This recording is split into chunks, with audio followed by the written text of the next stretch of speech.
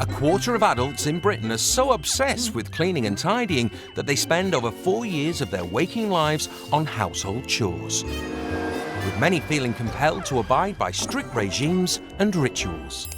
I call these my buffing socks. I literally go around and buff the floors really hard. I can scrub so much that I can take the coating off the buttons. This blind always has to go in this position so that this bit is level. I couldn't be outside and see one blind higher than the other. But for most of us, keeping our homes clean and tidy is not a priority, with the average family sofa harbouring more bacteria than a loo seat. And only a third of us washing our hands after we use the toilet. Oh. Literally, a part of me has just died inside. It's just horrendous. Can a group of obsessive cleaners transform the habits of a nation? Can't even get the door open, can you? You got dog feces. This is the stuff I'm having to deal with. I think I'll knock with my feet. Or will changing the lives of those with a very different attitude to cleanliness prove too much for our compulsive cleaners? It's a 4-bedroom dog kennel. Where do you start? Where do you bloody start, Sonia? Whose need for perfection has become an obsession. They're all over the work surface and just something that I couldn't deal with. You're just walking off like some sort of... Clive needs to put his hand down his pants, find his balls and make a decision.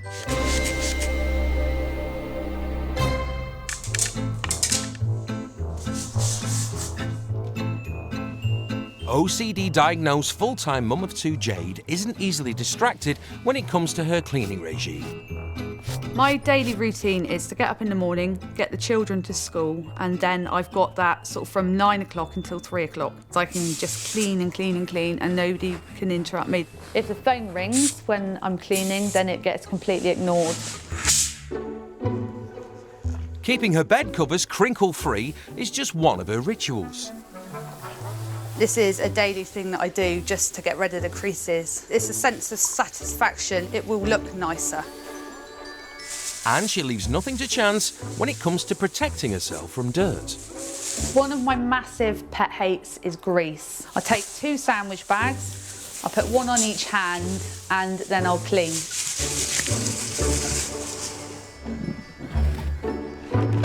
It's a big bone of contention, my table and chairs. What I like to have is these 2 ends of the chair touching the table like this one is now, but it never happens. They just don't seem to fit properly under the table. With up to 40 hours a week spent cleaning, Jade's obsession with perfection runs throughout her entire 3-bedroom house. If I was to put a bottle in that, it would look full up, and I don't like things that are full up. I have to have that space. I've been known to throw away items from the cupboards, from the fridge, purely because it doesn't fit into looking neat. The biggest hate for me is pet hair. I have absolutely no pets, never will, never would. Pet hair is a really, really big hate for me, and it just makes me feel really dirty. I just feel like I have to clean all the time. If I haven't got the option to clean, that can really, really make me anxious. Jade's extreme habits haven't gone unnoticed by her children. Mummy cleans every single day. I would really, really like to change. It's something that I really want to try hard and do because I can't go out. I feel like I'm being stuck in a house. She'll be spending time away from the security of her pristine home in order to help someone who lacks her obsession for cleaning. I want to take part to make myself realise I don't have to be this way. When I go to meet the person that I'm going to clean for, I want to make them feel better about life. Jade is taking her 6-hour-a-day cleaning habit from her Cornwall home nearly 300 miles to Dunstable in Bedfordshire.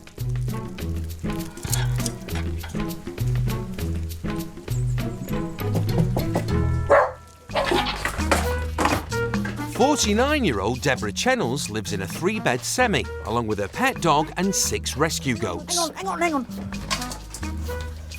I'm known as the goat woman in Dunstable. Everybody knows me as the goat woman. Oh, look at that. That's a very handsome lad.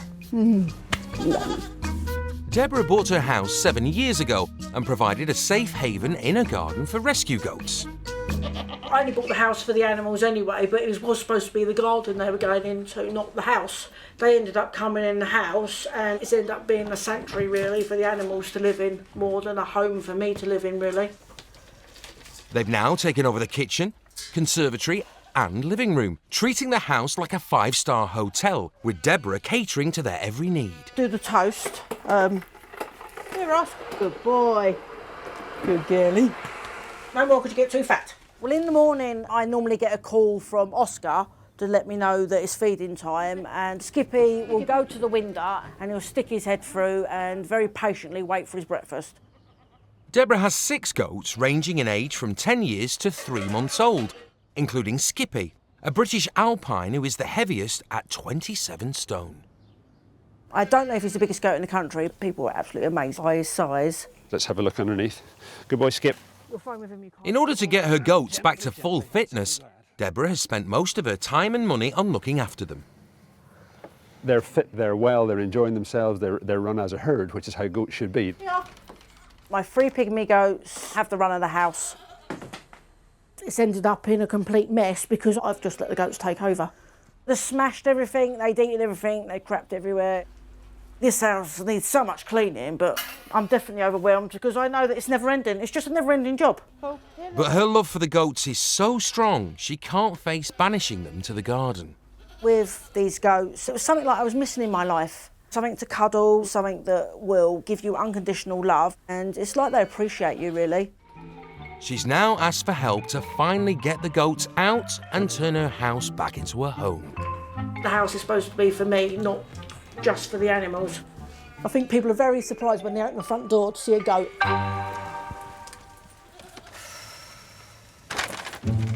Hello, come in. Come on, this way. This is my kids. Blimey. They've taken over the house a bit. So how long have you had them inside the house for? Well, 6 years. Just looking at the cooker where the goat droppings are. Oscar's the only one that's actually house trained 100%. He will actually either run into the conservatory to go, or he'll run out the door. I just want to freeze. I don't really know where to go.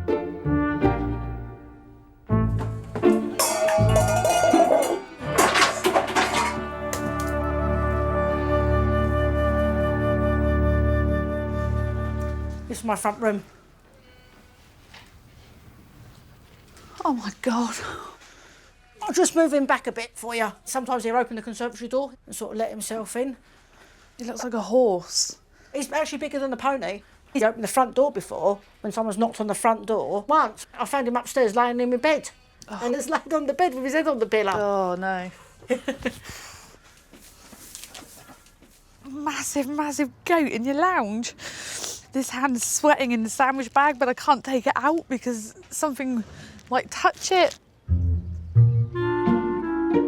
But the goats are not the only inhabitants in Deborah's living room. Is that something that is quite a common problem in here, the flies? I don't get them upstairs because I don't tend to let the animals go upstairs, hardly at all. You come into the conservatory. Literally feel like I'm stood in a barn. They love the luxury. I mean, he absolutely adores coming in here. I mean, you can see by his face. I bet he's got a conservatory. Yeah, because you don't see it anywhere else, do you? Your conservatory is now... A stable. A stable. It's just chaos. You've got this massive goat, and then you kind of look up and you think, ah, yeah, it's actually part of your house. It's your conservatory. I can understand enough to freak anybody out. Somebody who's germophobic is their worst nightmare, coming into a situation like this. It's just way too much. I've never ever seen anything like this before. It makes no sense to me whatsoever. And I am stood in poo.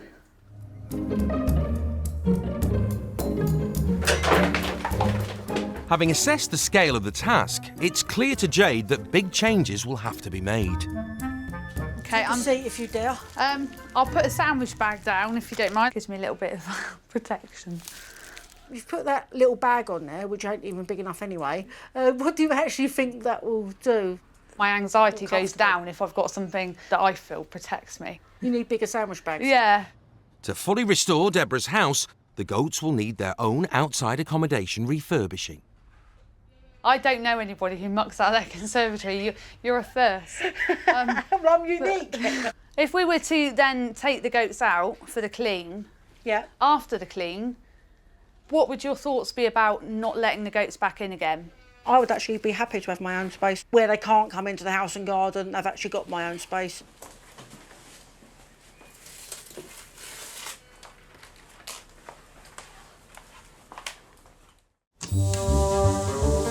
In the UK, 60% of men do not wash their hands after visiting a toilet, unlike a certain group of Britons who are waging a constant war on dirt. Media sales rep and mother of three, Lindsay from Peterborough, prides herself in maintaining a meticulous germ-free home. I buy a lot of bleach. Right, I've just been shopping and I just wipe them down with bleach and a bit of boiled water. Let it dry, straight in the cupboard. My best friend is my hoover. I love her, she's fab. Before the kids go to school, I've probably hoovered 4 or 5 times. By 12 o'clock, 7 or 8 times. By the end of the day, could be nearing 20 times a day. I think there's too many diseases and funny things in this country and we need to be on top of them. Lindsay never lets her high standards slip and cleans her toilet up to 30 times a day. Lindsay's worked hard to ensure her partner of 8 years, Rob, falls into line with her strict regime. When I first met him, he was living with friends in this flat and it was disgusting, but he's been trained since then, trust me. What do you do on Sunday morning? Pass. Change all the beds. Clean the floors. Yeah, beds and floors. He'll do this, and when he goes out or something, I'll just do it again. She can't sit in the lounge and relax. Sunday morning is a full house clean. Furniture out, everything blitzed. I'm a complete control freak. The way I live is the correct way to live. I can't understand why people live in dirt, but I'll be going in, giving their house a thorough clean, sorting it out for them. People are clean like me and have good order, then their life will be more satisfying. Right, I'm going now. All right, see you later. Everyone. Have a nice time. See you Bye-bye. Lindsay is leaving the comfort of her sanitised safe haven for the seaside town of Blackpool to inspire people with her fanatical cleaning habits.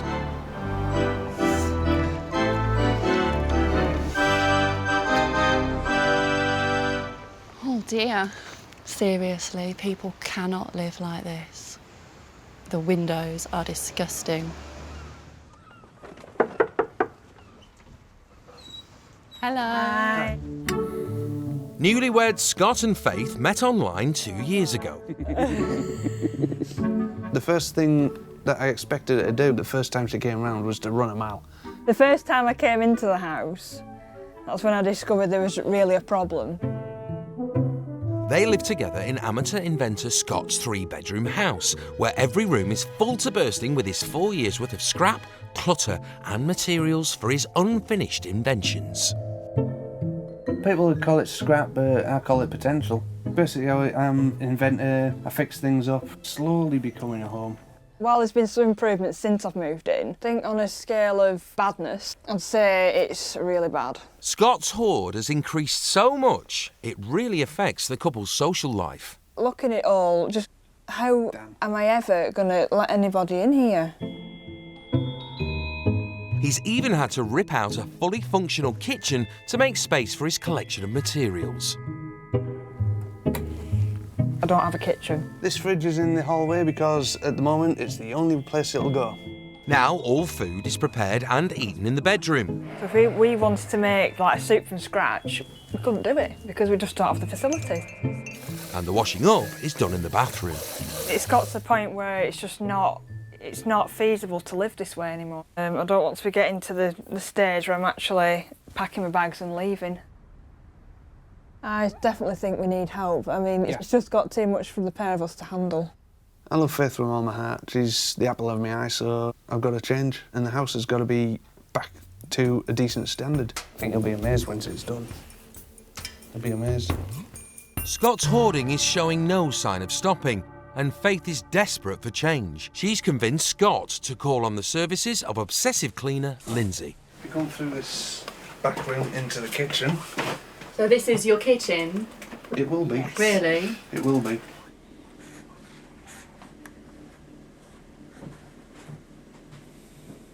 Oh, how are you coping with this? Not. We're not. So if you want to have, where's your sink with your water and stuff? The sink is up against the wall. So where do you get, if you want a glass of water, what do you do? Bathroom. Really? Yeah. This is our bedroom. Okay. So this is like the main room that you live in, really, is it? So how do you find sort of that, having sort of your kitchen bits and pieces in your bedroom? I don't want all this in here, it should be in the kitchen. Because I can't abide food in bedrooms and drinks. So I find this quite frustrating. You seem quite comfortable with it, There's quite nothing cool more relaxing with than sitting, watching TV on the bed and having a nice cuppa. Yeah. A couple of biscuits to dunk in. She cannot seriously sleep in that. It's disgusting. It's not a bedroom. And how can they be a couple in that bedroom? So this is your lounge. And you've got a lot of stuff in here, haven't you? Where have you actually got a sofa under all that? There's a sofa in the window. chairs there. And there's two Right. chairs. Why has this happened then? Circumstances have just made it like this. Yeah. It's affecting my mental health. Is it? I do get quite depressed. Yeah, I with, can imagine. With the mess, yeah. Really, really feel for her. And she needs me to inspire her. You cannot live like this. Everything's got to be binned. So you are looking to get straight then? We want it straight. Right, OK, so you're willing for me to be quite brutal, maybe get a skip and just chuck? Nothing would delight me more than just to get a skip and just chuck it all in. Chuck it A lot of things have purpose. I think I've got a bit of a challenge with him, but it's going to be my way, not his way. Having experienced the chaos of their home, Lindsay's keen to explain how her routine could benefit the couple. I tend to wash the kitchen floor, say 4 or 5 times a day. Sometimes on my hands and knees with a cloth, doing all the skirtings. Yeah. So the rest of the time just with a mop, quick mop, because the kids have eaten their tea and there's the odd germ. Because if it's clean, I'm happier. Yeah. There's no wrong with order. No. It's just, if it starts taking over your life, it takes your life away. You must have not much time to do anything else. I don't have much time to do anything else. I was going to say, do you have a hobby? Yeah, it is a hobby. No, do you have another hobby? Me? Yeah. No. In Dunstable, OCD-diagnosed Jade, who cleans her own home up to 6 hours a day, is taking on 7 years' worth of goat mess. Now that I know what's in Debbie's house, so I know what I'm going to be faced with. Anxious that she will struggle with the mountains of dirt, Jade is determined to protect herself. Where do you want to start? I want to try and get this room done by sort of lunchtime. I'm going to attempt not to use my sandwich bags. I'm going to put them down. Is that a bin job? Yeah, that's a bin job. Yeah, it's no good. The goats have invaded Deborah's kitchen, conservatory and living room. In order to clean, they'll have to remove all the It'll be furniture. that side, would it? When it Yeah, comes? then we can bring everything out and put Stick it on there. However, there's one large obstacle in the way. Oh my God. Why are you looking at me like that? Oh, there's a goat in there. Skippy, get out! Now. She was like freaked out, but I think it's more the size because she's just not worried so much about the little goats. So she seems better with the smaller animals than what she is with the big guys. Oh my God, there's another one. No, no, no, no, get away. Stay there. This is bizarre. I'm cleaning a house and there's goats just walking around. It makes it quite difficult, doesn't it? It's a goat and it doesn't belong in a house. People belong in a house and little pets, but there is no way that a goat belongs in a house. With little progress being made, Jade needs to get the goats out of the house, so she confronts Deborah with a difficult decision. I don't know, just... It is going to be really tough. I can understand that completely. What you've got to think about when they're not here is what you're going to achieve out of it. I mean, it's going to look stunning in here. It's going to look really, really nice, and that's going to be for you. They, to you, are your children. That's all I've ever lived for. It's because I've had the animals. They've just kept me alive. Because I've had nobody else.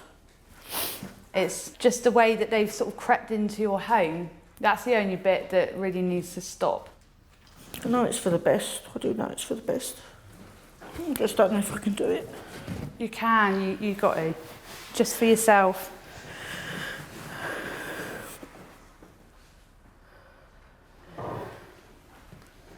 Very emotional about that. It's literally like losing a part of her life, but it's got to happen for Debbie's benefit. That's all, nobody else. It's got to be for Debbie.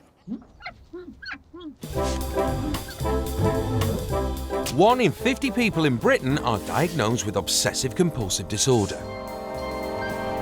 For some of these, it can manifest itself in an obsessive fear of germs and a compulsion to clean. It's not right, I've got to keep on straightening it and keep on doing it until it's perfect. For them, the outside world can be a terrifying place. Oh my God, oh my God. So dirty. In Sussex, mum of 3 Hayley was diagnosed with OCD in 2007. She spends £800 a year on bleach, trying to keep her home sterile. OCD, it's like a doubting illness. You doubt what germs are there, you're constantly thinking about the cleanliness of things. To test if outside her home is as dirty as she fears, Hayley is joining forces with fellow obsessive compulsive cleaners to take themselves out of their comfort zone. I've always been told to push my boundaries. That is high. And I've just drank that pigging coffee.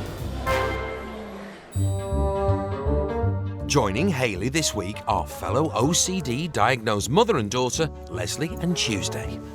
I will hoover 2-3 hours a day. The thought of the dust in my house drives me crackers.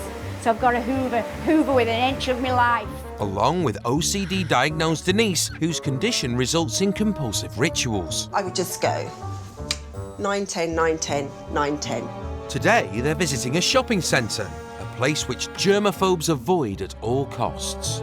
I haven't been to a shopping mall for 20-25 years.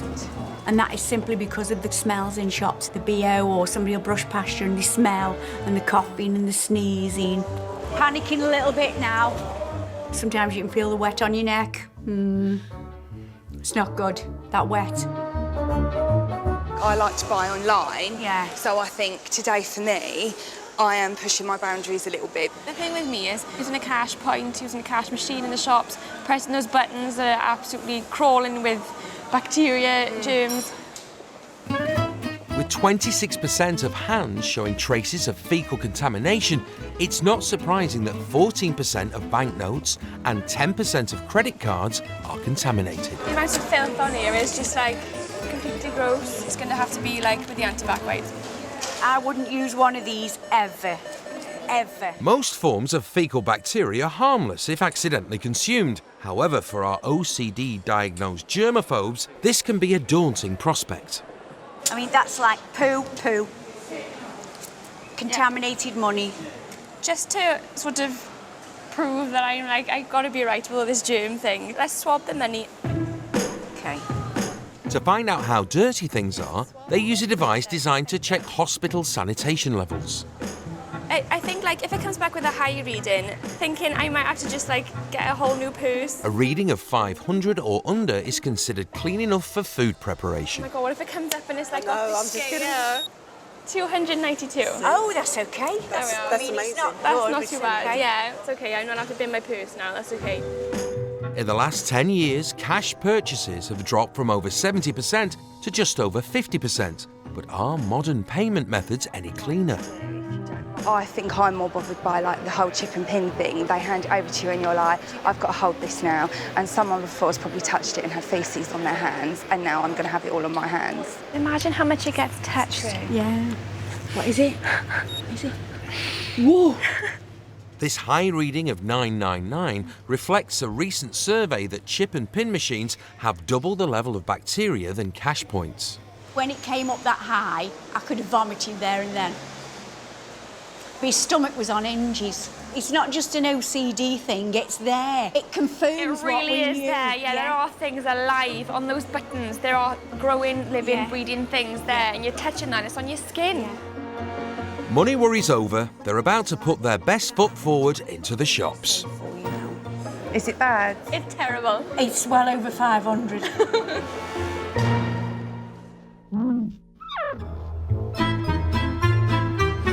In Blackpool, obsessive cleaner Lindsay wants to bring order to Faith and Scott's house. She must first sort through his 4 years' worth of scrap, clutter and potential inventions, which have put pressure on their relationship.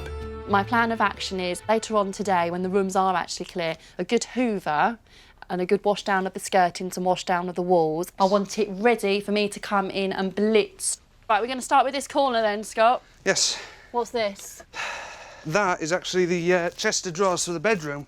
Do you need the extra chest of drawers? I think we need that. It's brand new. I haven't even put it together yet. I am really hoping that 80% of this stuff actually goes today.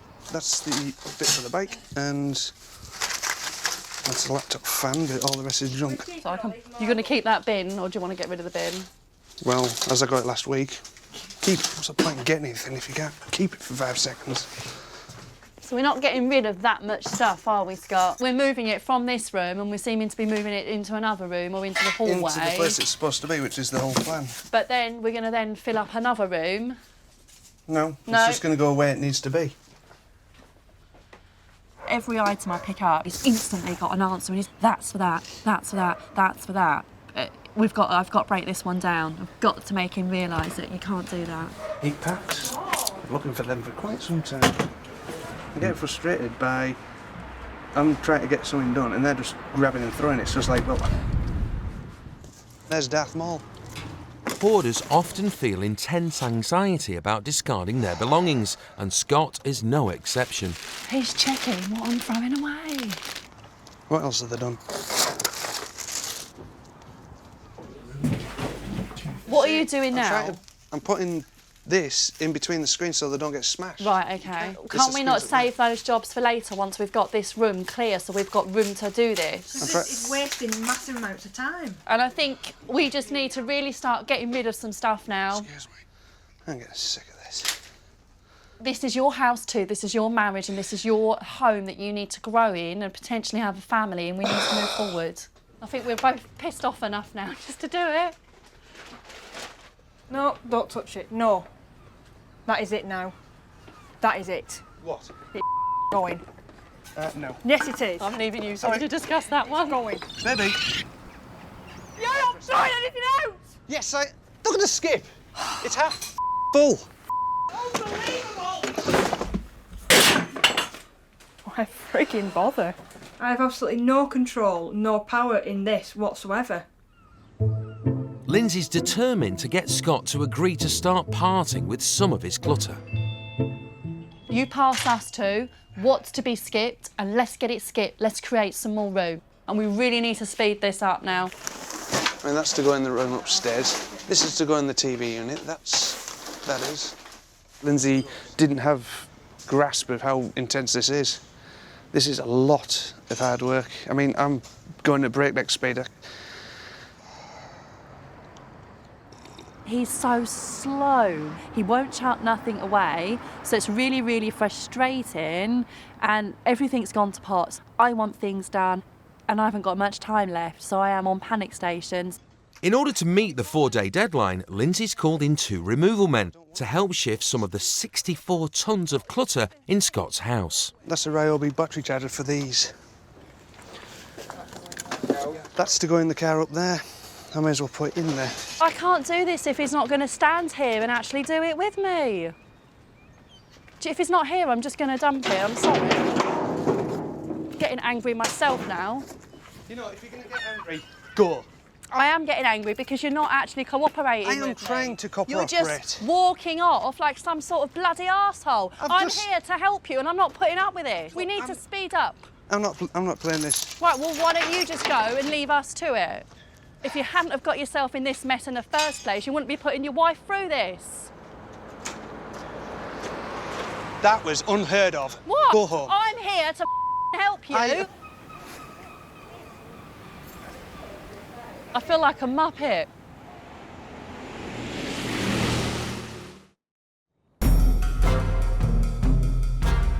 In Dunstable, Deborah has agreed for the goats to be sent to temporary accommodation, returning once the garden has been made secure. Jade can now finally begin to tackle the 7 years' worth of mess. Just poo everywhere. And this is part of the house. But it's surprising the amount of dirt that's still on the floor, even though you've gone over it several times. Ugh. Ugh. This is something I would never, ever normally touch, but I really want to help Debbie. Definitely going to wash my hands now.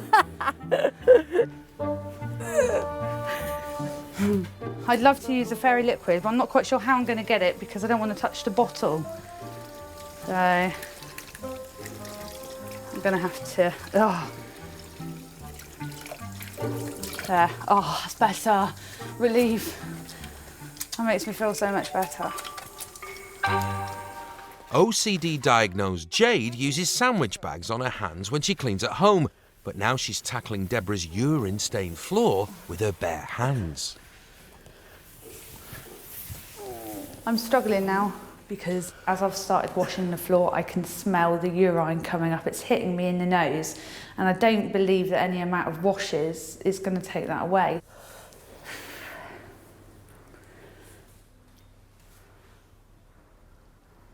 Jade, we're nearly finished now. You're getting there. You've done fantastically well. You've done so well. We've nearly done it now. I mean, you're doing a fantastic job here. You're doing so well. It's just so dirty and it's on me, it's everywhere. It's all, I've never ever held anything that dirty, never had to clean anything that dirty before. It's only temporary, and you get a nice hot bubble bath later on. It's been a massive thing for her, and she's done extremely well. Going back to a sterile home, I think it will make her think a lot more than she realises about what she's actually doing. Her house doesn't need going over all the time, and I think it may make her think about it.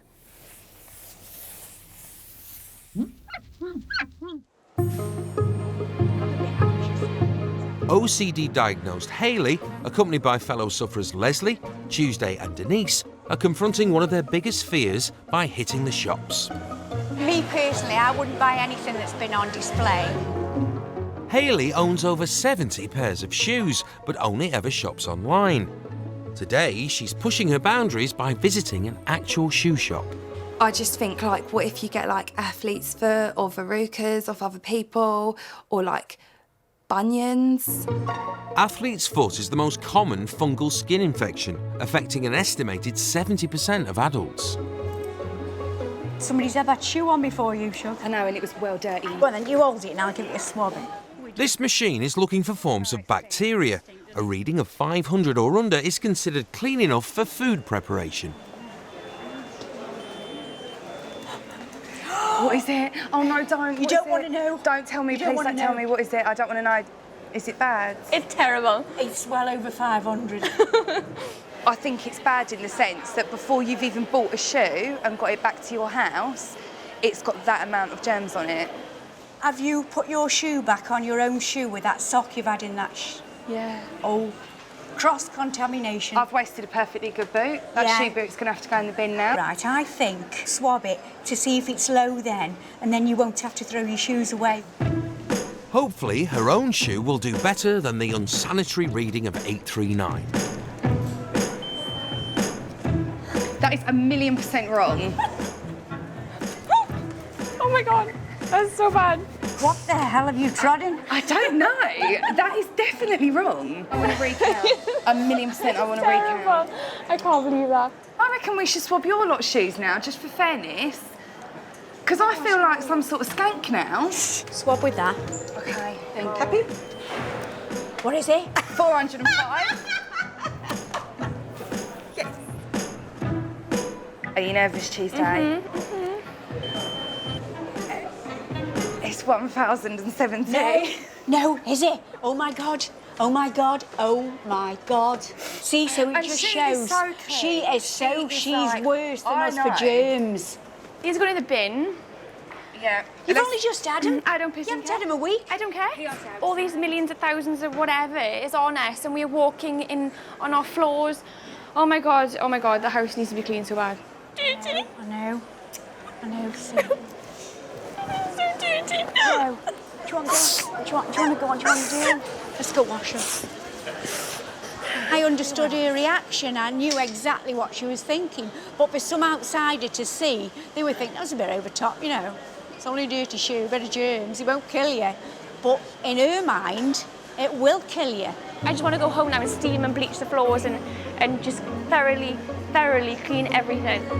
But for germaphobe Hayley, the experience has helped overcome her fears. With regards to my OCD, it's quite nice because I think I'll go home tonight and think, oh, well, I've done that and I've touched that and I'm not sick and I'm not going to throw my boots in the bin.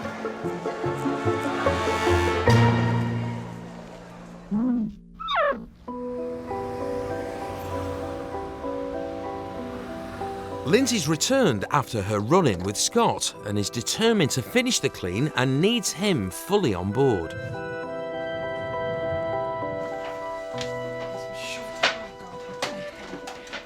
Hiya. I'm really sorry, I was like a bit of a madam outside. There was no need for it and my behaviour was disgusting, so please accept my apology. And I don't want to fall out with either of you. You know, you're both nice people and I think, you know, hopefully we can try and recover this. Thank you. Why it happened. I mean, I think it was I just... shouldn't have reacted. So shall we get cracking? We shall. Yes. Do we need this? Do we need this? That can go. I know he's finding it hard, bless him, but... I know, and I feel a bit shit for doing this to him. And I'm like, wow, I've got stuff to work with now. With the rift healed, finally Lindsay can get to work and do what she does best.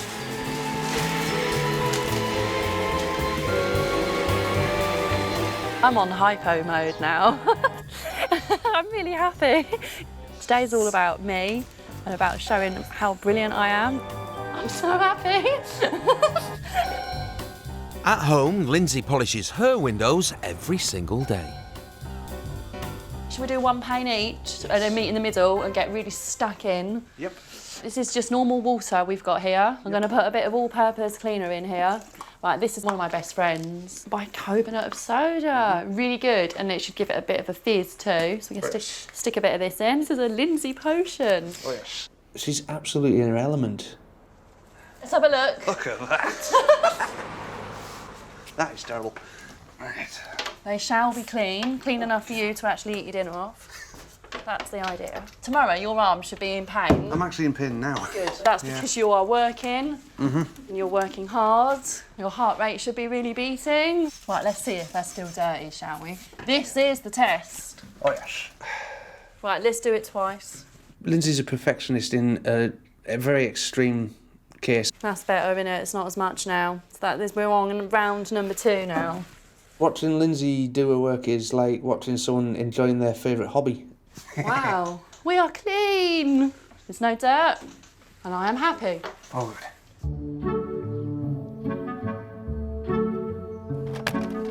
Hello, how are you? You all right? In Dunstable, Jade has returned after several days away from Deborah's house, allowing time for new fences and stables to be built for the goats.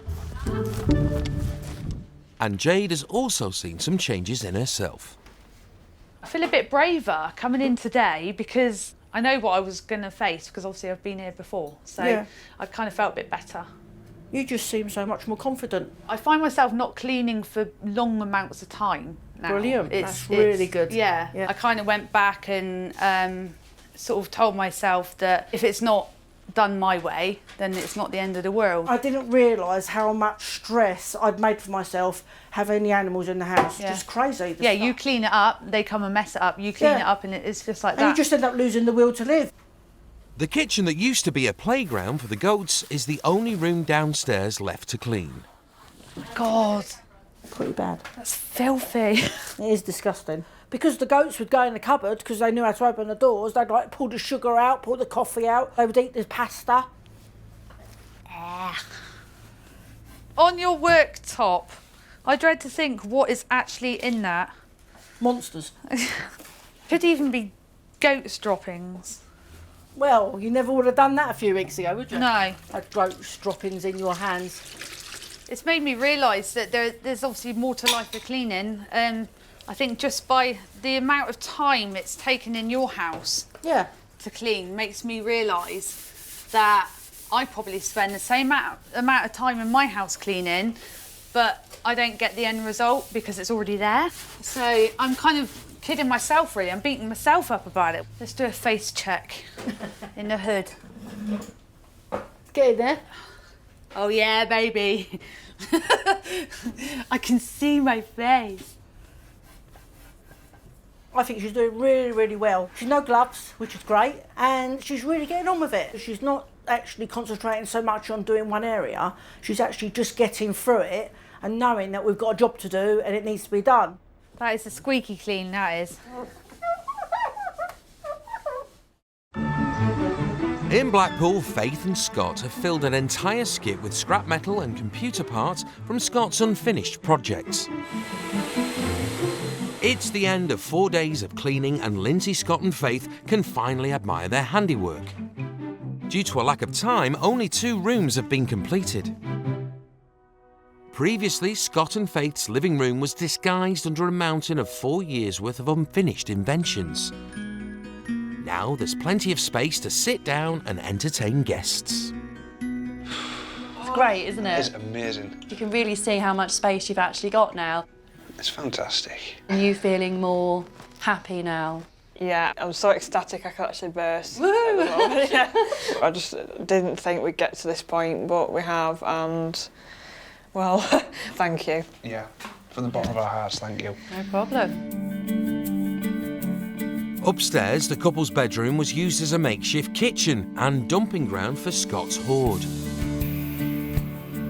It's now a tranquil space perfect for relaxing.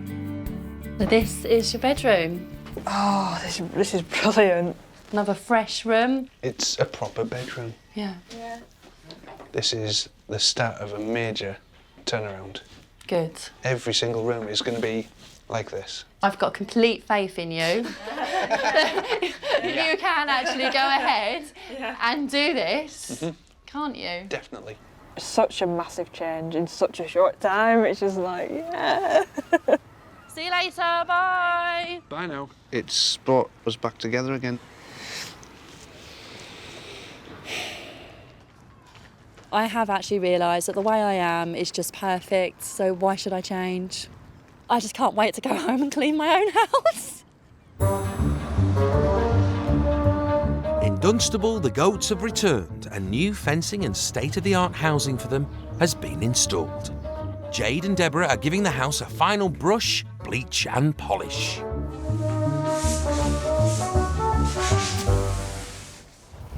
One of only a select few visitors allowed into Deborah's home is her friend Rosemary. She's come to see what Jade has helped her achieve over the last few days. Previously, the goats had the run of the kitchen, leaving dirt and droppings everywhere. It hadn't had a proper clean in over 7 years. Now it's a clean and hygienic space to cook in. Look at this, wow. It looks like a new kitchen, Debbie. Never seen it so shiny. I know. It's awesome. Yeah. It's lovely. I'll even have a cup of tea now. Thanks. Deborah's living room resembled a farmyard, with the floor stained by 6 years of goat urine. After a thorough clean, clear out, new furnishings and floor, it's now a tranquil place for her to relax in. I love the sofa. Debbie, it's absolutely gorgeous. I know, unbelievable, isn't it? Brilliant. Yeah, what a difference. Oh. Yeah. Oh, it's lovely. You lucky girl. It's a place that you want to come in, sit down. Yeah. Oh, yeah. Previously, Deborah's conservatory was used as a barn, with straw covering the entire floor. Now reclaimed, it's turned into a welcoming space, ideal for entertaining and enjoying the garden. We can sit here and watch the goats from a distance. in the summer with the windows open, the doors open. It's lovely. You just want to, you know, you just want to be here. Yeah, it's lovely. Homely. Very, very homely. Yeah. Done a good job, really good job. Yeah. Got to keep it like this now. Oh, definitely. It's nice to have them. I'll come round and make sure, because I've now seen it. Good. I've now seen it, what it can be, how you can live. Yeah. And as for the goats, they are now permanently banished from the house and installed in their new luxury 5-star accommodation in the garden. So this is their new Wendy house. Here, Oscar, up. Here. Oh, that's lovely. Oh, it's so cute. Well, I'm happy now they've got their home. Good thing as well is that they're safe in there, completely safe. They're warm, they're dry, and you haven't got anything to worry about. You know that they're going to be okay. Yep. Yeah, I'm happy with that, definitely. I'm going to really miss you, Jade. I'm going to miss you too. It's been so nice to meet you, and just keep up the good work. You've done really We're definitely keeping contact, hey? Definitely. Yeah. I'm proud of you. Well done. Such a dramatic transformation, really, of sort of what's happened. It's brilliant. I think she's going to become a very good friend. I'm proud of you as well. You've done great with the animals. Take care. See you soon. Yeah, Bye. take care. Bye-bye. It's done me the world of good to spend a few days with Debbie because I've seen things from another point of view. I've realised that my cleaning is completely obsessive and there's no need for it. So it's definitely something that I'm going to take home and do something about because it's just a completely pointless exercise.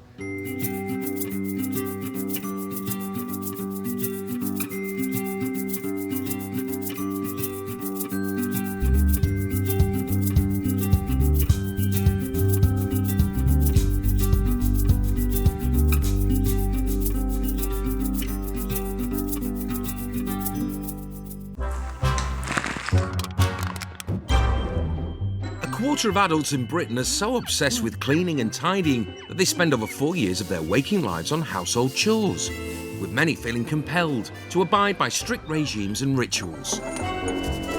I probably wash the surfaces down probably about 10, 15 times a day. In the cupboard, I like to have things really organised. I have everything facing forward.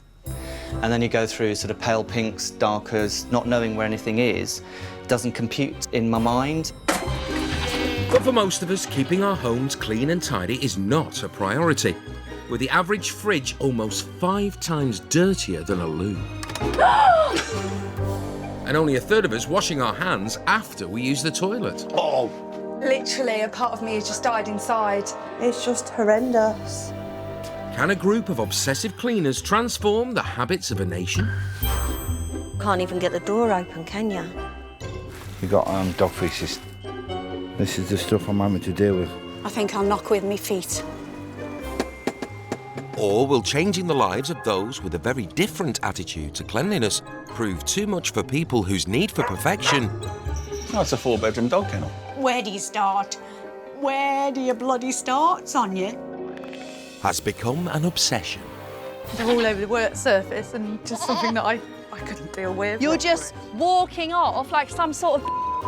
Clive needs to put his hand down his pants, find his balls and make a decision.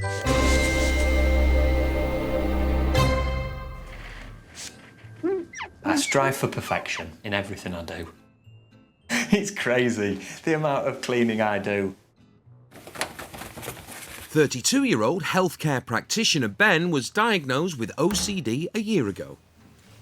I've done the cushions 5 times this morning. They're not how I like them. I don't know how I like them. That's the thing. I can scrub and scrub and scrub the hob so much that I can take the coating off the buttons. I've spent more money on cleaning products than I have on food. And there you are. It's a clean fridge, but not much in there. On top of his full-time job, Ben spends up to 5 hours a day cleaning every room in his 3-bed bungalow, which is optimised for his routine. I have blinds because they're neat and they're lined and they're orderly. It can take me up to an hour just to do what I'm doing now. Keeping his bed linen crease-free is a particular source of anxiety. Cushions move on their own, you know. I can go out, come back in the room, and that one will have moved. I don't even know why I'm making it. I haven't been sleeping in it. It's a perfectly good bed, but I sleep over there. This material doesn't show any creases. Oh, I can't cope with creasing, but it's a lot better in there. But I have to do with that at the minute. Despite having 2 kids, divorcee Ben has never had them stay over. This is the children's bedroom. Embarrassingly though, they've not used it. I can't cope with normal children's mess and untidiness. Ben's dad, Dave, is concerned that his cleaning rituals are taking over his life. After a shift at 11 o'clock at night, he'll have a drink at my house and then he'll go home to, I'm going home to do some cleaning. And he's shattered already, so I'm very worried about that. I think this will help him to manage his OCD. Ben will be using his obsessive cleaning expertise to come to the aid of someone in need of order.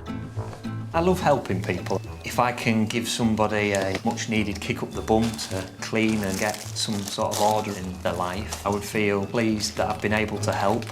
I'm not going anywhere without these. I know I'm excessive, but maybe the person I'm going to see might bring a few more home truths my way. With only 1 London visit to his name, Ben rarely leaves Scunthorpe, and so is going well beyond his comfort zone. This is my extra large bottle of rescue remedy. It says 4 drops, but I find a full one. Maybe 2. That's nice. Ben will be taking his obsessive cleaning habits to this 2nd-floor flat in Guildford, Surrey, to someone with a completely different set of standards. Hello. Hi. Hiya, I'm Ben. I'm Jerry. Hello, Good Jerry. to meet you. 53-year-old grandmother and creative crafter Jerry lives alone. She's not short of company. As an upholsterer, she fills every space with fabrics, crockery and furniture, all awaiting her artistic attention. A lot of things are started but not finished projects. For instance, I was doing a project on teapots, so I was making tea cosies. It's got nice button eyes. It's just one of those teapots that's got a brilliant nose. There's just an overwhelm with how many ideas I have and how little actually gets to completion. Simple daily tasks like preparing food are made more difficult by mountains of clutter. I'm not doing a lot of cooking at the moment, so which is probably why the cooker's not been done. I hate cleaning. There's no joy in cleaning at all. What I'd rather be doing is creating, making things. And in pursuit of that creativity, she spent 3 years building up a hoard of materials for around 25 unfinished craft projects. Well, I've run out of space in the rest of the flat, so I'm left with either doing things on the stair or doing things on the toilet. I got involved with a project that I ended up bringing all the stuff back into the house, which was the beginning of this really dire state it's in now. With a master's degree in human ecology, recycling unwanted objects is the key to Jerry's craft pursuits. But she's now amassed so much source material, it's encroaching on her living space. Every morning I get up with intention to do stuff, and then it just overwhelms me. It's her social and family life which is suffering most from the state of her home. I haven't had anyone stay in here for, I just think, a couple of years probably. It's just become another junk room. I would really love my granddaughter to be able to stay here, but at the moment there's nowhere for her that feels like a space that she could be comfortable. I feel like it's impacting my relationship with her quite a lot. I'm not happy with how I'm living, and I'm not happy with the state of the flat. With all the rooms now full to bursting point and feeling overwhelmed, Jerry knows she needs help. Would you like to see the flat? Yes, please, Okay, that'd be let's lovely. start here. Okay.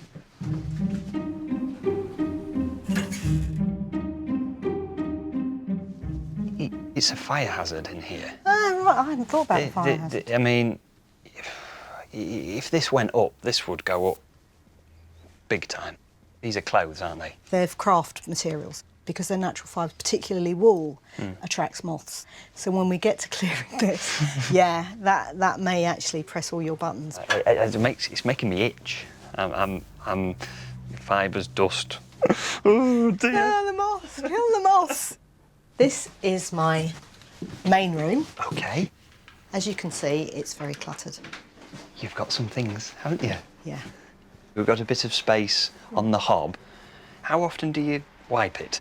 I haven't done it for about 3-4 weeks. It does make me anxious. Is that your dining table? It used to be my dining table. I haven't used it as a dining table for quite some time. The next room.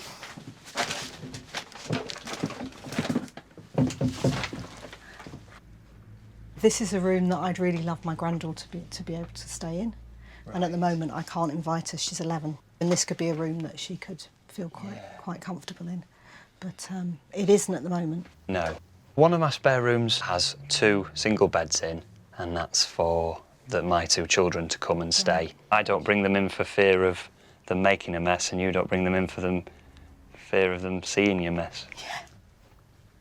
The hob hasn't been cleaned for weeks. Why?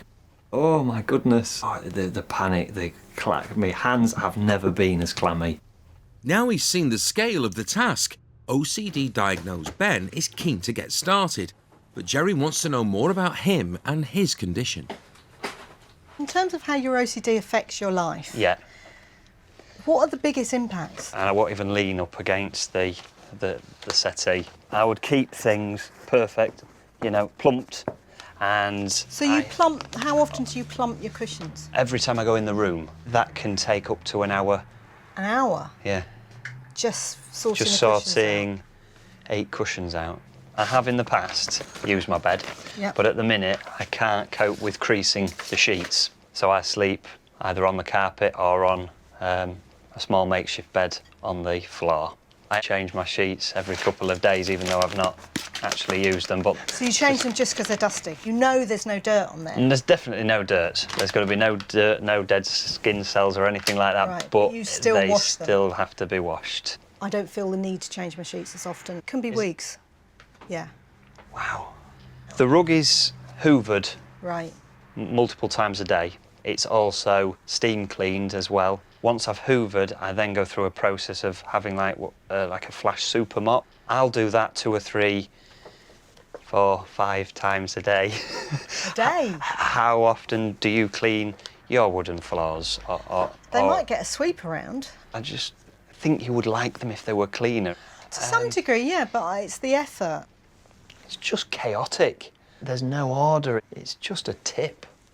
You know, and I don't mean that in any cruel way, but it just looks like what you would see in a skip. I would throw everything away in there.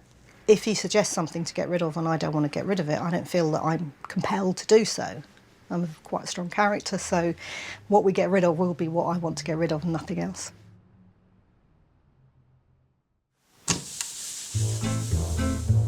One in 20 adults go over a month without cleaning their toilet. But in Britain, there is a group of individuals so obsessed with cleaning their homes that they want to pass their expertise on. 25-year-old Sarah Greening lives in Bedfordshire with her partner and 2 young children. As stay-at-home mum, Sarah spends over 40 hours a week cleaning. I try to make my house germ-free and sterile and clean and safe. I would clean this bit of wood probably twice a day, sometimes more. As you can see here, take some of the paint off, so I do have to repaint it quite often. She spends £1,500 every year on cleaning products, all contributing towards her round-the-clock routine. I like to clean the bathroom twice a day, early in the morning and just before I go to bed. Her obsession with a germ-free house means even daily necessities have become difficult. When I say to my partner and he goes to the toilet and I'm like, oh, do you have to? He will kind of be like, oh, I need a poo before work. And I'm like, can you not go and do it at the customer's house, or can you not go and do it at your dad's house?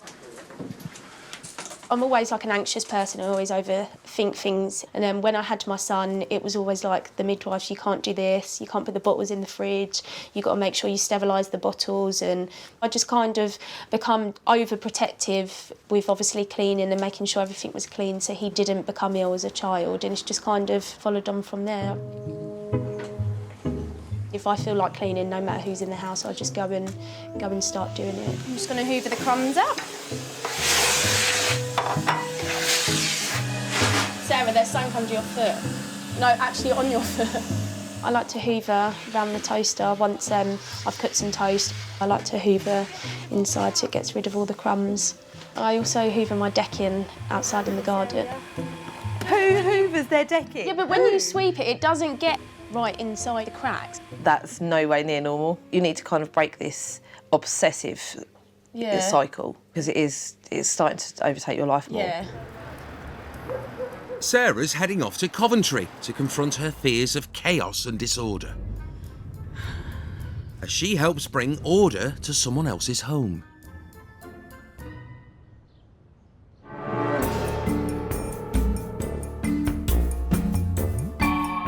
I've stopped the effort to try and keep it tidy because it just got too much.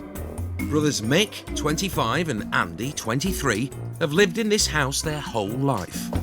I have childhood memories of it being quite a nice and clean house all those years ago. 180! The boys have become strangers to any kind of cleaning routine, turning the 3-bed semi into an unruly dump. This is of major concern to the house owner, Jeanette, their mum. They've obviously been playing darts and then not bothered with the dartboard. Have you seen the bathroom?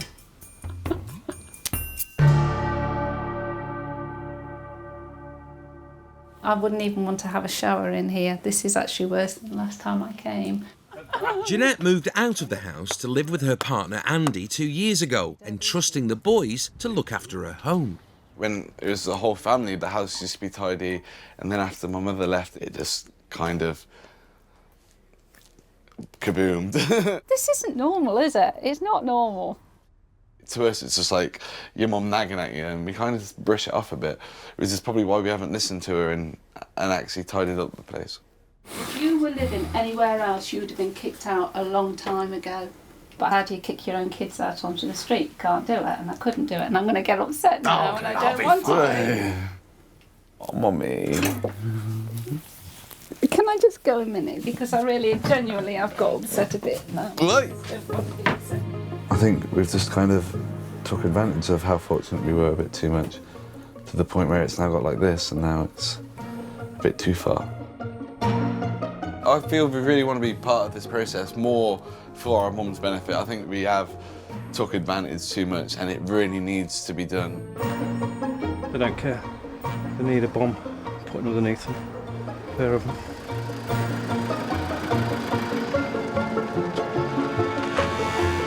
Over the next 4 days, Sarah will be attempting to use her strict cleaning regime to restore the brothers' home back to its original self.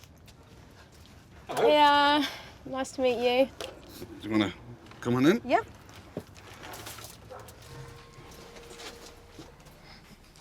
Well, this is our living room. You okay? Yeah, I don't know if I want to come in. Come in. It is just really, really minging. There's rubbish everywhere. Is this just all rubbish? Not all of it's rubbish. I think one bag's got some crisps in it. But that's a rubbish bag.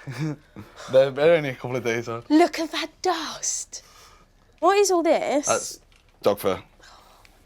The hound is in the middle of molting, so it's kind of bad at the moment. I'm really, really shocked. I'm really shocked that someone would live like this. Do you not know like anyone at all? Like know your friends, anyone? No, never.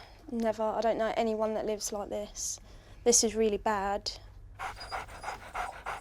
This is our kitchen. Well, what is meant to be a kitchen.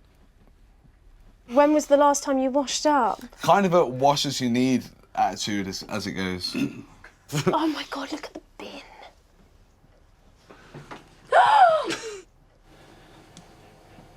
Do you cook in there? Please do not tell me you put stuff in there and eat it. My dinner went in there yesterday. No way. Can you close it, please? Obviously, I was expecting it to be dirty, but no, not on this scale. Like, I didn't expect it to smell. I didn't expect it to see piles and piles of dirty dishes and dog hair everywhere. So come up. This is the bathroom.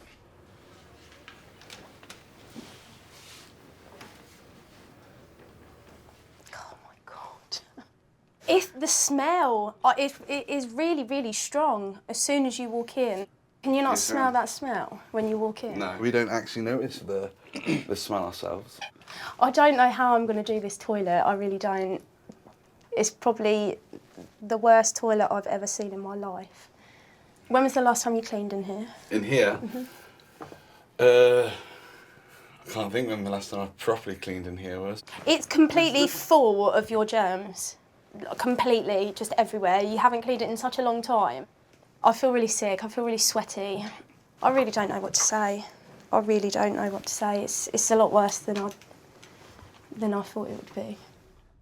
You would not find a speck of hair on my floor. Do you work at all? No, I have So do you two spend children. like all day just... Yes, the majority of my day is cleaning. Are you like up with like the sun and I crack get a up dawn? at 6. Well into the double digits before I tend to wake up. I tend to go to bed till just before 6. I am quite shocked that someone would live like this. It's quite disgusting, really. She's the first person who's actually made me feel embarrassed about the house. When our mum's told us that we need to tidy up more, we just ignore the comments. But now, like, because everything's under the microscope, and for her, it's just like torturing.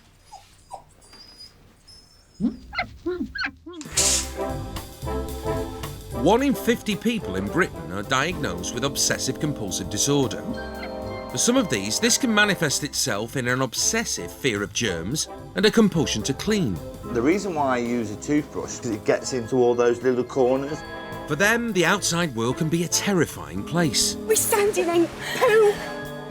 Mum of 3, Hayley from Sussex, was diagnosed with OCD in 2007. She can spend up to 19 hours a day keeping her home sterile. OCD, it's like a doubting illness.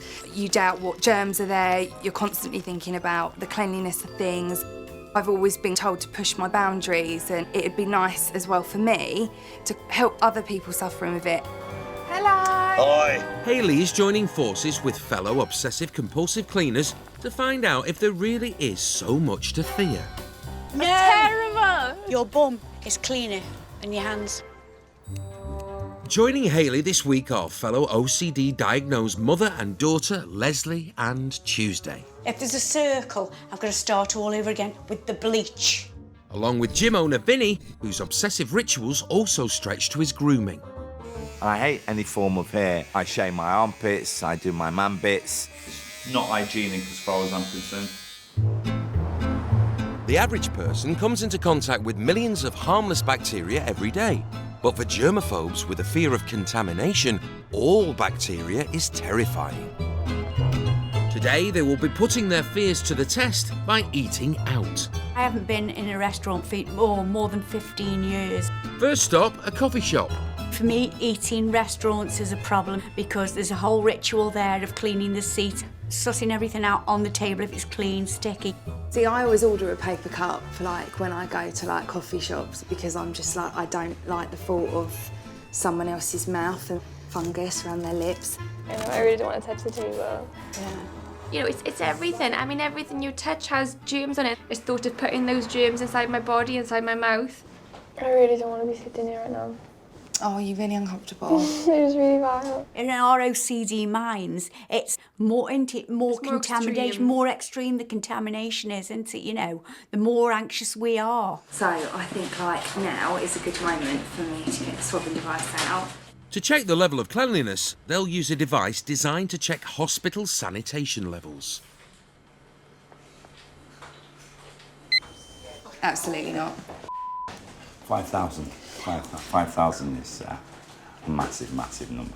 Even though the reading is over 5,000 for the average healthy person, it's unlikely to cause any harm. I tell you what, who would hang their washing out? That is absolutely disgusting. It never happened, not near the road, pollution. Car fumes. Bird tree, bird Oh, that's just unreal, that. Yeah. Next stop, a takeaway, which is of particular concern for Vinny. This is really testing for me. If I eat out, it's got to be in a Michelin star, because cleaning this in a Michelin star, far more comfortable for me to go out and eat than go to a 3-star restaurant. Hi, darling. Could I have a bacon and a cup? If you could put the change on the counter for me, I'd appreciate it, please. With the average UK banknote being as dirty as a loo seat, Vinny's not taking any chances. Why can't she put that money in your hands rather than on there? For me, it's the physical touching, Okay. and I don't want to do that. Are you going to use tomato sauce? Well, because that looks nice and crusty around the top. Will it make you feel more comfortable if we swab it first? Absolutely. I'm thinking this is going to be high. I reckon. Off the scale, I reckon it's going to be high. Very, very high. Whoa! We can't see it. You see what I said? See what I said? A reading of 1048 is well above the 500 mark that's acceptable for food preparation. Even though the food might be okay, makes me feel very, very uncomfortable, so I'd like to cancel the sandwich. Yet to eat, they forge ahead to see if the next place will satisfy their appetite. No! Oh my God. That is high. And I've just drank that pigging coffee. In Guildford, order-obsessed Ben has just 4 days to take on the 3 rooms, which are filled with several years' worth of clutter and unfinished craft projects which have overwhelmed Jerry's flat. He needs to create some space before he can begin cleaning. Have a medicine cabinet? I don't know. Just an old... An envelope. So that Something can go in written the on it. Well, it depends what's written on it. I need to keep this because it's got a list of what I spent on furniture. Mentioned about this basket. Yeah, I bought this at Christmas and I was going to actually use it for a present, but I might use it myself. That's a knitting needle, and we will try and find its partner. And all the knitting is down there. Okay. It's just we haven't got anything to put things in, so that's what's slightly frustrating me. Count to 10. It's just an odd one. What can you do with one? Just needed throwing, but we've kept it. And I've been weak and I've said okay. But that look she had in her eye while she had that knitting needle, I wasn't going to say we're throwing that. Because of my ecological values, I'm used to that difference in values between myself and someone else. Someone else just sees rubbish, I see something that might have a second use. Environmentalist Jerry has spent years rescuing objects and materials for upcycling projects. Most live in the main bedroom, although they may not be the only inhabitants. This was a coat and it's wool, so, you know, the moths have already taken to it. Just makes me feel a bit... Yeah. Oh, I think that's a moth. Yeah, it is. Oh, it's moving. So that's So, the... yeah. That's the So side. that's the... That's the one that's been eating your coat. Yeah. I'm just sensing it Yeah. walking on me. It's actually quite beautiful. It's a piece of wildlife let out the window. They just make me itch. It's just... you don't want them in your clothes, do you? Oh, dear me, no. She doesn't seem that overly fussed, really. Which surprises me. No, they've got... With even moth-eaten clothes being saved for recycling, progress is slow. Ben will have to wade further through the clutter in Jerry's bedroom, deciding which items to keep and what can go. Something that was stuck to me. It's got body hair. Just on my pocket.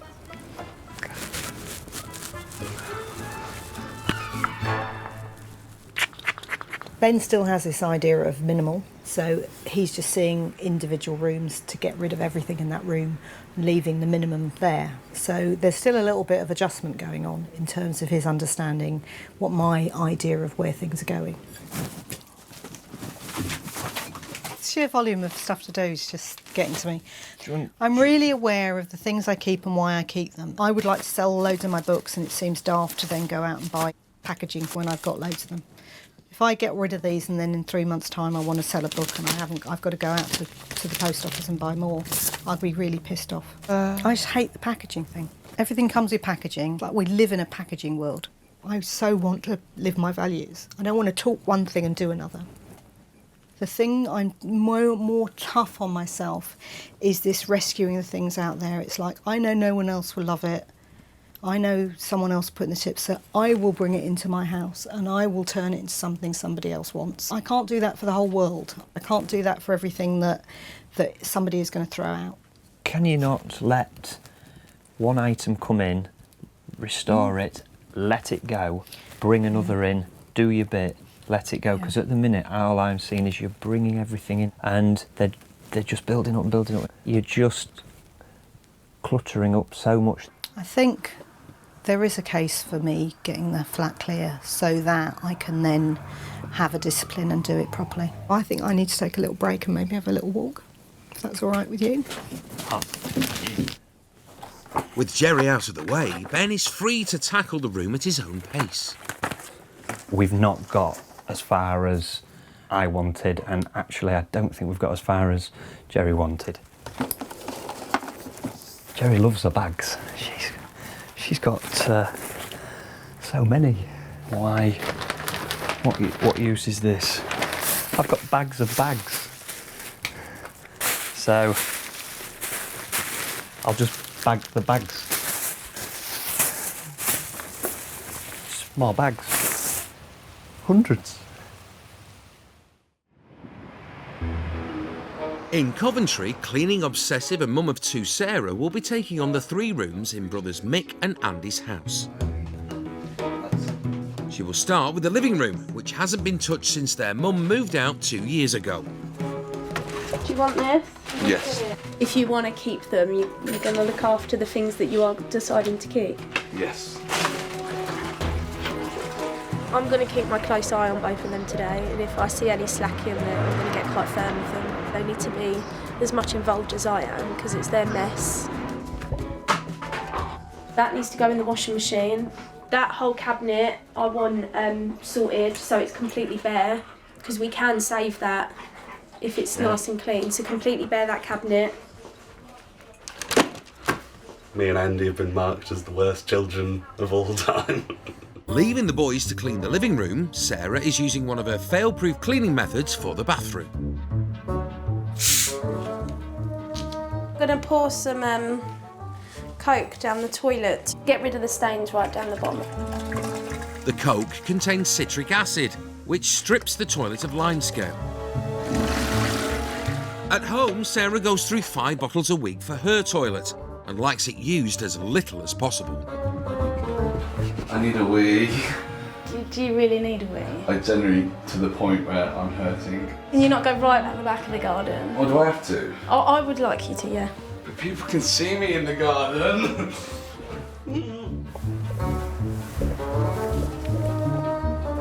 This is really weird.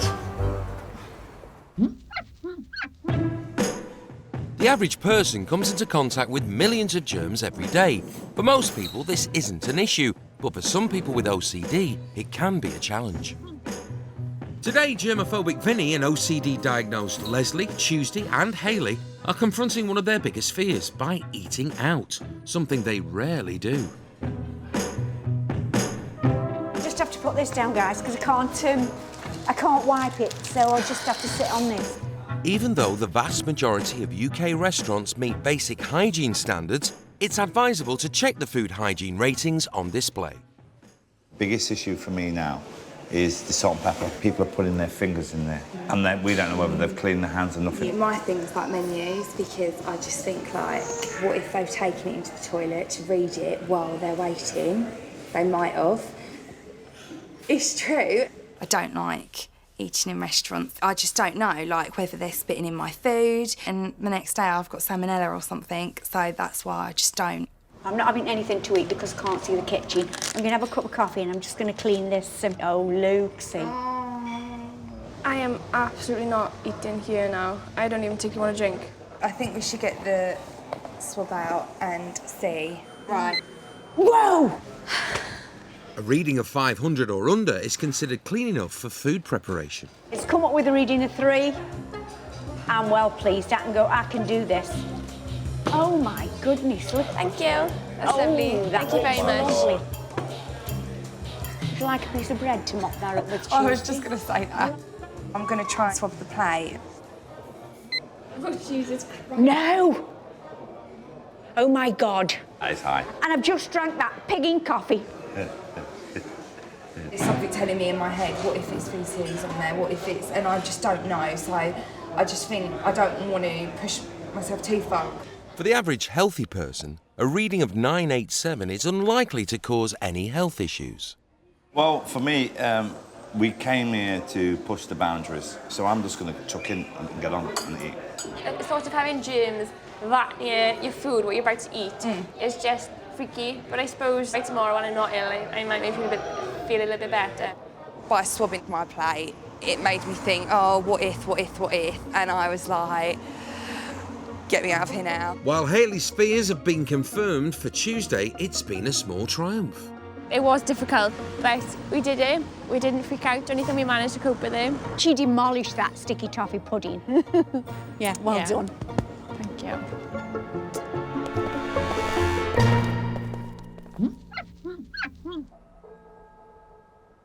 With 2 days to go in Guildford, Ben has finally emptied Jerry's spare room of unfinished craft projects and unwittingly uncovered the raw material to inspire a new one. I could see how much muck there was on the window. Instead of cleaning it, I created a piece of artwork. I made a fly cemetery. Well, it just seemed respectful, really. Are you sending them off? We'll salute them as they go. You haven't touched them, have you, with your hand? Yeah, Oh, I had them lined up really nicely. I'm going to line them up. Let's line them up right. See, to me, he needs to be. Don't touch him. Oh, don't touch him. Do it with a pen. They don't actually have any germs on them. You're not going to make the bacon butties now, are you? No. The kitchen surfaces are also clear, and Ben can now tackle Jerry's hob, which hasn't been cleaned in 3 months. In that time, he'll spend around 1 whole week cleaning his own hob, despite never using it. This is my worst nightmare. I've got 2 pairs of gloves on, because in case the gloves break. Do you not mind touching it with your hands? No. I know I haven't been preparing food on this apart from on a chopping board, so it's like, yes, there may be bacteria there, but it's not going to kill me. I'm trying my best. I just feel real sick. I'd never let my hob get like this to see whether it actually makes me sick or not. I've never cleaned anybody else's hob before. This is a first for you. Yeah, that's why I've got to do it. Right. Because then I've achieved something that Right. I don't think I could do. How many times do you spend doing your hob? It's daily. Daily, but how long for? Until I'm happy with it, it can take over an hour. An hour Yeah. to get the dust off the hob. Yeah. Right. And what are you using to get the dust off? Antibac wipes. Right. You've not cooked, you've not touched it from going to the loo and then wiping it. There's no reason you need an antibacterial wipe. They're just your product of choice for everything. Yeah. They're disposable. That's one of our opposites. The word disposable to you is a plus. Yeah. The word disposable to me is a negative. Bits of food that get trapped and yeah, it's awful this. Nightmare. Which is why I got rid of mine.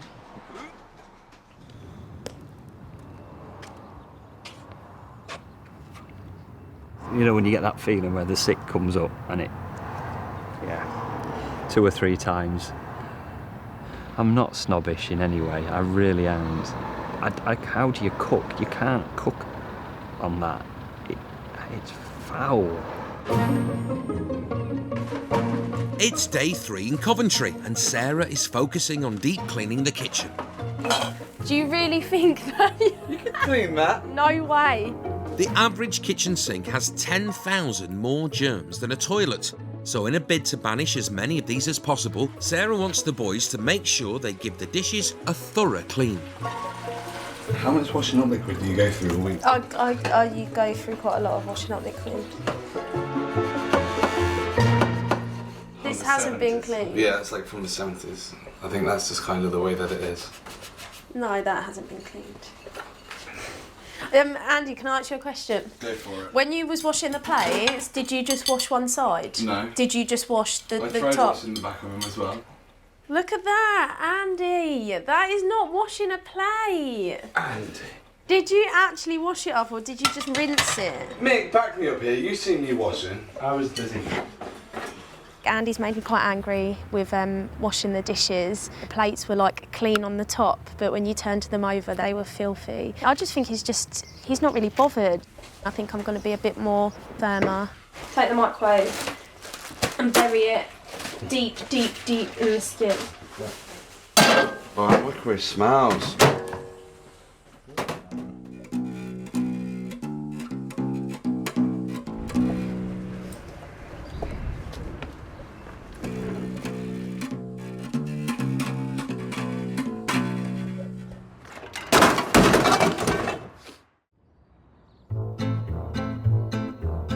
It's the last day in Guildford, where OCD sufferer Ben is using his meticulous attention to detail to transform Jerry's new bedroom.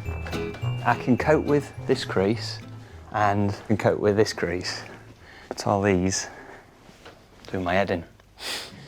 Yeah, Jerry, I'm just wanting to apologise about the creases. I'm trying my best to get them out, but... I have no difficulty whatsoever in sleeping in that, so I don't know why you need to apologise. It's better made than I would ever make it. So I would like you to feel happy with it, but we haven't got 16 hours for you to be happy with it. So can I help in any way to just straighten it out? Or do you want me to bring the iron in? Yeah. Unplug it, please. so we can just give it an iron over? Yeah. Is that better? Yes. Yeah, brilliant. You see why it's easier for me to sleep on the floor, Oh, can't you? yeah. Because even if you slept in it one night, would you need to re-iron it the following night? Yeah. So it'd become a daily task. Yeah. To make the bed. And I haven't time for ironing because I've got plenty of washing and wiping to do. Right. Is that better? Yeah. Are you better. happy to let it go Yeah. at that? Yeah. Yes, I'm happy to let that go. Right. Do you wanna? Yeah. Yeah. In my brain, I'm looking at the gap between there and here, running nice and straight. It looks like it's like a show home, and there's part of me that loves the thought that my home is a show home, even if it's a. Doesn't it make you feel good? Oh, lovely! But I wouldn't spend 10 hours a day to do it. In Coventry, it's the final day of brothers Mick and Andy's mammoth clean. They filled 2 skips and said goodbye to the bacteria-laden microwave.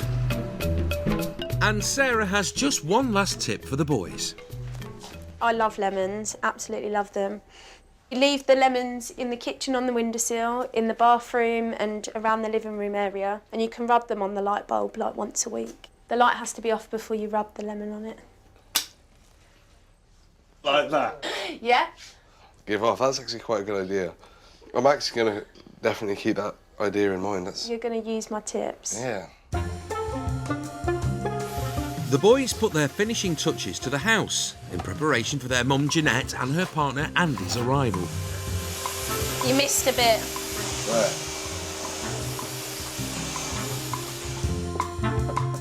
Jeanette had left the boys to look after her house when she moved out to live with partner Andy 2 years ago. You alright? Alright.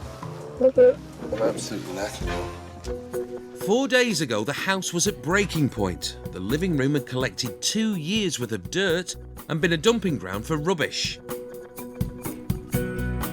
Now it's clean, tidy, and a welcoming space. Wow. I'm impressed. Jumping, wasn't it? I know. I'm not hugging you. Sarah's done it all. I can't believe you two have done it. The bathroom, which had never been scrubbed, is now up to Sarah's impeccable standards. Wow. It's tidy. It's clean. I dare sit on the toilet. Thanks to Sarah, our little guiding angel. She's come along and helped us. But don't you think it was more the fact that you came in and used it when it was that mess? I just don't know how you dare before bring people in and how they dare use the toilet. Finally, the kitchen, once a germ haven of dirty dishes and overflowing rubbish, is now spotlessly hygienic. Wow. Oh, wow. It took a lot of hard work, the kitchen. How does it make you feel to think that they've done it for me and not... Happy that they've done it, but then a little bit frustrated and upset that they wouldn't do it for me. If this had been Mick and Andy were your children and they'd got that house in that state, how would you have coped with that? How would you have done it? I think I would have kicked them out. Even if they'd got nowhere to go? Yeah. They will respect their mother. That's it, isn't it? Yeah. They are going to look after it. Yeah. Or they'll be out on their Or arrows. the house will go on the market. It's just been fantastic having someone who's come along and took time out of their own life to be able to, like, hopefully we've impacted each other's lives and we can make a difference for each other. At risk of sounding overly sentimental, she has given us a home back. Is probably the best way to put it. Thank you ever so much welcome. for everything you have done. You're going to keep it clean. It's going to stay immaculate. What I'm most looking forward to when I get home? I want to clean! I really want to clean. I know that I'm going to go back, and my partner's tried really hard cleaning, but it's not going to be how I like it. I'll have a cup of tea and then I'll get cleaning.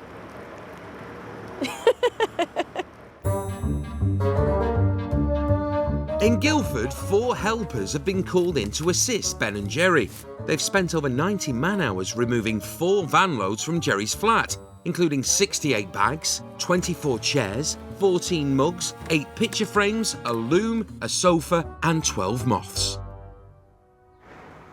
Jerry's daughter, Anita, and granddaughter, Olivia, haven't been allowed to visit for 8 months, but today they'll finally be allowed past the front door. Previously, there wasn't a single clear surface in the kitchen and lounge which hadn't been cleaned in 2 years. Now, there's plenty of space to cook, entertain, and do crafts. Oh, yeah. Oh my goodness. I'm speechless. Oh my goodness. But look, space. I don't think I've seen that for several years. But now we can come around and have tea. Don't we all come round? I don't think I've ever seen the hob like that. It's been the bane of my life, that hob. Need a medal. Going home. A medal for bravery. Yeah. I think you're amazing. I can't believe you've done all of this in such a short space of time. The main reception room was full to bursting with Jerry's chaotic hoard. But it's now spacious and airy, giving her an extra bedroom. I haven't been in this room for years. We couldn't even open the door. No, at one point, yeah, it was awful in here. So, room 3. Follow me. And I want Olivia to come first this time. The spare room, previously a junk heap, has been unusable for the last 3 years. Now Jerry can invite visitors and her granddaughter to come and stay.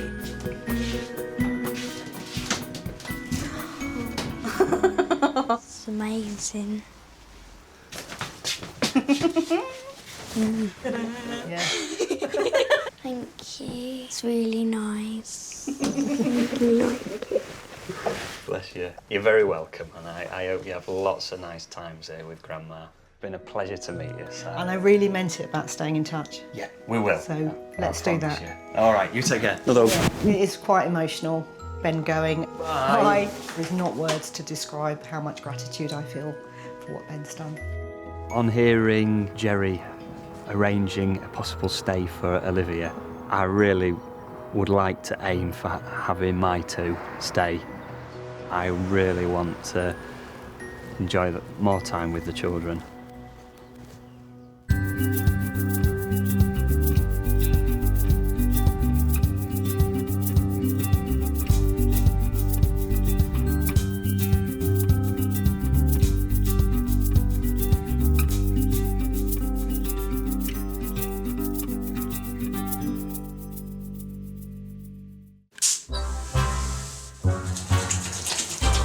A quarter of adults in Britain are so obsessed with cleaning and tidying that they spend over 4 years of their waking lives on household chores, with many feeling compelled to abide by strict regimes and rituals. I'll make sure that my pictures measure about 1.5 inch gap between each one. If I see any little bits on the floor, then I'll literally lick my finger and just pick the bits up. I bleach my bathroom for 2 hours a day. I've got to do it, else I can't settle. Isn't that a lovely sight?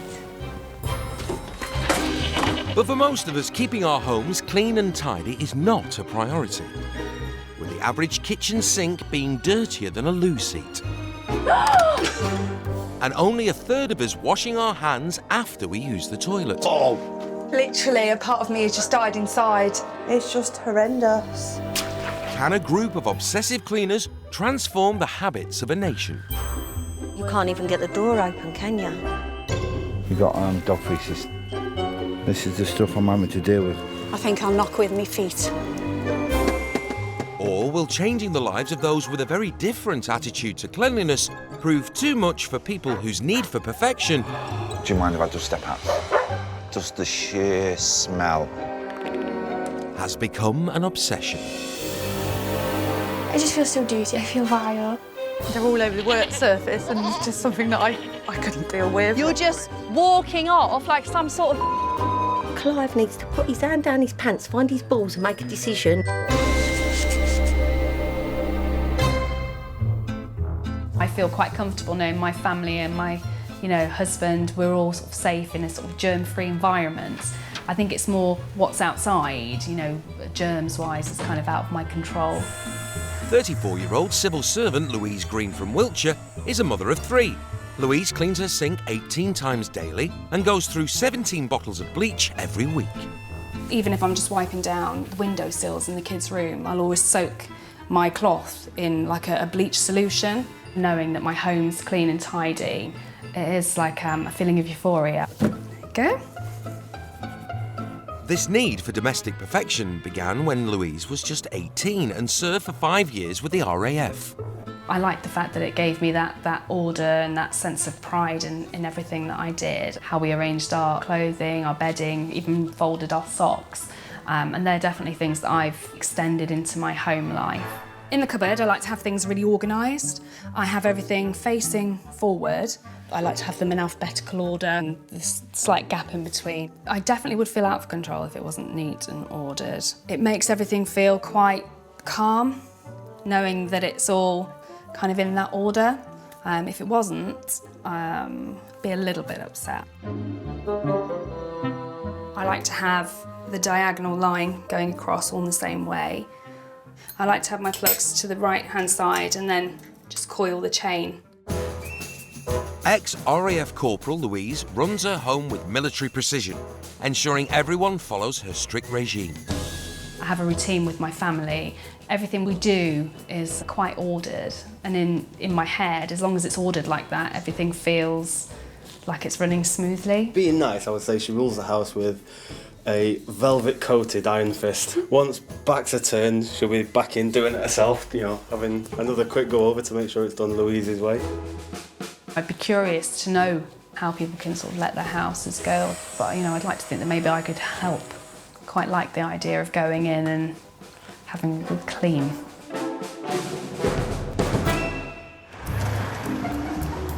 Louise has come to Swindon to spend 4 days away from her regimented routine to see if she can help someone in real need of order. Hello, hi. Yes, thank you. Come on in. Thank you. Come on in, Louise. 62-year-old Michelle Coyler moved in with her partner Michael 2 years ago. One thing Michael didn't count on was 3 lorry loads of her 40 years worth of clutter joining them. Sheets, blankets, pillows. These are quilts, and it's one of about 20 or 30 that I have. I reckon I could probably count at least 50 to 60 pairs of curtains.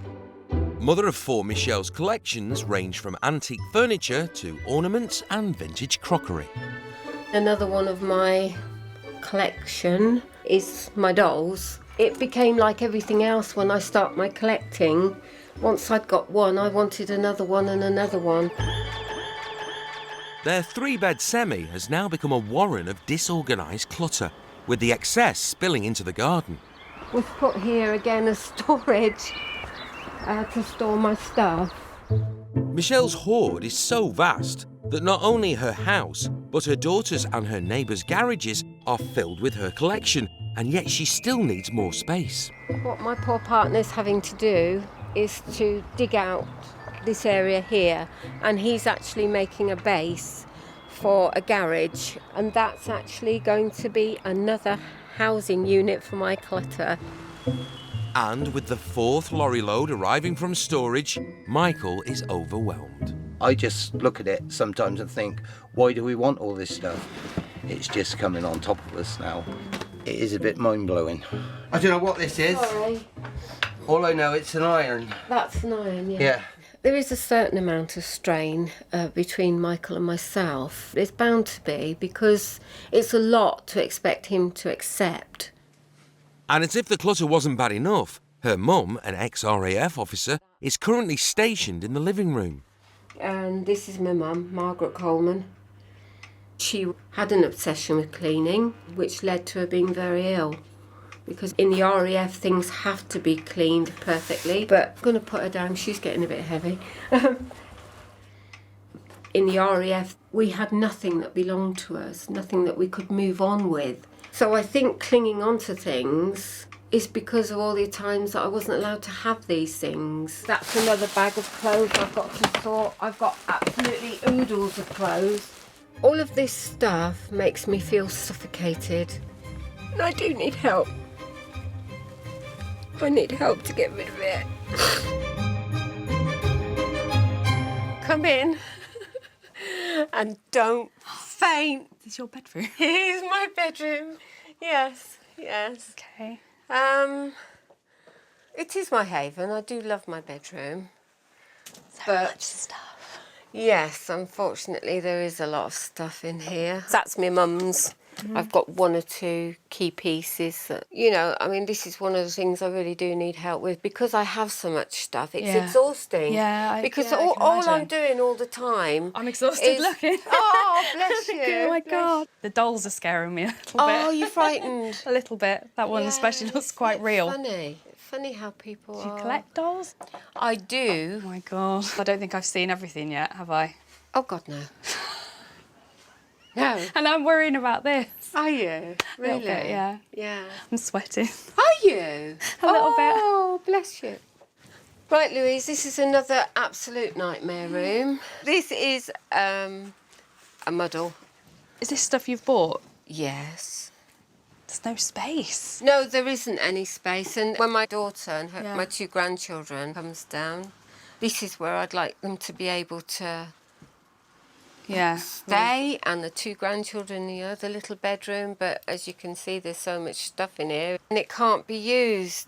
It wasn't always like this, you know, because I come from an RAF family. So do I. Do you? I'm ex-RAF. Oh, are you really? Yeah. Oh, brilliant. So you more or less know what I'm saying to you then, because, you know, we didn't have possessions. OK, now you really need to hold your breath, OK? Oh, my God. This is one of the worst rooms. Okay. It goes really far back. Yes, and it's been like this since I moved in. The first van load that came, we just put everything in here and I've not been able to touch it. Wow. Mm. Does that mean it can all go if you haven't touched it? No.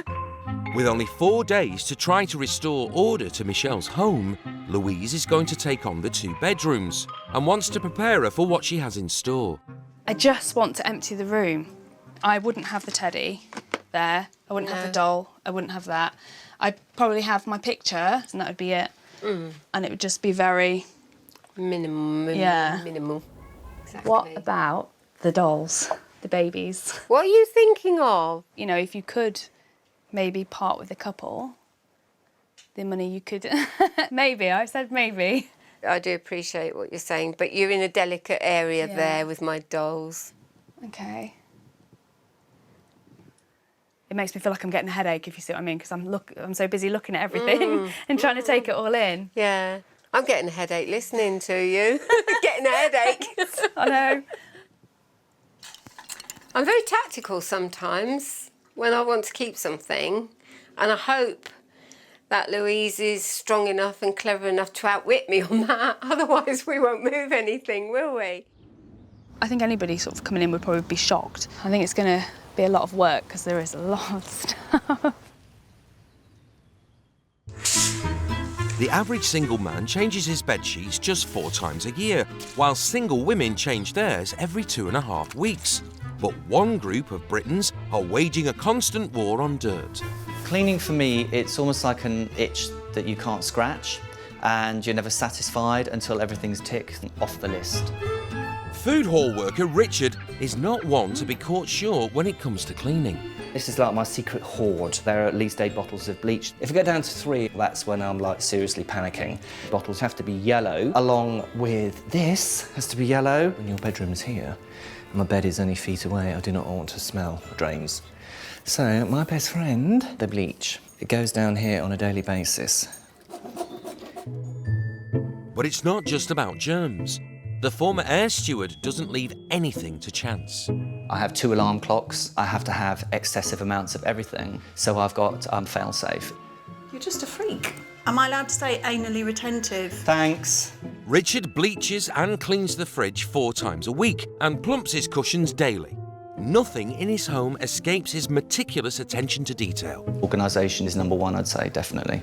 You go through sort of pale pinks, darkers, then you go to purples, stripes, greys, and finally blacks. Not knowing where anything is doesn't compute in my mind. Even pet dog Charlie is professionally groomed every 2 weeks at a cost of £40 a month to meet Richard's high standards. It actually makes you a little bit more obsessed when you have an animal because you know that there's dog hair down there somewhere that's got to be hoovered up. There's no excuse really to have a dirty dog. There's plenty of dog parlours around. It stops the hair at home, basically, and also on my T-shirt. Yeah. His excessive hygiene routine started 3 years ago. My cleaning habits increased when I separated from a partner after 9 years. It was almost like a cleansing counselling, but it was a way to get that sort of those memories that upset me out of my life and move forward. Richard is hoping to apply his calm and ordered approach when he meets someone who lacks his scrupulous attention to detail. Doesn't matter how dirty, you've just got to get in there, roll up your hands. I can do it, I don't want to do it, and I've scrubbed myself to death afterwards, but it has to be done. Yes, good boy. Richard has left the comfort of his Hastings home to bring his cleaning talents and unflappable attitude to the suburbs of Brentwood in Essex. I can handle most things, as long as I'm prepared and I've got a lot of cleaning products and bits and pieces with me. I think I should be all right.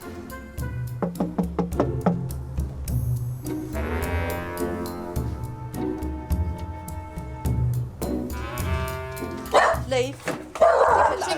Sorry. How are you? Nice to meet you. All right, you are? I'm Linda. 43-year-old dog minder Linda shares her home with her son and up to 10 dogs at a time.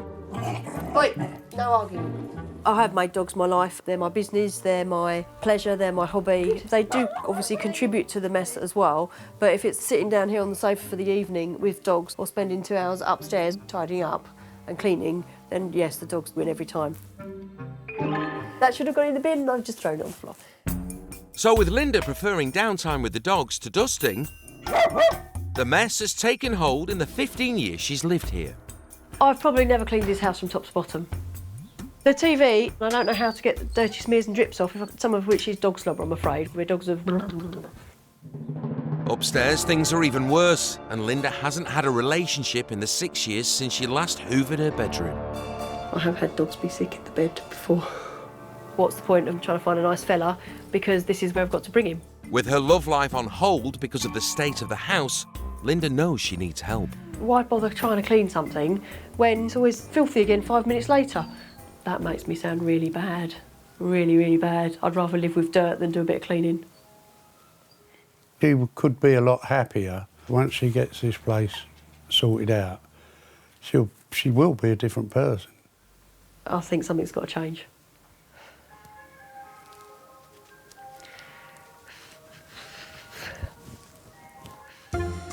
Fortunately, help has arrived in the shape of obsessively organised Richard, and he's relishing the challenge of restoring order to Linda's neglected home.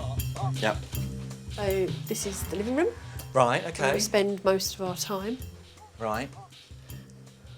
Wow, a team of that! Guys, No, dogs and stuff. I think so, but I just get fed up of cleaning it and then it's just as filthy 2 days later. The rule is just keep it on top of it. If there's dust on my units and stuff, I feel it get up my nose and stuff, and I feel a bit itchy. Okay, wow, carpet's had some use, isn't it? It's seen a lot of dog traffic. I found a wet patch on the floor and I was looking after a puppy who was house trained. Okay. But we don't know what the wet patch was, so we assumed it was You peed him. Give it another And that clean. didn't come up with steam cleaning it? Oh, that was it. I haven't had it steam cleaned. Oh, since that, okay. So what are we going to do with the light shade stuff then? Are there flies under there? Is there another room you'd like me to have a look at? So this is your kitchen then, yeah? You do the cooking and stuff here, and then we've got then a bit of... I don't even know what that is or where that came from. That's been there probably a while or something, isn't it? I can't see how food got up I there. have no idea. It's like someone's had a food fight or something, isn't it? Or something's, like, exploded. This is the bedroom. OK. Wow. Gosh. Excuse me a moment, I'm just going to move those because I don't believe they should be there. This was hoovered when? It would be years. No yeah, way. Probably would be years. I probably couldn't sleep in this room because I'd be sneezing and stuff all night long. We're different people, aren't we? I clean this daily. Having experienced the chaos of her home, Richard is keen to explain how a cleaning routine could benefit Linda. Dust, as you know, is just particles of skin, and knowing that it's sort of like dead skin cells and things as well makes me feel that we're just a bit itchy. I've got a hygiene cloth thing, antibacterial thing that I use, and that's brilliant in between the keys as well. I would, on furniture, if I see any dog hairs, wipe it just down with a damp cloth and that gets it off really nicely, or sellotape around your hand as well. That gets it off. Is cleaning the first thing you do when you get up, or the last thing you do when you go to bed? Or First thing in the all day? morning. Do you get up quite early to get all I that do done? normally about 6ish. It's prioritising, I think, what is important. It's like, you know, taking medication, really. Right. I just get into a routine. It's like an itch that I can't scratch. I've got to do it. I don't know how you have time to do anything else if you're cleaning chairs every day, just so it's got some dog hairs on it. I have been surprised by how he can't rest if there's something out of place. I don't understand why you don't clean at least once a week. No kissing, no kissing. Disgusting. 1 in 50 people in Britain are diagnosed with obsessive compulsive disorder. For some, this can manifest itself in an obsessive fear of germs. I take 2 sandwich bags, I put 1 on each hand, and then I'll clean. Although we all come into contact with millions of harmless bacteria every day, for germaphobes with a fear of contamination, all bacteria are terrifying. Mum of 3, Hayley, was diagnosed with OCD in 2007, and her obsessional behaviour has impacted on many areas of her life. I'm going to get the big guns out. See the stain? Throughout my life, I've had different forms of the OCD. So sometimes I might get intrusive thoughts. I fear that if I don't carry out these rituals, that my children will die. So for me, the important thing is to confront my fears. Literally, a part of me has just died inside. The more I do that, it makes me have control over the illness as opposed to it having control over me. Hayley's joining forces with fellow obsessive compulsive cleaners to take themselves out of their comfort zone. Because that is as bad as the average toilet seat. Joining Hayley this week are fellow OCD-diagnosed mother and daughter, Leslie and Tuesday. If there's a circle, I've got to start all over again with the bleach. Along with gym owner Vinny, whose every barbell, machine and bench is kept totally bacteria-free. Here, just get it and wipe down, please. Come on, you're having a laugh. What about this? Thank you. Don't like sweat drying on the machine, so I always put the Dettol on top of it to make sure it doesn't dry. Today, Vinny and the group will be testing their fears to the limits by visiting a public leisure centre. I have absolutely no desire to ever go in a gym or a swimming pool or anything like that. It's like a bacteria paradise, really, isn't it? You know, people are sweating in there and the bacteria is literally growing on the machines, isn't it? You know? Yeah.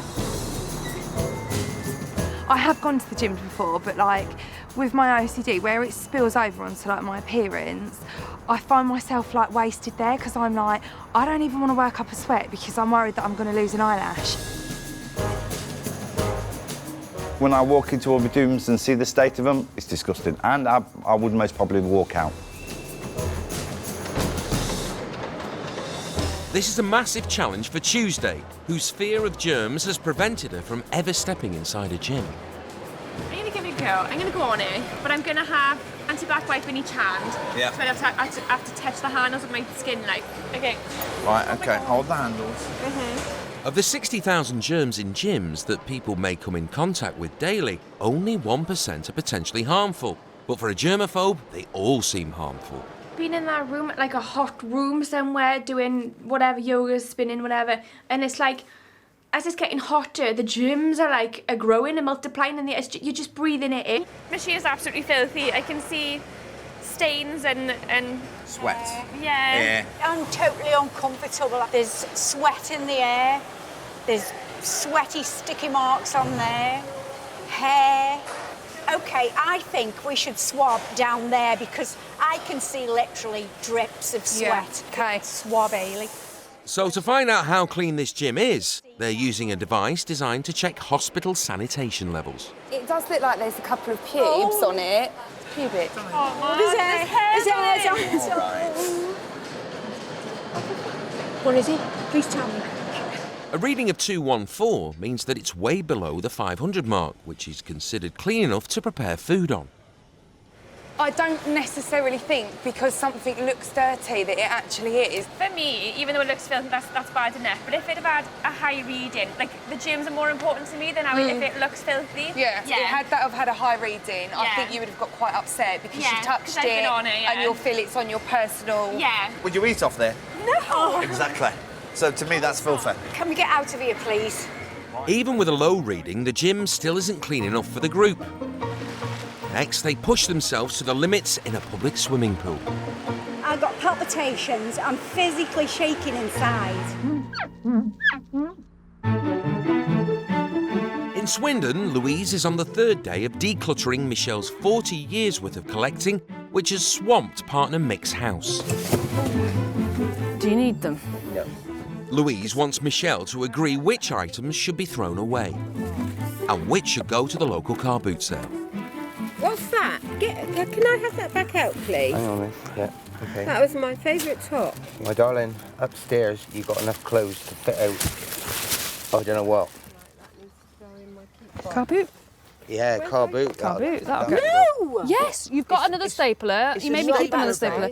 You don't need loads of staplers. No, not that size, because that is an industrial stapler. Yeah, I know, that's what I mean. And what are you doing this industrial? Please. That's office. You're going to be able to supply an office with all of this. All this stuff in here I would chuck out. Temptation is very strong. It's better if she's out of the way. Michael's just carrying on going through everything and just while she's not looking, grabbing handfuls and shoving them in the black bags. With over 30 boxes to wade through, Michelle's hoard also contains some of her mum's precious possessions. Oh, that's my... Oh, God, my mum's glass. She drank a toast every New Year. Old Lang Syne and that. Can you put that inside? That's my mum's. With one of the bedrooms now clear, Michelle's windows are accessible for the first time in 2 years. I found some of that, which is perhaps quite good, so I thought we could squirt that in the corners and let it do its work. How often would you do this, Louise? I clean my windows every day. Every day? Yeah, every day. Oh, I can smell it's got Dettol, it's lush. I've sort of been trying to think, where would I fit that in? I get up early. What time do you get up? About 5:30. And you clean before you go to work? Yeah. I've fallen asleep before on the couch and then woke up and hoovered. Do you know that's even in excess of my mum? Do you think? I know. My mum was like every day cleaning or working. She worried more about what the neighbours would say than how I felt. She just... But you see, it's like with me... She sort of thought more about the cleaning than she did me. You know, what the hell does it matter what's clean and what isn't? That's what she swapped for her cleaning. She swapped loving me for her damn cleaning. And I hate her for it. I really hate her for it. I'm sorry. Do you want a tissue? But that's what it does to you later on when you know, when you think back, when they go, when they pass on, you think, I can't put that right. I can't get you back to play with me now because you damn well cleaned all the time. I'm sorry. I'm sorry. I'm sorry. Okay. You all right? Come on. Don't be sorry. Don't be sorry. Don't let your kids think I do that. I play with my kids and stuff. I make sure I have time to do that. Don't let them think things like that when You know, when they're older, don't make sure you take time out. It's all right. Okay. I need to get tissue. It's really sad, but I know that I still do things with my kids. You know, I know that we'll still do days out with them. And, you know, if my kids came in and said, Mum, let's go to the park, I'd go with them. I wouldn't say, oh, no, I'm not going because I'm cleaning my windows. She looks in control. I feel that control in her is strictly monitored. I think she'd crack without it. And that concerns me. Because my mum did crack. Let's do that. Let's put all the stuff down. In Brentwood, Essex, Linda has reduced the number of dogs from 10 to 3, so Richard can put his organisational skills to the test and take on her 3 rooms. There's some dog treats that must have fallen out of my pocket while I was on the sofa. And she's just helping me clear those up. He's starting by taking back control of the living room from her canine companions. Right then, so I'm not teaching you to suck eggs here, but you need to get rid of all that. Problem with black, though, is you have to keep on top of it. I think you do a better job if you concentrate on 1 or 2 jobs and do them properly than do the whole house badly. Stained with dog urine, the living room carpet is beyond repair, and the entire space must be cleared. How has somebody got around the back of the television and left a really big yellow stain? That looks like mould. I can't live like this. I've got an allergy to mould. Yeah. That'll be a different place when your new carpet's down. You've got to have a space for you and a space for your doggies. Yeah. I think dogs that cock their legs on things, I'm going to have to say no to the customers' dogs that come in. I think I'm going to have to clamp down on puppies if they're not house trained. That smells damp. Right. Yeah, well, that'll be the mould then. Yeah. In which case, I'd probably make myself ill. Lovely. I always knew I wasn't the housewife of the century, but yeah, things have been so much worse than I really thought they were. Either that, or I'm looking at them with fresh eyes, knowing that there's somebody here who probably would never dream of stepping foot in a house like this. Oh, sorry, doesn't fit anymore. Richard wants to clear Linda's bedroom, a room that has not been thoroughly cleaned since she moved in 15 years ago. Okay. No, it's good to get rid of old stuff. It's old memories. It's to do with people who've been in the past, and it's also good in your bedroom because you're making way for maybe a new partner in your life. I have been less confident about relationships since it's got so messy, and the last boyfriend I had, he was quite a clean and tidy guy. He didn't ever say, you're too messy, but he would make comments. Yeah. So we kind of eventually just split up. And that's why this is really important, that we can get this sorted out for you. How did you get into all your good habits with cleaning? The relationship, similar to you, came to an end, and everything to do with that relationship I just really wanted in the past. Yeah. So I started to sort of scrub like mad, and that's really how mine escalated. So I've got worse and worse in my way. And I've got worse in the other way, Yeah. which is really strange. So now we've met, and maybe we can learn from each other and kind come meet in the middle. find the perfect person between the two of us. Yeah, I don't want to meet in the middle. Perhaps a bit closer to your standards than mine. All right. Should we tackle under the bed? Oh God. Rucksack. Yeah. That's a bag of bags. I don't know what that is. That is weird. It looks like glue.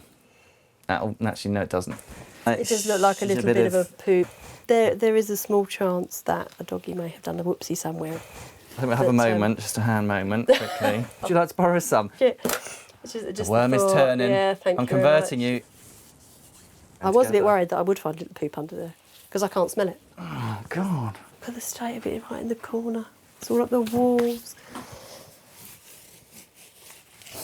I don't know how much of this is my hair and how much of it is the dog's hair. That is pretty disgusting. I think, sorry. It's all gone up my throat. Yeah, so because I can't move the bed, I obviously couldn't clean underneath there if I'd made any actual attempt to clean. This is just disgusting. It's just horrible. I had no idea it would actually be this thick because it's not this thick anywhere else. But I suppose everywhere else gets movement in and out of the room and there's no movement here. And because I can't open the windows, because in case I was worried the dogs would jump out, there's been no draft. That's really horrible. I don't want to live in that. I don't want to stand in this corner anymore. Don't worry. I mean, it's all right. It's done. Oh, we'll be all right. That's why I'm here. Working wonders. We'll get there. It's the beginning, isn't it? I don't know what I want to do. I just don't want to be in here anymore. I mean, look, all the bags of rubbish. That's the last big bag of rubbish to go out. So don't crack up on me yet, because I can't do it on my own. I'm not going through your knicker drawer on my own. I'd be quite shocked if I knew that I'd been sleeping on top of a dog poo for quite a few months. Until that place is up to scratch, and I shall be having lunch out here.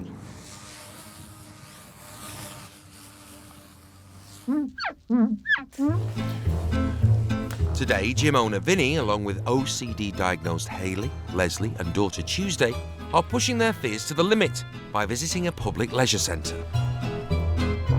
I've been to a baths for 20 years. To me, it's an infestation of dirt. Swimming pools, like leisure centres and gyms, I hate it because I think, you know, you've got kids weeing in the pool. Am I going to swim into a turd floating? Like, I just don't know.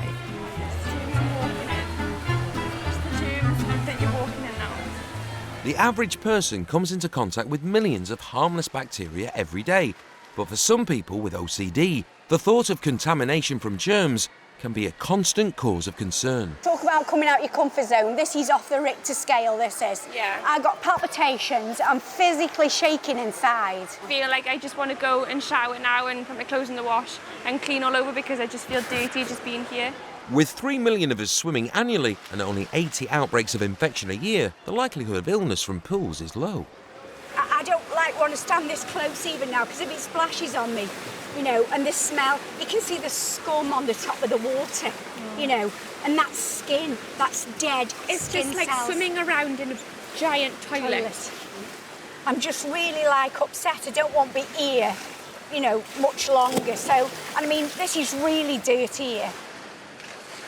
Let's have a look at the floor. Because I'm scared about the floor. What about verrucas? To test if the area is as dirty as they think, they're using a device designed to check hospital sanitation levels. A reading of 500 or under is considered so hygienic you could prepare food on it. Whoa! Whoa! Now, you see what I mean? God, 7,006. We're standing That in is it. just... Luke, we're standing in it. Feel my hand. We're standing in poo. You see, now that is really scary high. 7646 is a high reading, but given this area of flooring is the main path to the pool that can see up to 90,000 visitors monthly, it's not unusual. Safe levels of chlorine will kill 98% of all bacteria and are unlikely to cause a person harm. You know, you're taking that into the pool. Yes, exactly. Even though the chlorine's killing a bit of it, it doesn't matter because that poo, that dirt's on my pumps now. Although none of the group will actually go swimming, has the trip to the leisure centre done them any good? When you actually see them numbers, it's for someone with OCD, I can't explain can we? We can't explain. For us, that is mind-blowing. Can we go? Yes, Can we go? yeah. Let's go. Let's go. We go. I wanted to push, you know, my boundaries, and I did. I went, I've done it, and I feel a bit better. You know, it's good.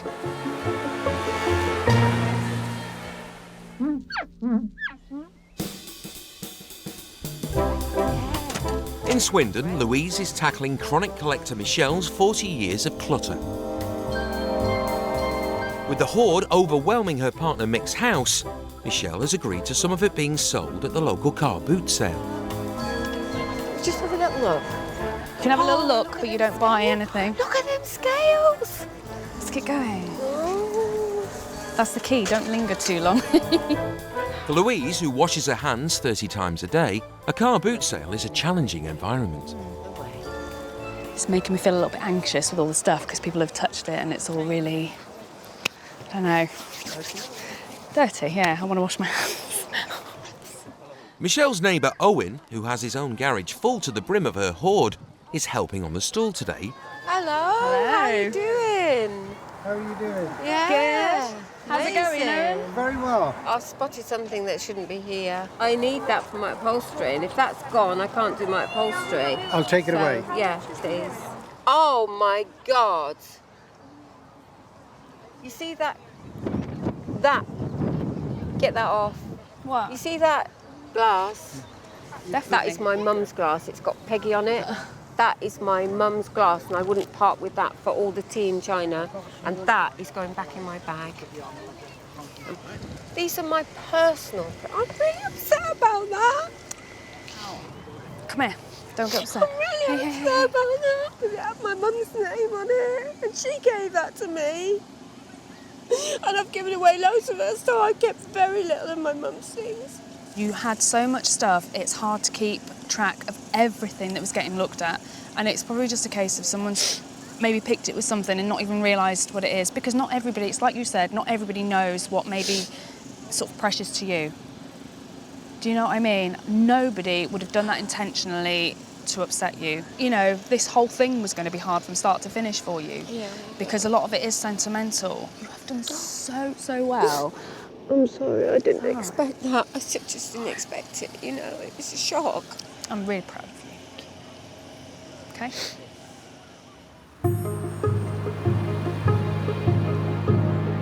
Where are we putting it? Just in the room? Yeah. We'll come back with our thing later. In Brentwood, former air steward Richard is meticulously seeking out every space in Linda's bedroom, which may be hiding dust and dog hair. So, how long has it been since the wardrobe's been moved? Well, it hasn't been moved since we put it there, which was probably about 10 years ago. 10 years, wow. So that's 10 years worth of dust and dog hair and stuff under there. Something's got to give, and I can't let it get this bad again. So I think it is really important that I do this. Should we hoover it up? Yes, please. At home, Richard hoovers every day. Now clear of mess, Linda's carpet is being hoovered for the first time in years, revealing a previously hidden pattern. I can't believe how disgusting that is.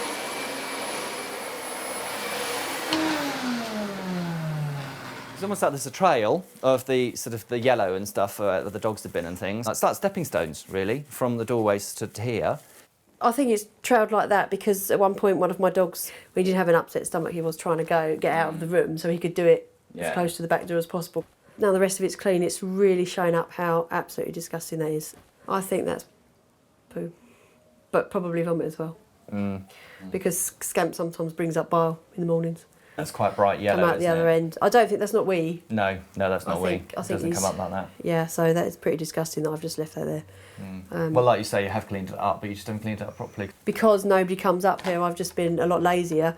And if it had looked like that, I would have. But because there was so much clutter around, Exactly. you don't get the full picture, and that's just me trying to give excuses. I think the steam cleaning will get on top of that, probably get about 90% of that off. Because it's not urine, which is No. obviously liquid. It Yeah. has just hopefully just sat on the top.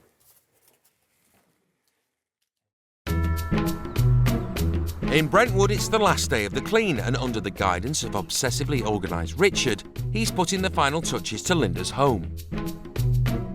So what I tend to do, line things up a bit. Well, all the greens are lined up, Colour-coded. that's right. You've got everything you need, all in this small space.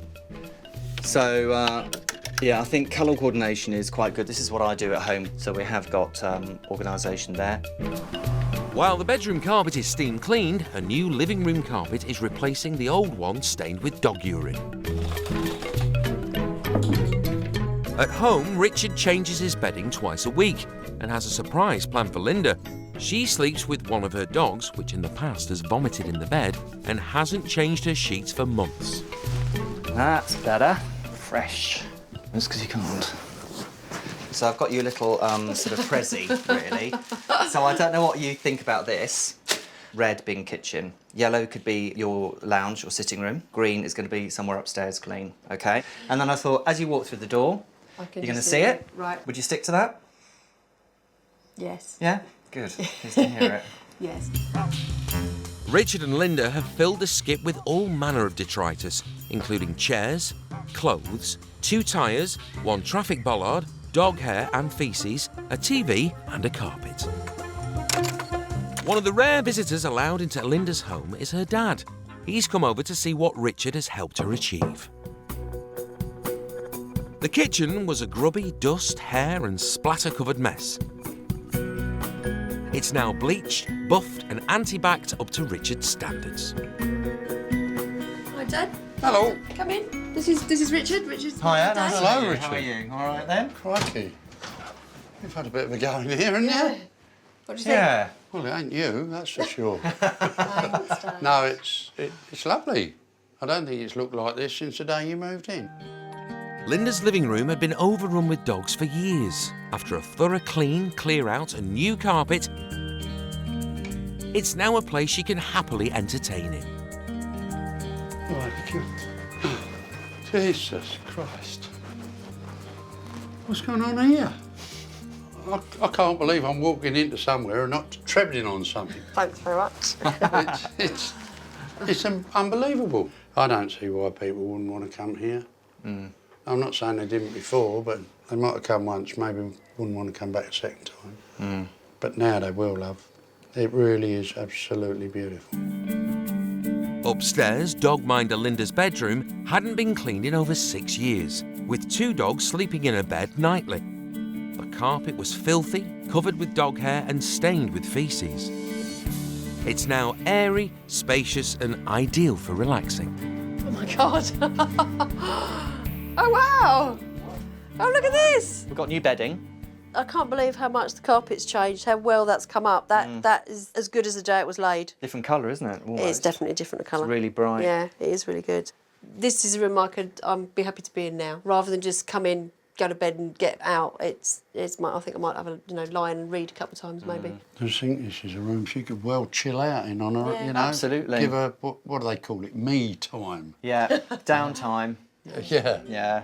I can definitely invite people back here. I've already invited a friend round early next week, hopefully, to come and spend some time here with me. It's a nicer environment for people. Don't have to worry what they're going to see, what they're going to sit in, what they might spot that I perhaps had just gone blind to. All right then. Well, thanks so much. That's all right. Yeah, it was all good fun. I miss you. Yeah. Talk yourself. Yeah, you do. All right, keep it clean, yeah? Yeah. All right then, keep in touch. Chill out a bit. All right then, yeah, we'll do. Bye. All right then, bye. I haven't seen anything here that makes me want to clean any less. I'm going to stay much as I am. I think Linda's learned a great deal from it. I'm definitely going to make some lifestyle changes. I'm going to be looking after less dogs. I'm going to probably keep my dogs out of the bed, although not out of the bedroom. And I'm going to be making sure that relaxation comes after all the jobs, all the cleaning has been done. In Swindon, with only a few hours left, ex-RAF Corporal Louise and chronic collector Michelle are putting the finishing touches to the bedrooms. I didn't realise it was such a lovely bed. It looks so pretty, you just want to dive in it, don't you? And, you know? I do now, after these last few days. Clean, so clean. I know. Thank you so much. It's okay. With Michelle's partner Michael, who owns the house, expected in a matter of hours, the ladies go into overdrive. You've got to see this. Okay. You've got to see this. I'm going to see it. You're going to be so proud. 4 days ago, the rooms were bursting with 40 years' worth of Michelle's fabrics, possessions and furniture. Go in, go in. Oh my God. Oh yes. God. I've never seen it looking this clear. Oh. Oh, sweetheart. Oh, You it's all right? lovely. Yeah, it's fine. Yeah, it's gorgeous. Yeah. Oh, yeah. Oh. The guest bedroom was barely visible, hidden underneath 30 boxes of Michelle's hoard. What's it look like now, eh? It looks like a bedroom, doesn't it? Yeah, not it not really a junk is. room. Oh. And look, we You can actually see the windows. Yeah, we can actually. Oh, baby. You can actually see the windows.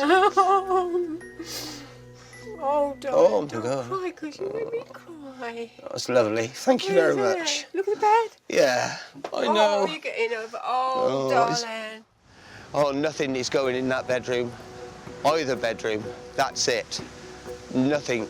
No stuff is going up the stairs.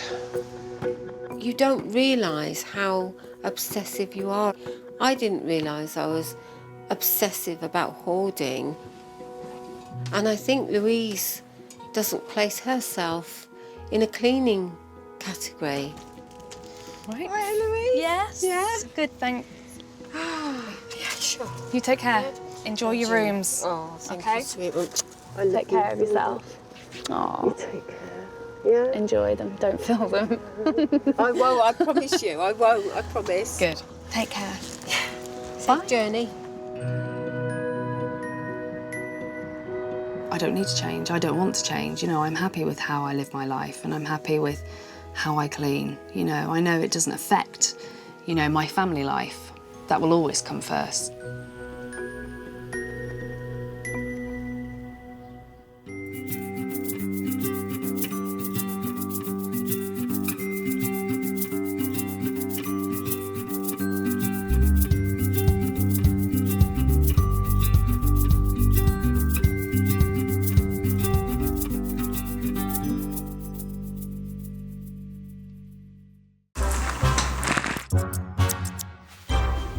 A quarter of adults in Britain are so obsessed with cleaning and tidying that they spend 2.5 hours or more every weekday on household chores, with many feeling compelled to abide by strict regimes and rituals. I iron my duster. That represents order and sanity. I do find myself going over something which I know is already fine. It doesn't hurt to just make sure it's fine again. Knowing that my home's clean and tidy, it is like a feeling of euphoria. But for most of us, keeping our homes clean and tidy is not a priority. With 7 in 10 Brits saying they can't find the time to vacuum, dust or clean the bathroom. I am stood in poo. And 500,000 washing their bed sheets just 3 times a year. How do you change the bed? You don't. Yeah. Can a group of obsessive cleaners transform the habits of a nation? The moths have already taken to it. Just makes me feel a bit... I think I'll knock with my feet. Or will changing the lives of those with a very different attitude to cleanliness prove too much for the people whose need for perfection? Do you mind if I just step out? Just the sheer smell has become an obsession. I just feel so dirty. I feel vile. They're all over the work surface and it's just something that I couldn't deal with. You're just walking off like some sort of... Clive needs to put his hand down his pants, find his balls and make a decision.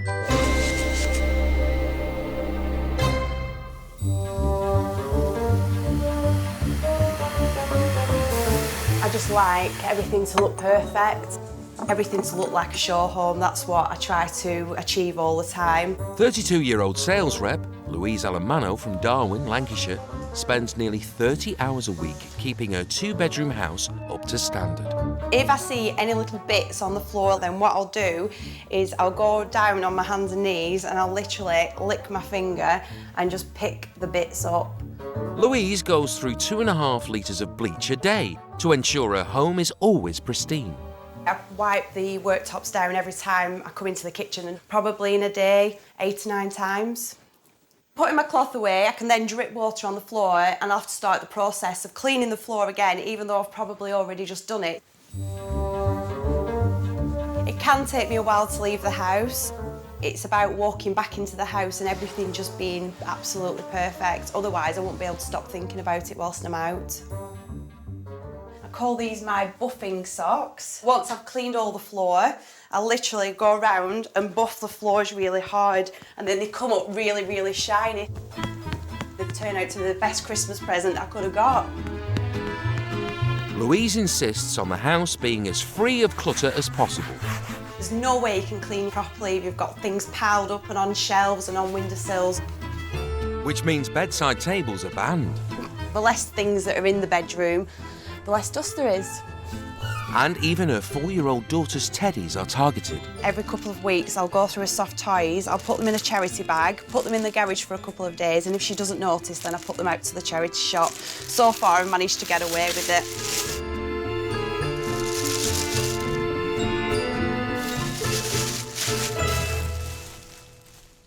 But not everybody appreciates her relentless routines, including husband Luke.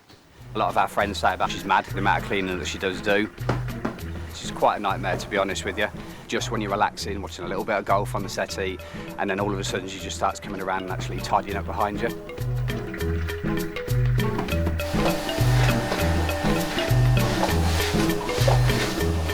Now Louise is leaving her family and immaculate home to come to the aid of someone who lacks her obsession with cleaning.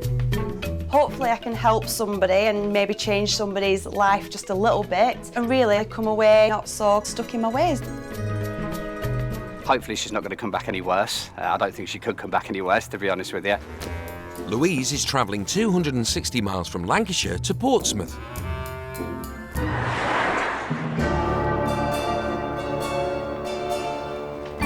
"65-year-old Tim Viney lives by himself in this 3-bedroom semi. This house is a mess. It's horrible, and I can't have people in because I'm ashamed of what this house looks like. Since separating from his wife 7 years ago, and with his 2 children grown up, Tim has been living an extreme bachelor existence. When I bring the washing in, I tend to just put it on here because I'm probably going to need it again soon. This stuff has been here since months. It's been here probably since 4 months. The kitchen only gets a proper clean at Easter and Christmas when family come back to visit. The sink has got these horrible black marks. That's tea stains. There's stains that have trickled down. Sometimes I look at it and I just feel disgusted with how I've let it get. And it does bother me then. But the next morning I get up and go to work and it's still the same. Tim works 30 hours a week at a holiday camp as a cleaner. I couldn't get up in the morning and say I'm going to clean the house from top to bottom because I wouldn't have enough hours in the day. I wouldn't even get through one room because I'd get sidetracked. I'd pick up something and I'd think, oh, where am I going to put this? Hello, Dad. One of the only people allowed to see inside the house is Tim's disabled daughter, Lisa. Not too bad. There's clutter everywhere. Clothes, papers, books. If I'm having a bad day with my cerebral palsy, then it is more difficult. You do need help now to get it sorted out. I just can't do it on my own. I know I would never do it on my own. It's got to that state where he just probably doesn't know where to start. It's not comfortable. No room is comfortable. I've got to deal with it. I know I have. Otherwise it just gets worse. Louise has just 4 days to help Tim restore order and deep clean his home. Hello. Hello. I'm Louise. Oh, Louise, I'm Tim. Pleased to meet you. Nice to meet you, Tim. You okay? I'm not bad. Thanks. A bit nervous. Good. No, we're both nervous. Don't worry. Come in. This is the main room. I've never seen so much stuff It's piled up. I bring things in, I put them down, and they just stay. There's no way I could sit and relax with that there. This is my kitchen stroke diner. Oh my goodness. So why is all the washing here? If I need anything, it's there. I'll just take it off, quick iron, and I'm wearing it. How can you clean this properly on a regular basis with this much stuff? It doesn't get cleaned on a regular basis, I'll be honest. It gets a proper clean about once, twice a year. Once, twice a year for the kitchen? For a kitchen.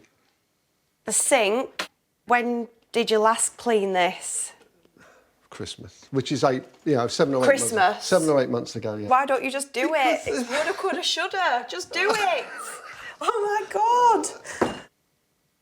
This is the bathroom, Louise. Oh, Tim, this is bad. It's just horrendous. Well, no, it's bad. I know it's bad. If you know it's bad, then why not just clean it? I just don't understand. Oh my God, look at your sink. God, how can you possibly wash yourself in here? Seriously. I just stand in there and I run the shower. I do, just stand in there and run the shower. I'm shocked.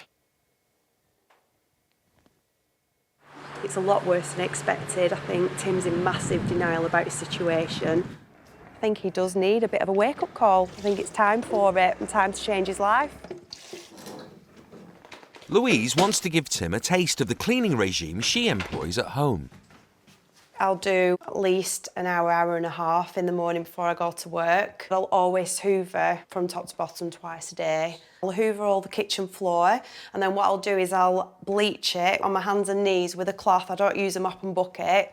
And then what I'll also do, once the floor is dried, I'll go down on my hands and knees, and then if I can see any little bits, I'll lick my finger and just even the tiniest little crumb or a piece of dust or whatever, I'll pick that up. And this is every day? Yeah. I do the kitchen worktops maybe 5 or 6 times a day, and then I come back in the evening and I'll do at least an hour, hour and a half. I just can't believe anybody would spend that much time cleaning. That cleaning regime is just unbelievable. It's going to need a lot of bleach, an awful lot of bleach.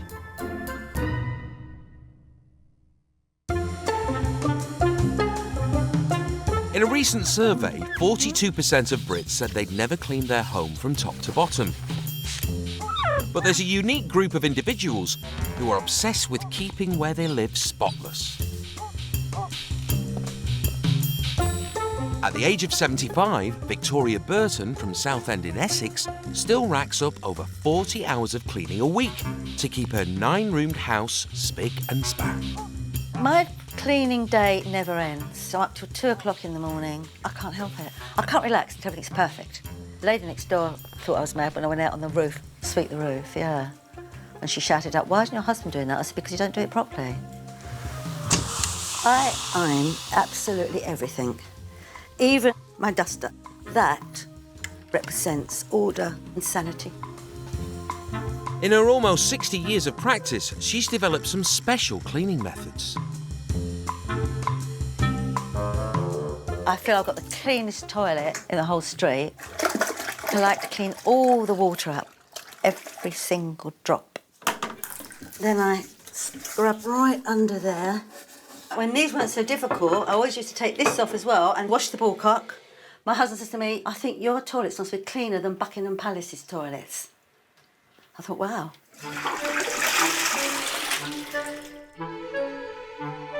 I like to clean my shower, either my underwear or my swimming suit.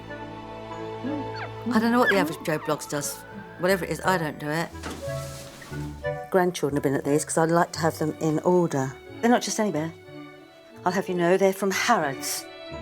Victoria is leaving the household chores to husband Michael, while she helps a stranger get their home in order. I really passionately feel that I can help somebody get a better life. Failure with this clean is not going to be an option. She's very forthright and straight and direct, a bossy bitch. So if people don't try to help themselves, then you'd find that frustrating, wouldn't you? Very. Bye. Bye, darling. Victoria will be taking her 8-hour-a-day cleaning habit from Southend-on-Sea to Castle Bromwich in the West Midlands. Housework has always been a swear word in this house. Computer technician Leslie Rice hasn't given her 3-bedroom flat a proper clean in the 19 years she's lived there. You don't eat off the floor, so does it matter if the floor's a little bit dirty? Cooker's a bit grim, but the cooker doesn't have to be that clean. Because the food's not touching it. Although the landlord fitted a new kitchen just over a year ago, it hasn't prompted Leslie to clean up her habits. There's not 19 years of rubbish in the cupboards in here, but obviously there's 19 years of grime on the ceiling and walls. 56-year-old Leslie suffers from a variety of health problems, pushing cleaning down her list of priorities. This is my salubrious bathroom. It's just a case of it needs a damn good clean. But motivating her now to do something about the state of the flat is the fact that her daughter, Christine, is uncomfortable about her children visiting. I don't really want to let them play here because of the amount of bacteria and stuff that's probably lying about everywhere. So, Nan, your house is a mess. Where's the vacuum? My mum's a perfect nan. She needs to get it sorted so she can spend as much time as she can with the kids.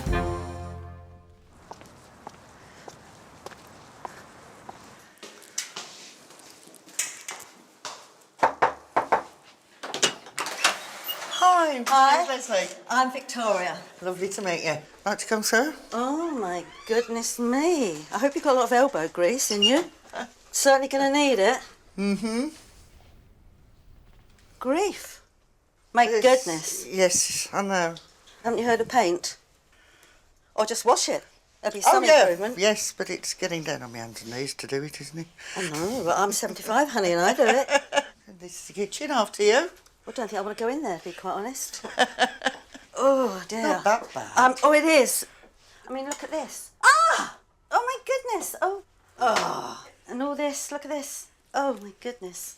This cooker's disgusting. I know it is, but it's one of those things that do it another time. Yeah, but if you don't understand, the more you leave it, the worse it's going to have to put more elbow grease in there. If you've done it nearly every day, or every other day, or once a week, it's not going to be nowhere near like this. I'm getting angry now. I mean, why are you laughing? Why are you laughing? Because this is disgusting. This is my bathroom. Oh, my goodness. Oh, look at this, look at this. Well, that doesn't come off. I don't lift that up, so I don't see it. That's not the point. That would be full of germs, and that. Because I just haven't got around to doing it. Oh, my goodness. Got That's your around to motto. it. I haven't got around to doing it. Ah. It's my granddaughter. See, now you don't want her to come and play in all this mess, do you? No, I don't. This was my daughter's bedroom, but it's now become a junk room since she moved out. And a rubbish room. So, when your grandchildren come, Leslie, where do they stay? Because this is just full of germs. It's just not healthy. She sleeps in my bed with me. That's not good. I would like to get a room for her. I must admit, I felt sick. She just don't care. She just lets all the dirt there. Her grandchildren come in the dirt. She's making excuses. I don't know her a lot, but just lazy.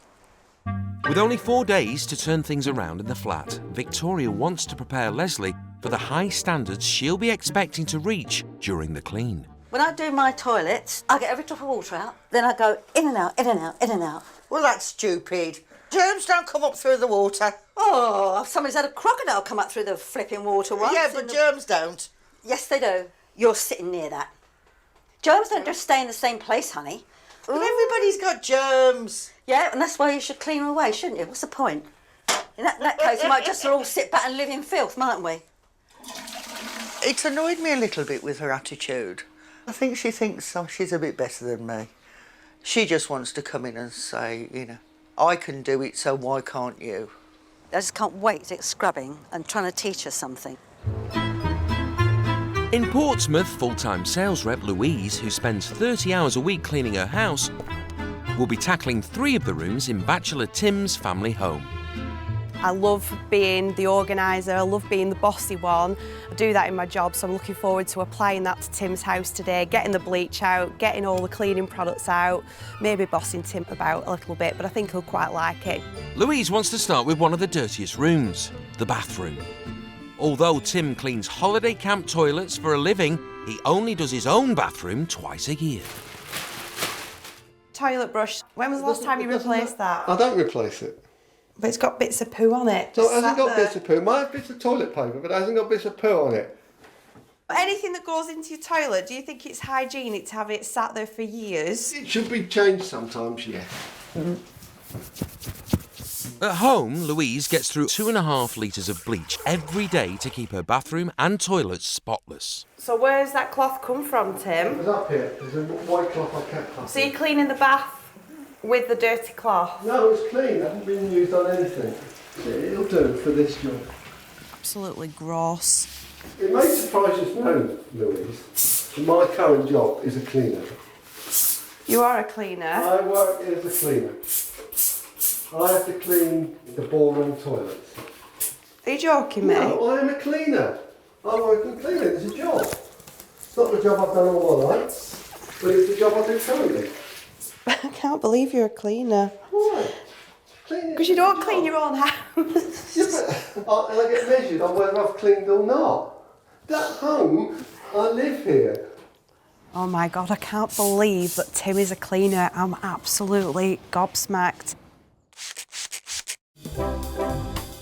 1 in 50 people in Britain is diagnosed with obsessive compulsive disorder. For some, this can manifest itself in an irrational fear of germs. The thought of the dust, the particles in my house drives me crackers. Although we come into contact with millions of harmless bacteria every day, for germaphobes with a fear of contamination, all bacteria are terrifying. Oh my God, that's so bad. What the hell have you trodden? Mum of 3, Hayley from Sussex, was diagnosed with OCD in 2007. Having OCD, you are always checking and you are constantly on alert, and you worry about everything. Now Hayley is joining fellow Obsessive Compulsive Cleaners to scientifically test whether the outside world is as dirty as they fear. It's a very important thing to me to push my boundaries and confront my fears, because I feel like the more I do that, it makes me have control over the illness as opposed to it having control over me. Today, Hayley and the team are confronting their collective fear of germs, testing somewhere a third of us admit to only cleaning once a year, inside our cars. Some people's cars skips on wheels. Absolutely. Can I say shit tips? When you get in somebody else's car and you see them stains, what is it? Is it feces or coffee? Any kind of stain cannot be good. For OCD-diagnosed Leslie and daughter Tuesday, keeping a germ-free car is a daily obsession. This car is now cleaner than when we bought it brand new. Even having a cleaner than usual passenger can be a challenge. Sit down then, but don't put your feet in yet. Okay. Nobody comes in my car, and even when my mum does come in my car, when I absolutely have to take her somewhere, it's really traumatic for both of us because she has to antibac her hands. They are actually bleached, but, you know. Yeah, I know, but I don't know what you've touched in the meantime. I don't know where you've been. I'll shut the door, so don't touch it. Okay. Order-obsessed Mark is equally extreme. The car has to be immaculate. It's not unusual for me to take the wheels off of a car to clean them, which I think people do find completely bizarre. And for perfectionist Richard, get me cleaning stuff. Sanitising his car is a weekly ritual. The car's an extension of the house, so therefore the car is as clean as the house. My dog goes in the back, so that's what, that's one of the reasons why I have to keep it so clean. I've just sat in slobber. He only goes in the boot, don't worry. Does it poo in the boot? No, Kaylee, it doesn't poo in the car. Before they put other people's cars to the test, they want to see how Richard's cleaning methods measure up. Just going to take any grime and dirt off there and germs. Just want to get right in the corners and the edges. When I'm cleaning my windows in my car, I always put it down a little bit, the window, so I can clean the top as well, because when you put your window down, there's always a line there where the rubber's been. That's an exceptionally good idea. See the little line there? See, get on it, go on, get on it. What were you thinking? Bottom of the class. This is my trusty air duster. I'm impressed with that.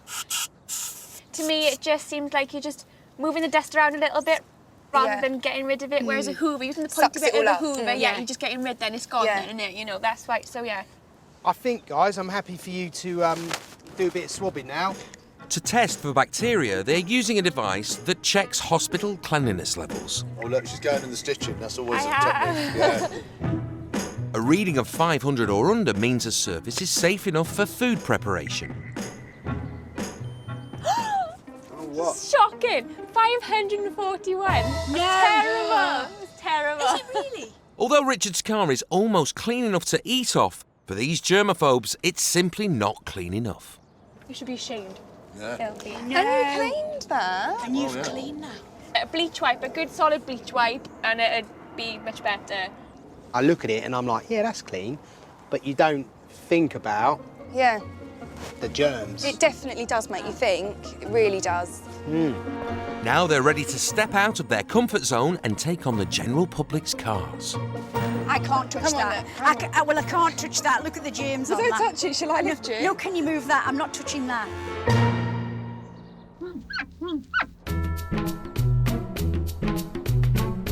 Back at Leslie's flat, Victoria's plan is to give the kitchen, bathroom and spare room a deep clean.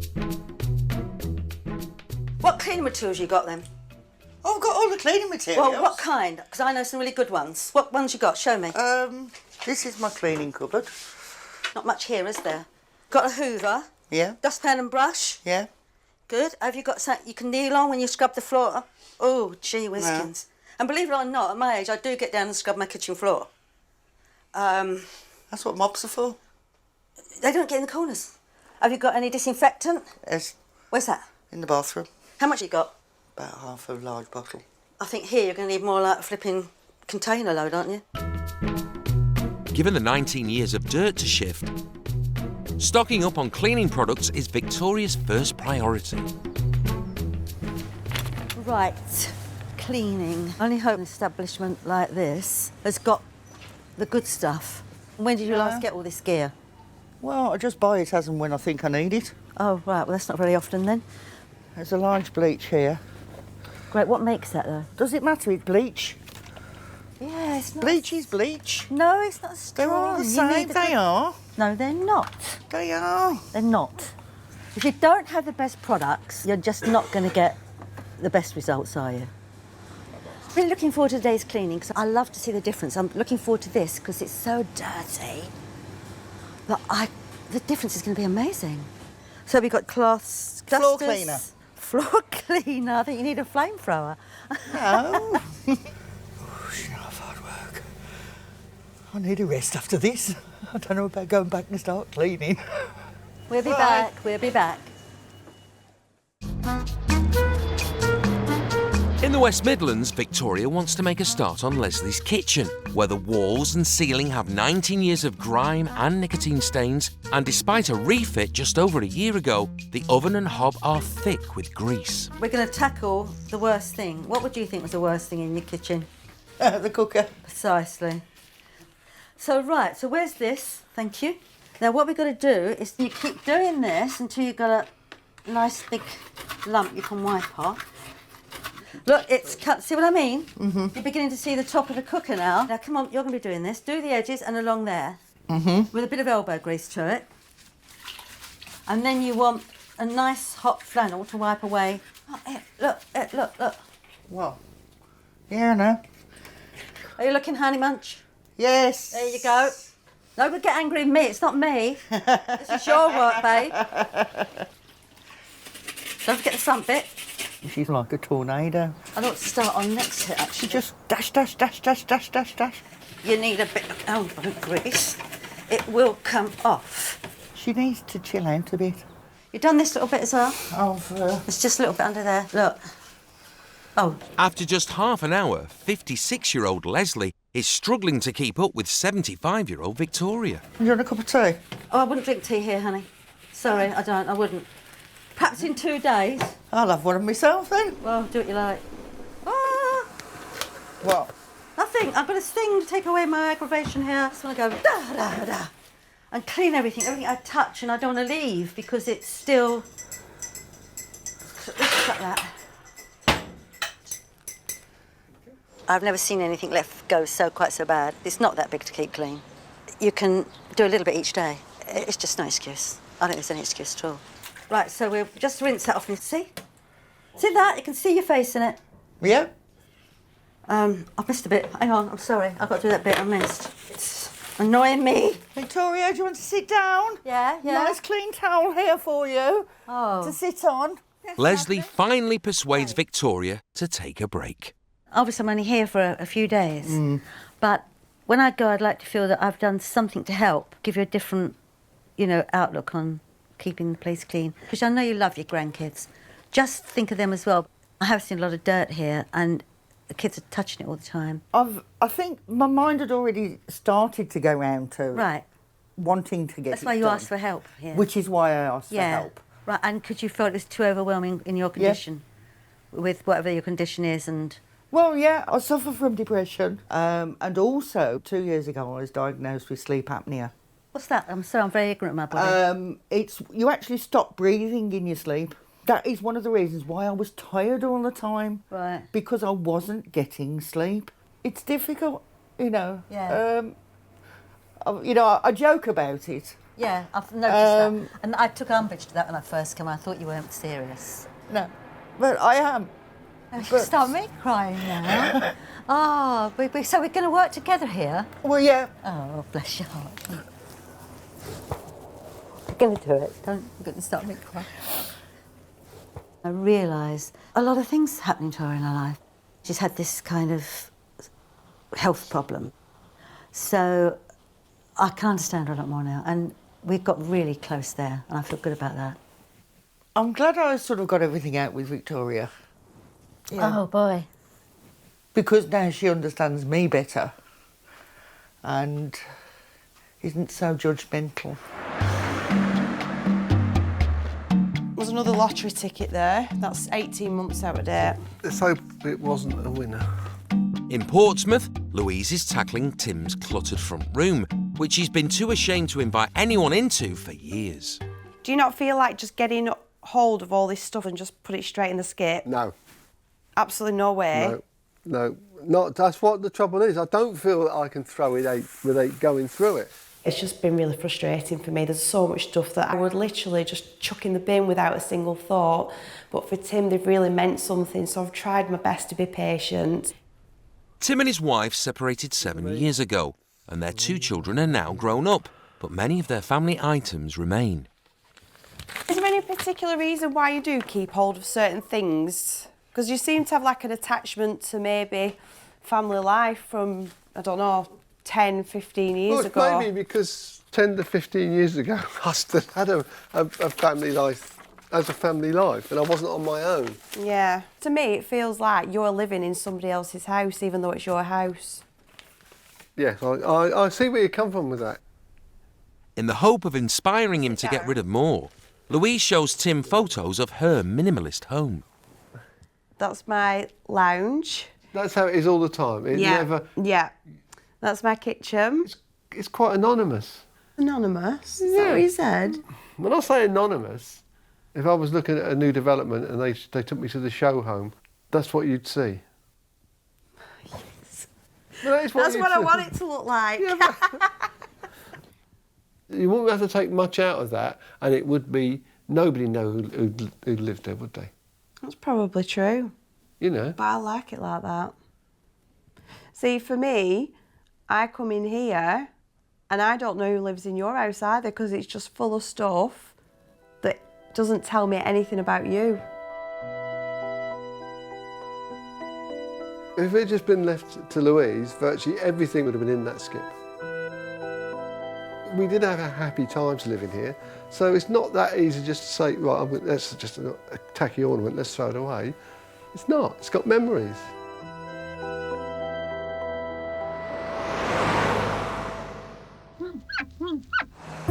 We all come into contact with millions of germs every day.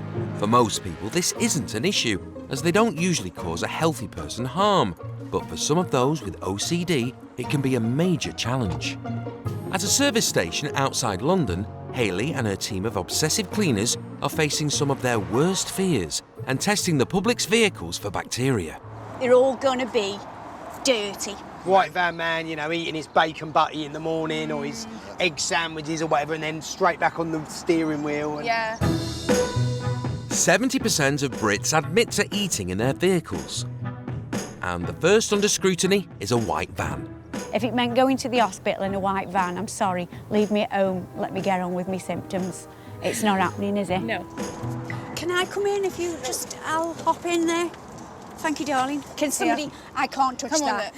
Well, I can't touch that. Look, just move that because I can't touch that. Yeah, that's it. They are. Oh, it's really bad in here. I mean, I wouldn't bring my dog in here, sweetheart. It stinks. As they did with Richard's car earlier, they're testing with a bacterial measuring device used in hospitals to ensure the highest levels of hygiene. Yeah, it's well mucky, look at that.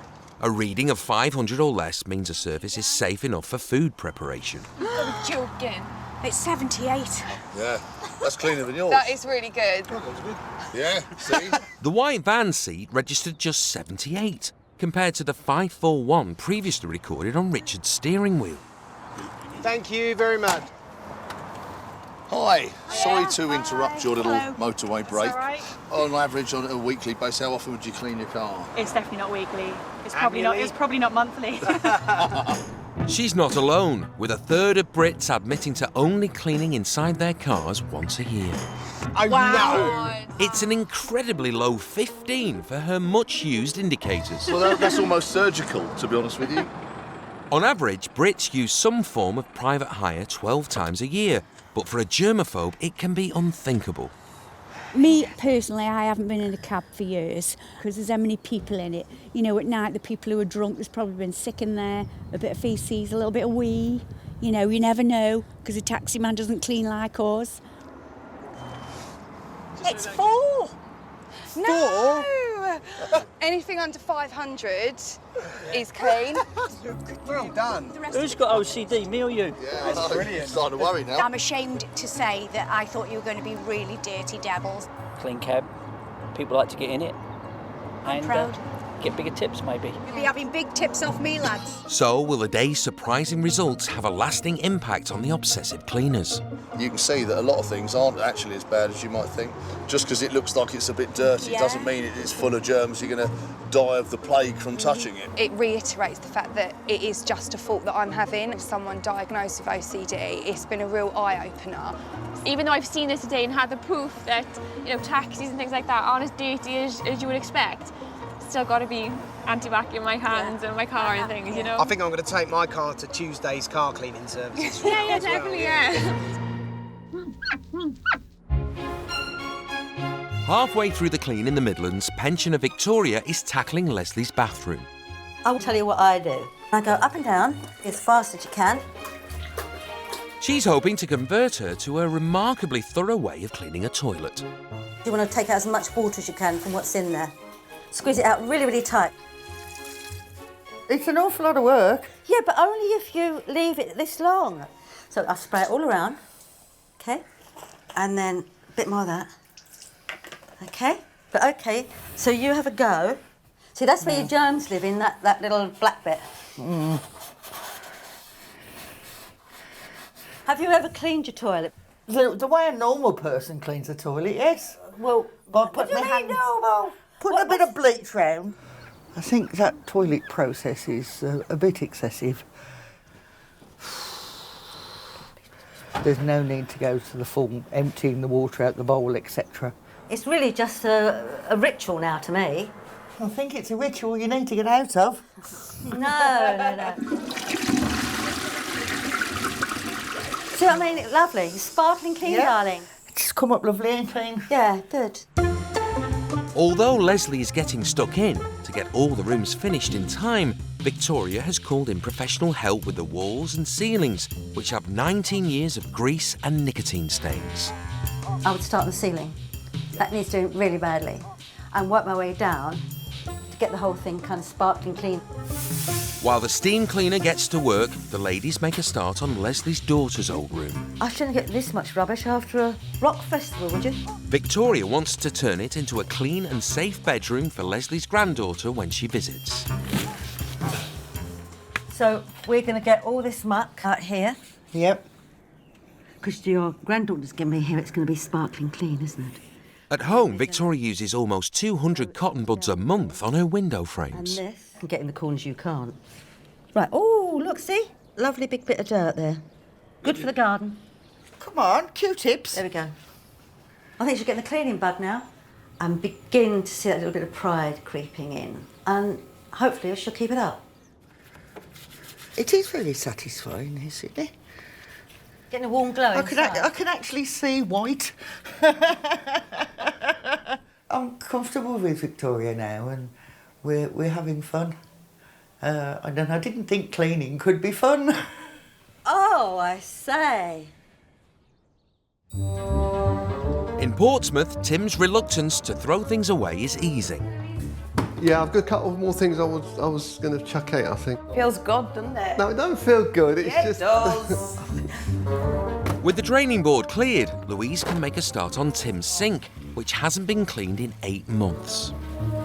How often do you do your sink then, Louise? I clean my sink every single time I've used it. So, Every single time you've used it? yeah. I can't leave any like watermarks, or I won't ever leave my sink with water. You know, like the droplets of water in the bottom? Yeah. I'd always clean it and dry it so that, you know, it's really shiny. When I go to put my cleaning cloth away in the cupboard, sometimes I'll drop a few bits of water on the floor, so then I have to clean my floor again. Honest? Yeah. But then, obviously, it means I've used my sink again, so then I'm in a vicious circle because then I've got to clean my sink again when I've finished. So I can end up doing it 2 or 3 times. But that vicious circle business, it can take over a life, so that becomes more important than lots of other things in your life. Yeah, no, you're probably right. I wish I could chill out a bit sometimes, but I just like things perfect all the time. But I don't think you can never get perfection. You can get close. Try. I know you can try, but you can never actually achieve it. The best you can do is keep getting back to a good standard. Yeah. Soap suds. I've never seen anybody put soap suds in the bin before. Well, I would like to come away from this experience maybe being a bit more chilled out with my routine and maybe just throwing caution to the wind and leaving a coffee cup in the sink. In the West Midlands, Victoria is putting the finishing touches to Leslie's flat after 4 days of deep cleaning. 19 years of grease and grime have been removed from the kitchen walls. And decorators are preparing the spare room for Leslie's granddaughter, Arissa, who's on her way to see it with Mum Christine. 4 days ago, this room was a dumping ground, and so dirty it was off limits to 4-year-old Arissa. Wow. Pink. Yeah. Pink for my little princess. Look at that, Arissa. Do you like it? This is great here. She's heavy. I'm ever so glad now. At least she can. I know she's got somewhere nice and clean, and you can even see out the garden now, out the clean windows. In the bathroom, 19 years of dirt has been scrubbed away and the toilet emptied and scoured. Nice and bright again, isn't it? It is. Now it's clean, it's... Easier to keep clean. You've got to keep it clean. You're going to keep it clean. In the kitchen, Leslie didn't believe in the need to clean the floor or hob, as you don't eat off them. But now the whole room is spotless and hygienic. So everything's lovely, easy to wipe down when you're finished. It's been great having somebody to motivate me. Would you drink a cup of tea in here with me now? Do you know what? I think I actually might. I can't remember the last time I actually saw it this clean. It's amazing. I'm just so proud of my mum for getting down and cleaning everywhere. I genuinely believe that I will keep this place clean. Might not be as finicky as Victoria, but it will be clean. Give Nanny a kiss and say thank you for doing all the cleaning. You going to say thank you? Thank you, Nanny. It's a new beginning, babe. Yep. It really is. I've got to see a few tears there. A lot of emotion, actually. I'm quite surprised. It's completed, and I can see the result. I think Leslie has had a wake-up call, and she's gonna... I think she's just taking pride of it now.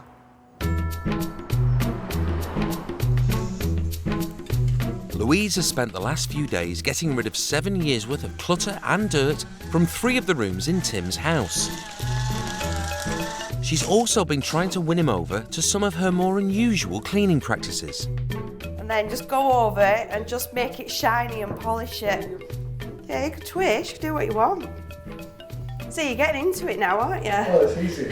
Are you gonna keep this up once I've gone? Not this. You're not gonna buff? It's good fun though. Soon, Tim's daughter, Lisa, will be coming to see the results of the clean. But there's one obstacle left for Louise to overcome. The front room unit. Right, the reason I don't have anything all over shelves like this is because then you can come in on a daily basis and literally just sweep it and it takes you 2 minutes. Tim's wife, Sue, moved out 7 years ago, leaving behind shelves of knickknacks he hasn't wanted to shift. Can I ask you a question? Yeah. Does Tim like donkeys? Tim doesn't mind donkeys. But does Tim want donkeys in his living room 365 days of the year? Tim is not fussed about having donkeys in his living room. So we'll put them in the box. For me, though, I just think you don't need to have everything round you all the time. If there's nothing in the display unit, it might as well be in a furniture shop. Is that an option? Finally agreeing to clear the cabinet of family ornaments, Tim will wait to hear what his daughter thinks when she sees the results of the big clean.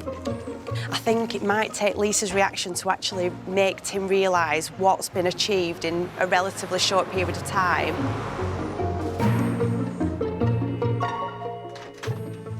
Hello, Lisa, Dad. come in. How are you? All right, thanks. And you? I'm all right. 4 days ago, Tim was so ashamed of his cluttered front room that it was out of bounds to visitors. Look. Blimey, this is lovely. It looks like a living room. Better, doesn't it? It looks a lot better. It's like a living room again. So is there anything that you've walked near and thought, oh, that's disappeared? All the ornaments from the top shelf over on that unit.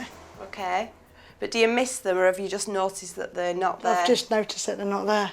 Do you still feel like it feels like a family room? Yeah, because it's obviously my dad's lived here for 20 odd years, so it does still feel like a family room. In the kitchen, every surface was piled high and hadn't been cleaned in 8 months.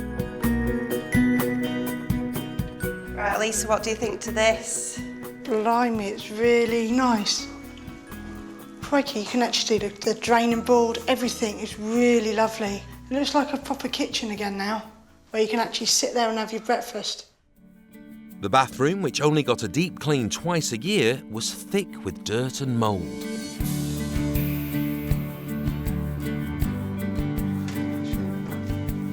Blimey, look at this. This is lovely and clean. I actually don't recognise the bathroom, Dad. Don't you? It hasn't been this clean for a long, long time. I'm really proud of it now. I hope you are, Dad, and I hope you're going to try and keep it like this. I said I'm going to try and keep up to this standard. Right, Tim, thanks very much for everything. It's been a pleasure. Oh, thank you, Louise, because this wouldn't have got done without you. Oh, well, you're more than welcome, and I just hope you keep it up. I'm going to try. I am really going to try hard. She's brought to me the realisation that you just can't let things slide. You've just got to stay on top of it. Whether I've had any effect on her or not, I don't know. I hope that she will sort of just ease back a little bit. I think spending time with Tim has kind of changed my sort of opinion on things. For me, I kind of think that if all the cleaning's not done, then maybe the world's going to kind of collapse in, which is, I think I've realised, is total nonsense. I'm proud of you for doing it. Well, thanks, Lise. Really proud. Because it's a nice home. You now can open the door wide when people are at the door instead of just poking your head through and not letting anyone see it. Yeah, well, I can actually let people in there if I need to let and the people front in room. to go in the front room. Yeah.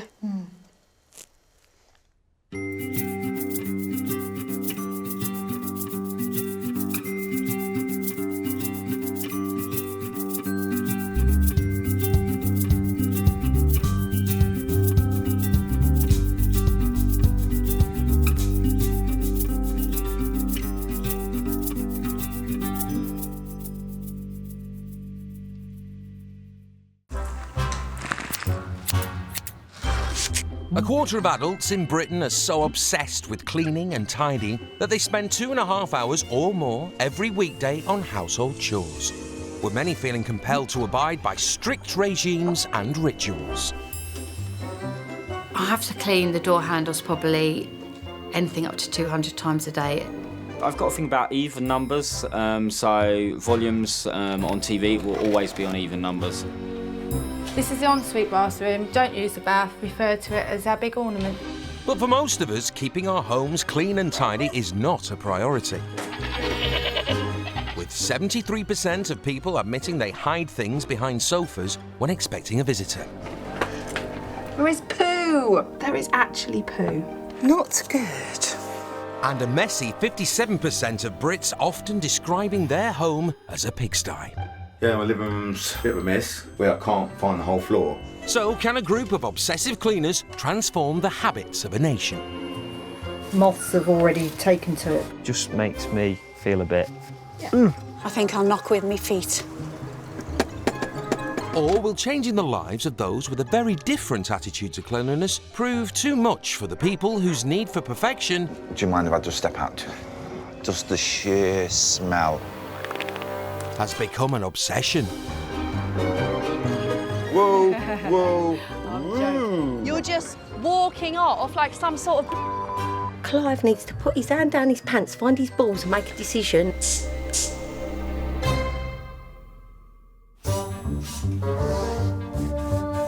You'd just be amazed.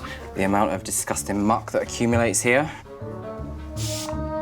30-year-old payroll administrator Glenn from Watford spends 16 hours a week keeping his one-bedroom apartment immaculate.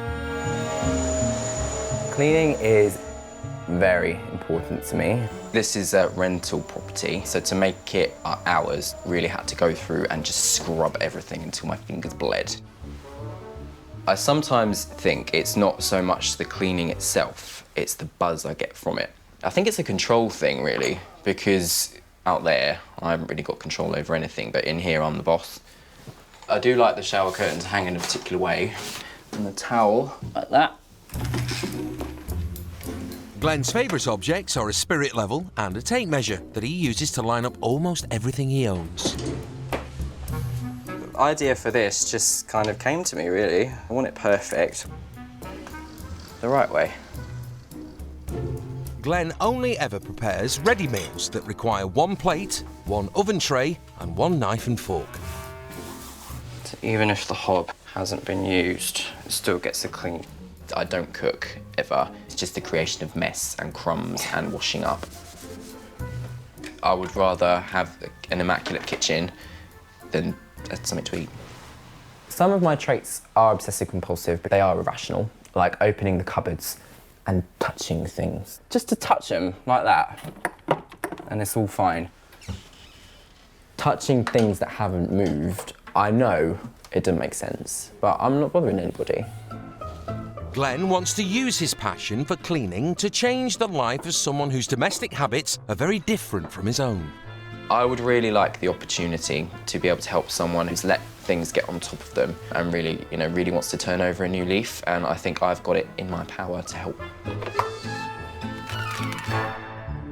Glenn's taking his obsessive cleaning habit from his 1-bedroom flat in Bedfordshire 100 miles away to Shanklin on the Isle of Wight. Oh, I see. Curtains could do with a wash, I reckon.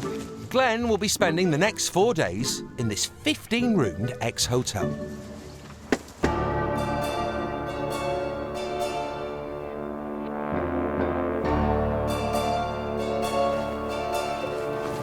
This is an African witch doctor's mask, and it was given to me by a shaman as I performed some magic for them. So this is a Tibetan exorcist's pouch, and this came from Lhasa. This is a missile plotting chart from the good old days of the Cold War. 48-year-old David moved his vast collection into this house 15 years ago and has since managed to fill each of the 15 rooms and every other available surface. I'm a collector, and collecting is far different to hoarding. I collected since I was about 4 years old, and I'm interested in most things. Anything historical that comes my way, I like to be able to touch history, not just read about it. David claims a varied CV ranging from private investigator to archaeologist to magician. His home is a reflection of his many interests, including 300,000 books, 10 African masks, 25 military uniforms, and a range of magician's props. This is an interesting magic item. It defies gravity.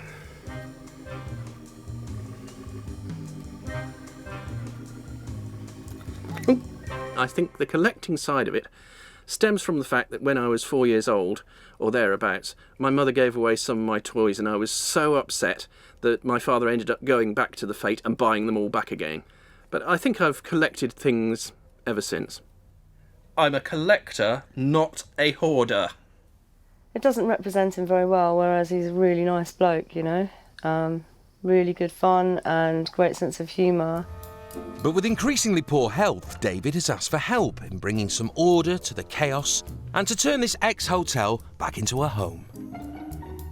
The house was last cleaned, I think, probably properly about 10 years ago. As my health deteriorates over the years, I'm finding it harder and harder to cope. I think it's totally not good for health. I think he needs to clear everything and start afresh.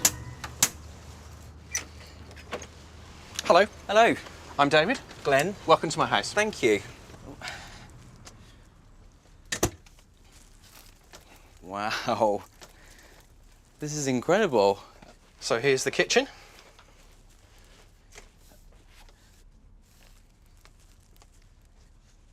Already there's more items and objects than I've got in my entire home. So is the whole house like this? Oh no, the whole house is a lot worse. Wow.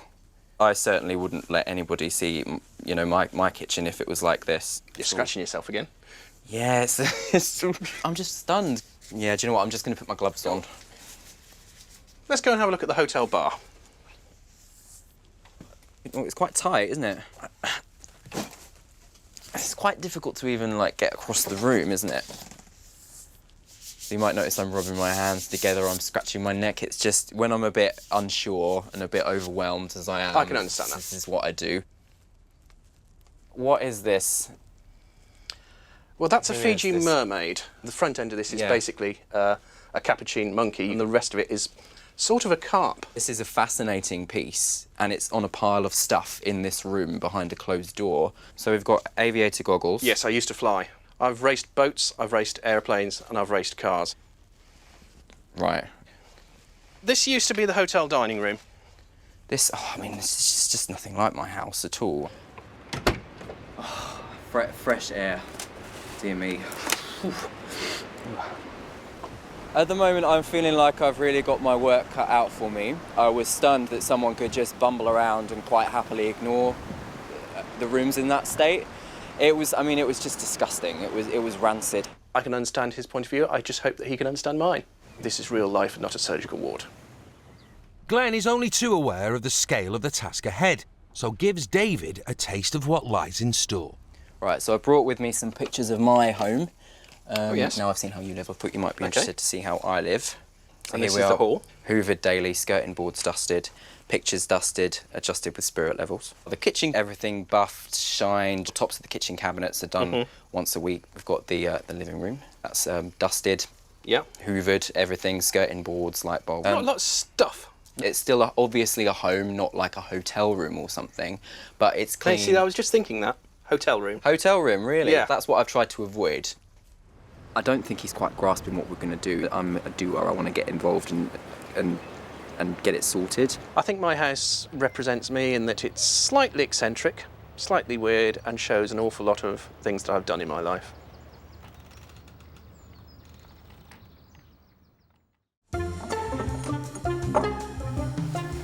In the UK, 30% of us admit to never cleaning our windows. Yet there is a group of Brits who are waging a war on dirt and clutter. 42-year-old full-time area bank manager and single mother Zara spends 4 hours a day making sure her house achieves impeccable show home standards. I've got a white sofa that you don't really sit on, so I suppose you could say that's a show sofa. I've got cushions you don't lean on, so they're like show cushions. I'll puff this probably about 30 times a day.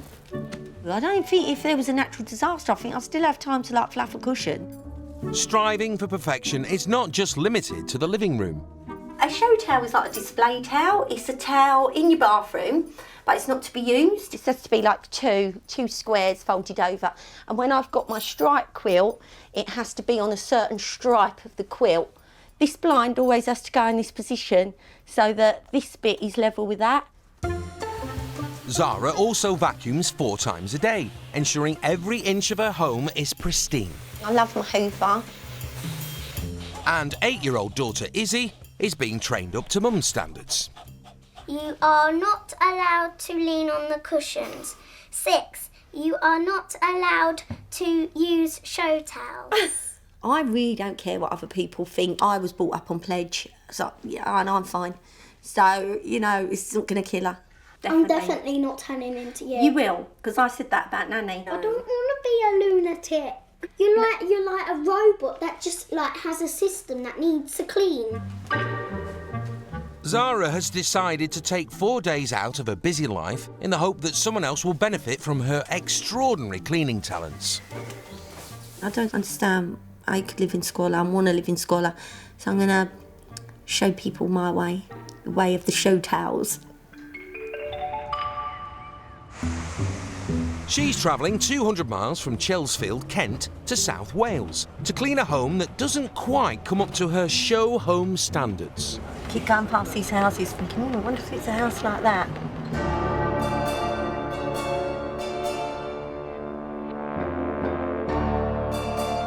"37-year-old shop owner Jo from Bridgend lives with her 2 sons and husband Clive. Her home is consumed by over 7 years' worth of clutter. This is our living room. As you can see, there's not much room here. It's all cluttered with toys, clothes. And I'm a shopaholic. If I hadn't been out and bought anything, I used to get quite depressed. Jo's compulsive shopping habits and inability to throw anything away means her son Dan's bedroom is almost inaccessible due to piles of clothes, toys and board games.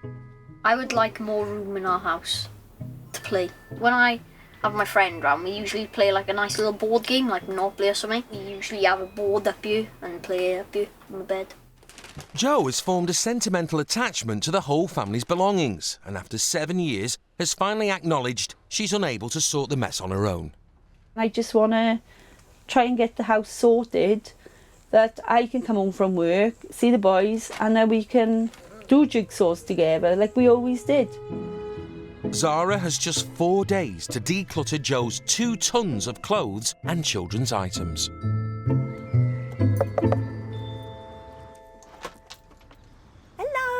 Hi, I'm Zara. Hi. Nice I'm to Jo. meet you. Nice to meet you. Jo. Watch you break your neck. Oh, I won't break my neck. Right, if you want to follow me up here now. I'll just put my bag there, Jo. Yeah, I Is that must all warn you, mind, it is total wipeout. These are the wardrobes I can't exactly get to. Oh, God, So- yeah, Jo, this is... To put 'em you away. can't even get the door open, can you? Yeah, so... I couldn't sleep in here. Like, my hands are really sweaty and I just want to sort it out. I just want to fling open the windows and I just want to pull everything out and sort it out with you. And I feel quite sad that this is your room. This is my Danny boy's room, this is. Well, oh my God, it will be when it's... If anything, this is worse than your room, I think. Do you not think you need to set an example? It does make me feel bad, and that is why I'm right. I want to get it done. I'll take you into the living room now. It's a little bit cluttered, isn't it? See, I could not have a monkey on the back of my sofa. I've got a brown leather sofa like you, Right. but I've got a cream sofa opposite and no one sits on it. I was gonna say, yeah. Nothing goes on it. What happens if somebody comes in and they go to sit down then? I couldn't concentrate on anything other than you're sitting somewhere you shouldn't sit. Where do our kids play? There's not one available inch of room. Something's got to give. Having seen the extent of the clutter, Zara's keen to share her plan for the next 4 days with Jo. We need to sort out what we're doing going forward. Project, clean the house, tidy the house. Let's get a show house. We'll clean it thoroughly and then we'll just try and find a place for everything. We can crack on with full clean in the morning. How are you feeling about that? Ready to go. On the Isle of Wight, Glenn has 4 days to tackle the former 15-roomed hotel. He's decided he will only be able to manage 3 of the rooms: the old bar, adjoining dining room and the kitchen. Walking in afresh, I mean, the smell is really strong. If anything, it's worse than yesterday. Before Glenn can address David's historical hoard, first he wants to attack the 15 years of grime. I would like to tackle the kitchen, clear all these surfaces so we can see what we're dealing with. I'm putting you on bin bag duty. That one. What's in that one? You don't need a selection of chocolate drinks. Surely one's enough? Yes, I do. You want to keep that? That's quite a dirty jar. No, go on. Give me a bag of sugar. Yep, good. I mean, I'm going to assume anything in the lower levels is going to be rubbish. As an archaeologist, I can say the lower levels are always the most valuable. Bread sauce, July 2008, David. It's in a packet. David, you're telling me that you think, oh, I fancy a bit of bread sauce, you're going to crack this open and serve it this evening? Yeah, I would do. Or would you leave it? Would you leave it here to rot? No, it's going in the rubbish. 4 hours and 10 bin bags of rubbish later, the kitchen surfaces are finally clear. And Glenn can move on to the antiquated fridge. Careful of the water. OK, let's see what's going to happen when we open the door. Wow. Sticky, they are not wrong. Toffee pudding. David bought this vintage fridge 15 years ago and has never once cleaned or defrosted it. Go. Oh. OK, it can go. Oh. Or do I want to keep it? You all right? Yes, I'm all right. Purple and...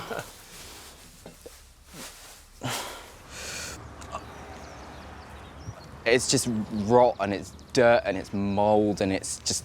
Oh, it's disgusting and it's making me like... What baffles me also is your complete lack of shame about it. Like, how are you feeling with my reaction to your fridge? I can understand your reaction to my fridge, yeah. I mean, can you get the smell as well? Yeah. You can? I mean, would you want to put your head down and have a good sniff down there? I don't think you would you? It's not pleasant, It's not exactly pleasant, no. No, I think, to be honest, it's going to have to go. It's a collectible 1950s. Yeah, but it's, thing. I mean, it's ruined, it's dirty. Look at this down here. This is disgusting. This is completely unsalvageable. With the fridge too large to move, it must stay. So Glenn has hired some removal men to skip David's chest freezer to make way for a new additional fridge instead. It's been left unplugged and hasn't been opened for 15 years.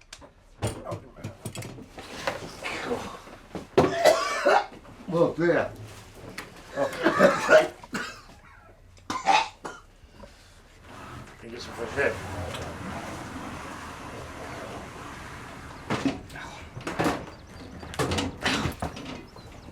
Let me get out of it.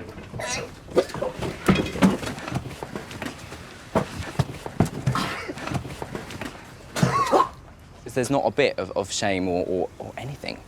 It's muck on me. I don't know what it is.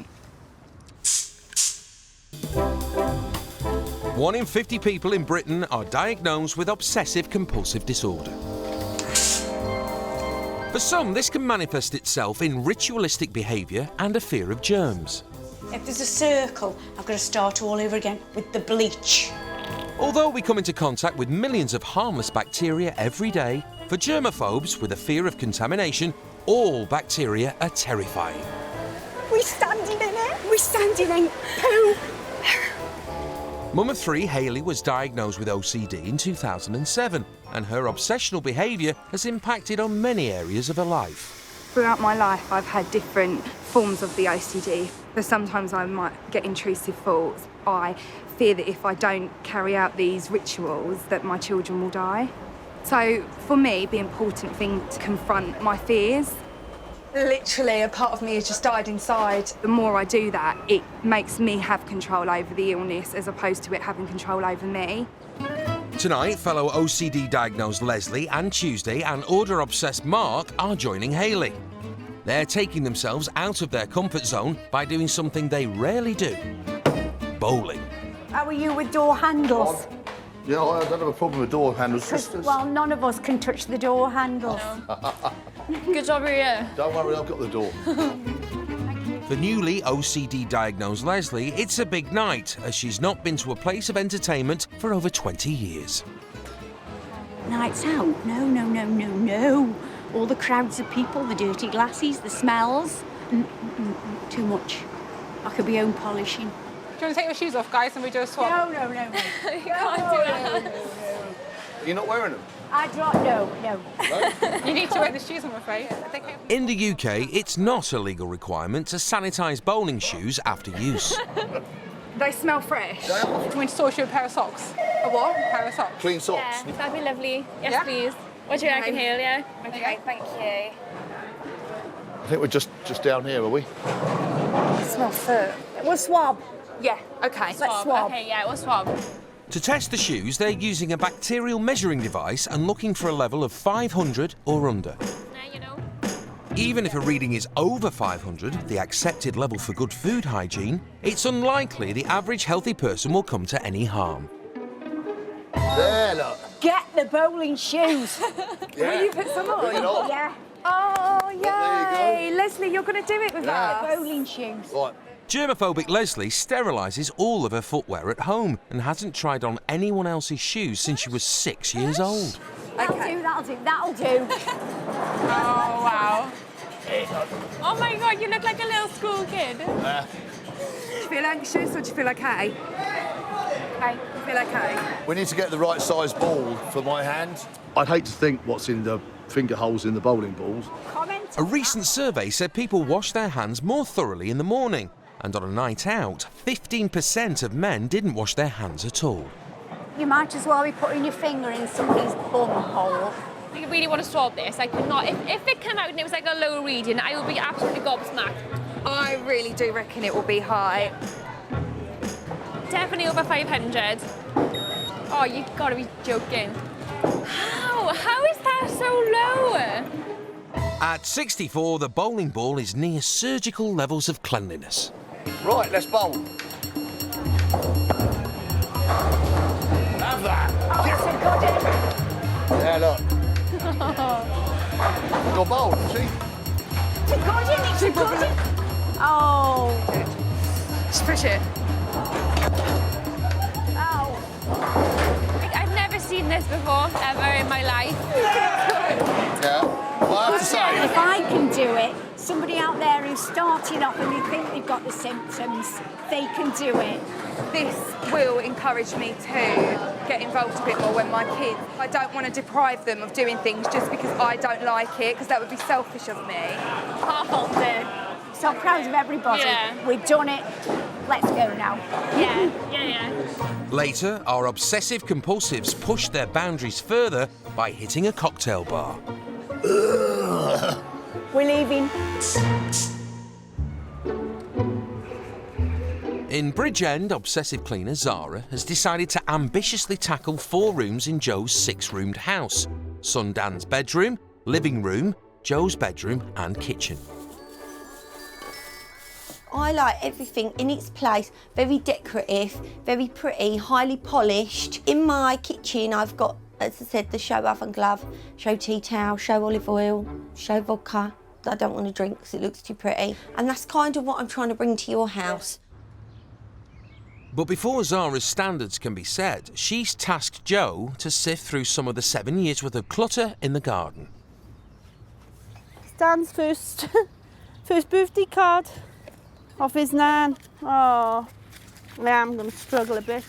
I'm going to try. I am going to try. Oh. I will be cleaning what I do best. Jo will have to sort out, which she doesn't do best, but she's going to learn to. At home, Zara spends 15 hours a week on her kitchen alone and gets through 8 bottles of bleach. I love bleach. 1, because it gets everything really clean, but 2, it's just got a lovely smell. I hate that smell. I'm never going to use bleach in my house. But she's a whiz and she's using her magic now and doing the same in my house like she's done with hers. It's just satisfying. Every little groove I'm going in, it's like a lovely feeling. I mean, I've done all the bleach in the house already and I haven't even done one room yet. 2 hours into the clean, Jo, left to her own devices, has only parted with 1 bag of rubbish. Yeah. What's the hardest things to get rid of, Jo? What's the things that are... Mainly the boys. Boys' things? The boys' things, yeah. I don't know what, I mean... Why do you think it's the boys' things that make you... I don't know if it's because they've like grown up so fast and... You want to hang on to like little bits of their childhood? Yeah. OK. I don't want you to get rid of any memories, Jo. That's not what I'm here to do. I don't want to keep everything because otherwise I'm going to be in the same boat. With temperatures soaring into the 90s and progress slow, Zara leaves Jo in the garden while she turns her attention to Joe's youngest son Dan's bedroom. There's no order. They're higgledy-piggledy. They're different colours, they're different sizes. They're driving me bonkers. They've got to come off. I'm not as organised as Zara, as you can see, but I'm trying. I am trying really hard. I can't even describe this afternoon. It's like the nearest I think I've ever been to insanity.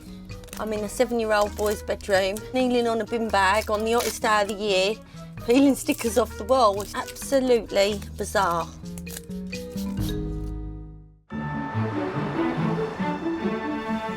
On the Isle of Wight, obsessive cleaner Glenn has set himself the task of restoring order to 3 of the 15 rooms in the former hotel. Morning, David. Are you decent? But 3 days into the 4-day clean, they're yet to finish the kitchen. Yeah, yesterday when you opened the fridge, I was a bit embarrassed by your reaction. Were you? And a bit upset about the way you reacted. Oh, I should think so. At home, Glenn spends 16 hours a week cleaning his 1-bedroom flat. I'll do this. Okay. I would like you to get cracking on anything you can see. Okay. Please.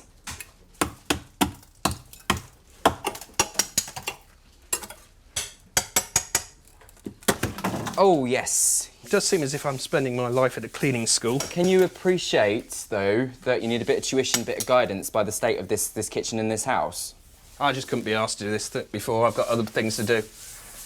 So now we're getting to the crux of it, really, aren't we? It's laziness. You've basically just said it. I actually have a life. Hey, what have I said to you many times? I have a life too. That does not wash with me. Well, hours and hours does seem an awful long time to me for a person who lives in a one-bedroom flat. Glenn won't cook in his own kitchen, but cleans it religiously. Unlike David, who, because of ill health, never cleans his. This is quite irritating because this is stopping me from being able to crack on and clean. Yeah, I'd rather be doing something else than this. So what are you usually doing? Early in the morning on a Saturday, I'd probably be in a hotel bar talking to some of my colleagues. Which contacts are these? I'm just interested. From the life of private investigation. Oh, OK, so you've got private investigation in your canon as well? I haven't known you very long, but so far I've heard you were a barrister. No, I have a law degree to get into the civil service. You have a law degree, you've worked in archaeology, you've worked in private investigation. And the circus for a couple of years. And the circus. Yeah, astronomy next. Cambridge in November for astronomy and astrophysics. Right. So how are you doing over there? It'll all get done. Just relax. No, I can't relax. I can't. So is that what you're like in all of your life? I'm super organised. But think how many hours you could be spending doing something else. I get plenty of time to do what I want. I mean, I'm more concerned here with the, nah, don't worry about it attitude, because this is what we end up with. Oh, don't worry about it. Glyn strikes me as someone who is very repressed and uptight and could really learn to relax a little bit more. He sort of stands robotically sometimes and he's sort of very contained. As a serious question, I've done the round and round. Yeah. Which is better, left to right or up and down? In Bridgend, after 3 days, with only 2 of the 4 rooms tackled, Zara is struggling to impose her show home standards.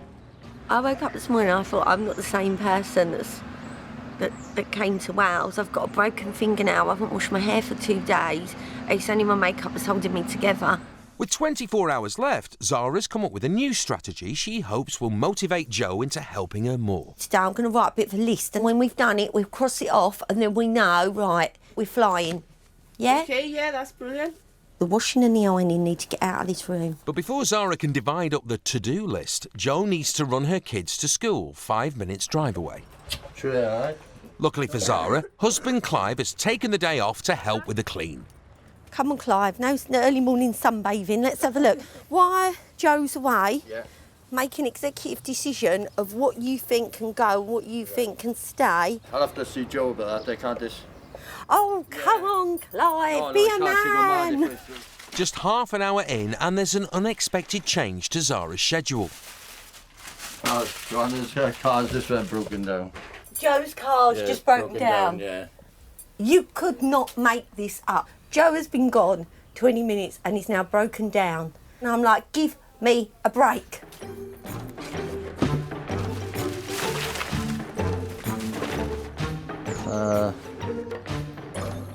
Could put them in Ryan's room. Oh, I'll ask Sarah.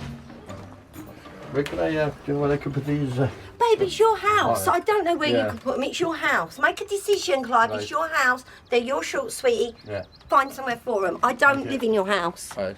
2 hours in, I'm doing it all by myself, and I will get this. I'll do my goal. So if he wants to sleep in a room with his shorts on top of his head tonight, let him get on with it.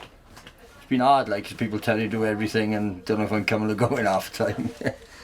Things like this, that can go. Plastic covered, do we need it? No. Right, I need you, like this today, because we will never get it done. Clive needs to put his hand down his pants, find his balls and make a decision. It's going to be a long day. The average person comes into contact with millions of germs every day. For the vast majority of healthy people, this isn't an issue. But for some sufferers of OCD, it can be a challenge. Tonight, Hayley and her team of obsessive cleaners are pushing their boundaries by visiting a busy bar.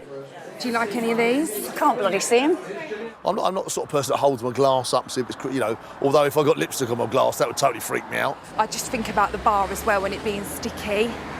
I wouldn't like it if the bar was sticky. I am anxious, but I've got a little bit of excitement as well, actually. It'd be lovely if my mum could have like at least a little bit of a social life. Because, I mean, next year I'm going to be leaving, I'm going to go travelling, and my mum's going to be, like, by herself. Thank you, thank you. I really am looking forward to pushing the OCD. I can't remember the last time I ordered a drink. It feels so just really weird. If I was going out on the weekend, I would usually have a drink or two before I went out because it makes me look a little bit more confident and less nervous about what I'm going to come into contact with. I've eyeballed everything, even your fingernails. In a study of cleanliness, rims of wine glasses were found to be dirtier than the toilet door handle in the same establishment. But dishwashers will eradicate 99.9% of all bacteria.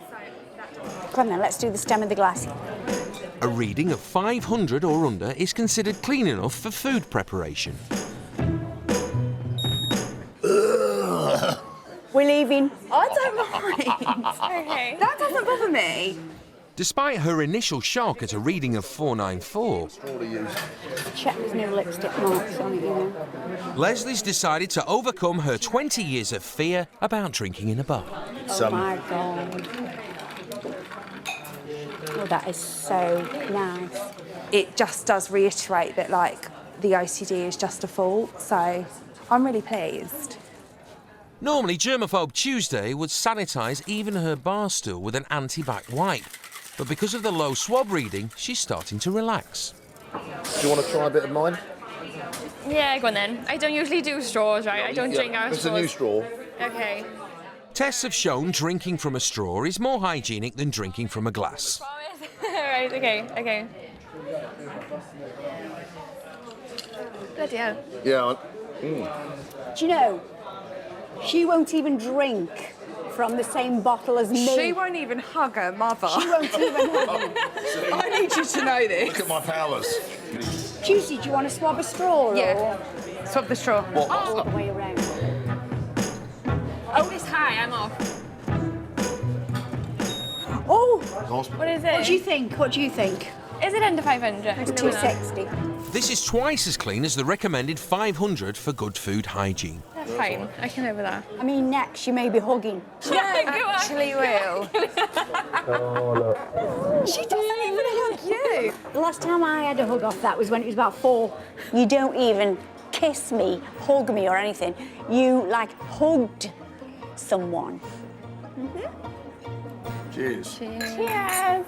Boundaries. Yeah. Pushed.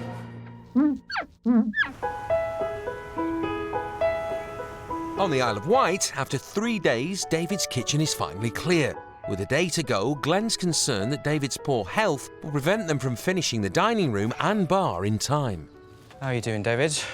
I think I did something to exacerbate what I did the other day with my ribs. So what happened? You lift something too heavy, you leaned over a bit too far, and I knew when I was going to be sick. Minimalist Glenn is keen to start on the old bar, home to many of David's most weird and wonderful curiosities. This could be a really fantastic room for displaying your interesting keepsakes, right? Yeah. But at the moment, it's just buried under mountains of boxes and stuff and who knows what. Can we move my Fiji mermaid? Because I would not like her to get Fiji mermaid, damaged. absolutely. Can I stick her up there? I adore the Fiji mermaid. We're going to display her properly at the end. But David's emotional attachment isn't just to his curios.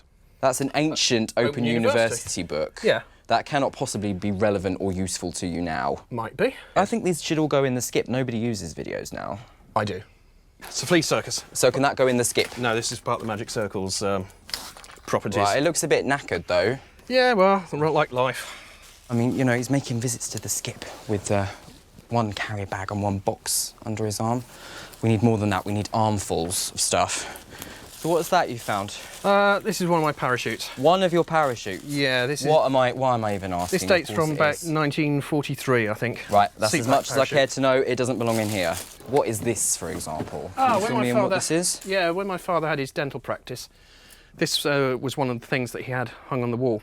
What is it? It's a beak of a swordfish. Do you want to keep it? Because Yeah. it's all bits fallen off it. It looks a bit past its prime.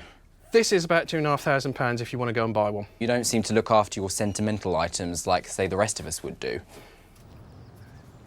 To Glenn's frustration, David is reluctant to part with anything in the bar. I've bitten off more than I can chew here, I freely admit it. That room has just defeated me. I mean, we've been at it for hours on end. We've barely even finished the one room, never mind the one at the back. I think that by his very nature, he gives himself stress. Does he need stress to thrive on, maybe? I don't want to get into amateur psychology, but he does seem to like the stress and complain about it at the same time. Those are actually quite nice, yeah. So I don't understand how somebody can be so obsessed with cleaning and tidying. What has it made you quite like that? Ever since I was a kid, I've always had even a neat and tidy bedroom at home. What I'm still struggling to understand, David, is where, you know, this behaviour comes from. I think the collecting thing, like you, is inherited. All my family collected. We used to all live in big houses, so with big houses you need to fill the rooms with stuff. Why do you need to fill them with stuff? Otherwise it's just a very large empty room. How are your ribs at the moment? Are you still in pain? I didn't have a very good night last night. Right. So I didn't have a very good last night either, you know. I came away from here very frustrated, very stressed and quite upset because I've come in and I've done so much and all I've had is just a couple of perfunctory gestures, you know, wiping a few surfaces or saying, yes, this can go in the skip. As you know, I wanted to do the back room too. It's not going to happen. I mean, you don't even seem like you care. But I think I'm just a natural collector. Because this isn't a collection. There's no order here. I don't know. I'm never going to understand it, and I've had it. I've given up trying to. So really, I'm just going to crack on, get the boxes out. A rubbish bag. I need to get something out of this room. I think poor Glenn might have lost the plot a bit this morning. I think this week has been a bit too much for him. Yeah, I don't think I'm going to convert him to collecting thousands of little China kitty cats.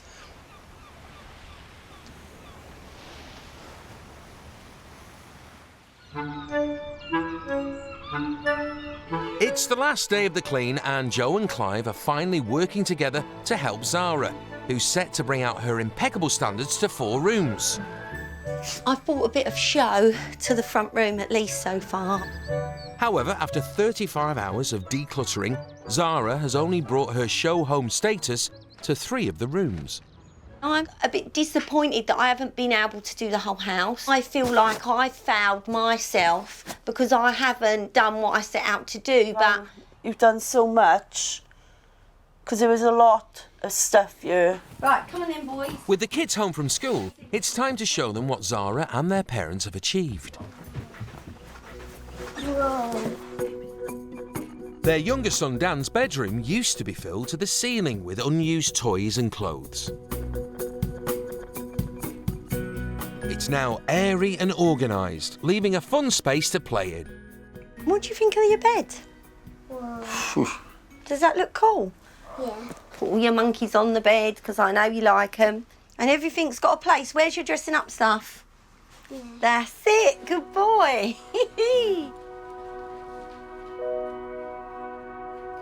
The living room was overrun with 7 years' worth of clutter, preventing them from spending quality time together. Now it's a room the Reddy family can relax in. What do you think, boys? Whoa, this is really good. Oh, stunning, isn't it? Oh, look at that. It's better than I even expected it to be. So it's just, it don't look like our house. It's really nice now. My friends will be able to sleep over and we can have a laugh and it'll be good. Want it to go back to how it was? No. Definitely Do you think not. it looks better now? Yeah. Quick, catch Sarah because she's going and we want to give her presents. Thank you for tidying my Oh, room you're so welcome, Ryan. Oh, thank you. I wanted her to be boss and I wanted her to make sure she kicked our butts. So, fantastic. Yeah, feeling good. Thank you. I don't think I clean too much. I'm happy that my house looks like a show home. Keep it tidy, no stickers, Dan. I'm not going to change. I love my life the way it is. On the Isle of Wight, Glenn has spent the last 4 days attempting to strip back David's 28-year historic hoard. In the 15-room ex-hotel, he wanted to reclaim David's kitchen and empty the bar and back dining room to display key pieces. The back room of the bar, I'm not going to get there. It's absolutely impossible. Clearly, David doesn't care. So I'll try and finish off the main room, the dingy room with the actual bar in it. To satisfy his desire to make order from David's chaos, Glenn calls in a local chippy to build bookshelves in the bar. I'm not going to be able to arrange the books the way I would like to have done. It's not going to resemble a library, it's going to look like a charity shop, but at least it'll be a relatively tidy charity shop. David's reluctance to part with much of his hoard means Glenn has shunted boxes into the back dining room. 2 tons of rubbish has been skipped, 6 large boxes and 6 bin bags have gone to charity, and David's been tasked with polishing selected items. Meanwhile, Glenn brings his precision and symmetry to the newly cleaned kitchen. Glenn finally buffs the bar, showcasing David's more interesting artifacts.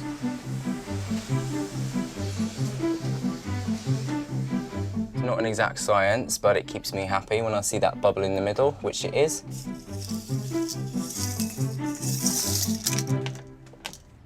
David's friend Mary has come to see what Glenn has helped him achieve over the last few days.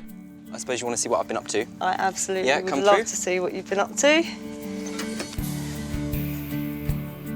Before, David's kitchen surfaces were submerged under condiments and crockery, and his fridge was foul. Wow, look at it. Looks totally different, doesn't it? Absolutely. I can't believe it's the same place. It's amazing, absolutely amazing. It's a totally different place. And it's all thanks to Glenn, so thank you, Glenn. Thanks, Glenn. Well, yeah, you're welcome. I mean, I'm really proud of what, I've managed to do in here. And of course, you'll remember the fridge. The infamous fridge. Block that. Yeah, the smell is definitely not here anymore. So it's going to stay as an ornamental piece, isn't it? Yeah. And of course, didn't want to leave David without a fridge at all, so we've got a brand new one. He's got his ornamental and he's got his functional. If I needed to make a meal, I'd be happy to make a meal in here. David's old hotel bar used to be buried under his historic hoard. Now Glenn has cleaned and cleared space to make a feature of both David's mahogany bar and items from his collection. So come on in. Wow, it's got character. This is a room now. This is a comfortable room. Well, there's a nautically themed cabinet behind you. I can see. There's the mermaid. It looks really good. This is a real livable space, isn't it? Yeah, it is now. Beautiful. Thank you, Glenn. Wonderful. Well, speechless. Thank you, Glenn. My pleasure, I suppose. I've learnt about myself that I've got grit because it takes balls of steel, I think, to tackle something like that, so I'm really, really proud of myself. I feel like now, after that, after David's floor and David's fridge, I can do anything. Have a nice trip home. Thank you very much. Thank you very much indeed. I think the outcome of spending time with Glenn has been that I will seriously consider emptying a few more of the rooms in the house. Don't let him slack off now. I certainly passing the responsibility over to you. This is your job. I think if Glenn and I spent a lot more time together, and by that I mean a lot more time together, in about 6 months, 12 months, he might have loosened up a little bit.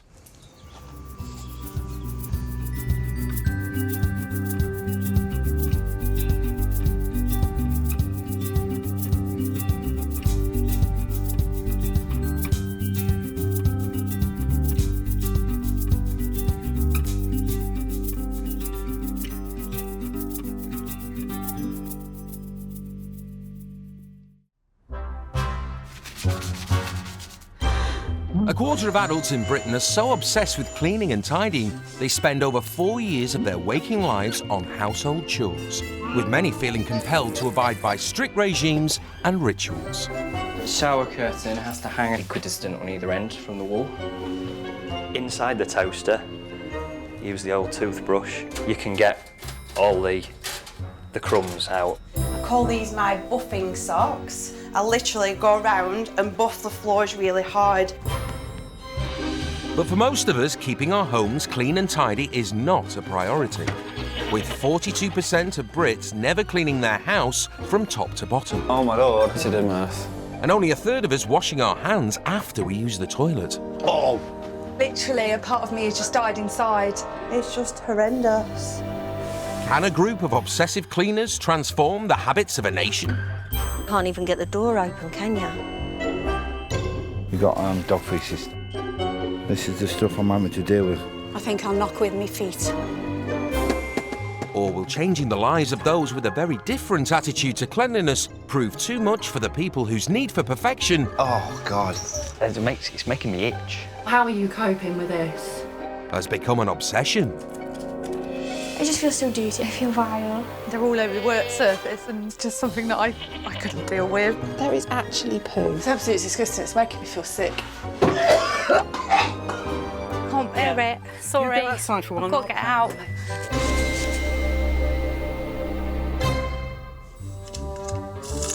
I have to clean the door handles probably anything up to 200 times a day. If I hear the children moving around the house in other rooms, I will get up and go and wipe the handles of the rooms that they've been in. 39-year-old Louise from Royston, Hertfordshire, is a single mother of two who spends over 40 hours a week keeping her 3-bedroom bungalow immaculate. I think it's about presenting perfection, that my home is perfect and ready at any time.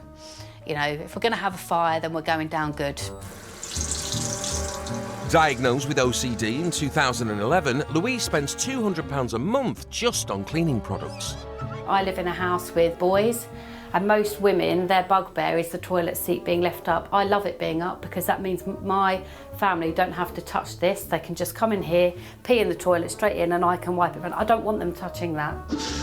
My OCD started at the age of 21 when I joined the prison service. I went to work at Wormwood Scrubs, which is an old Victorian jail, and every day I had to work in an environment where there was rats and drug users and dirt and grime. Louise's children know only too well how much of a priority cleaning is. Archie, what are you doing?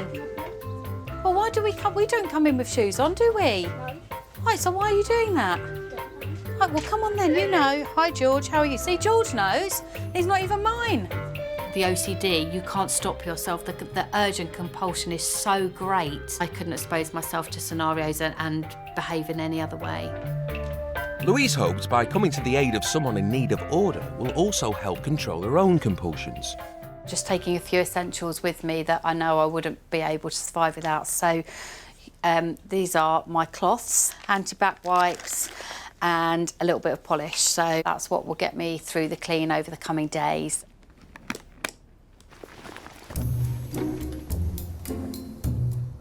Louise will be travelling 50 minutes across the Hertfordshire border to this new build home in Ely, Cambridgeshire, to someone with a completely different set of standards.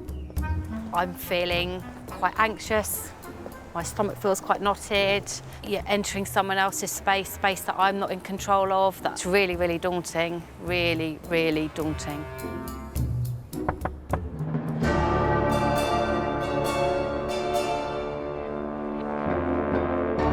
58-year-old vintage clothing trader Sarah lives by herself, but shares her home with 15 years worth of clutter. I would describe myself as a womble. I will see something in a skip and I will go and get it and I will think of a use for it.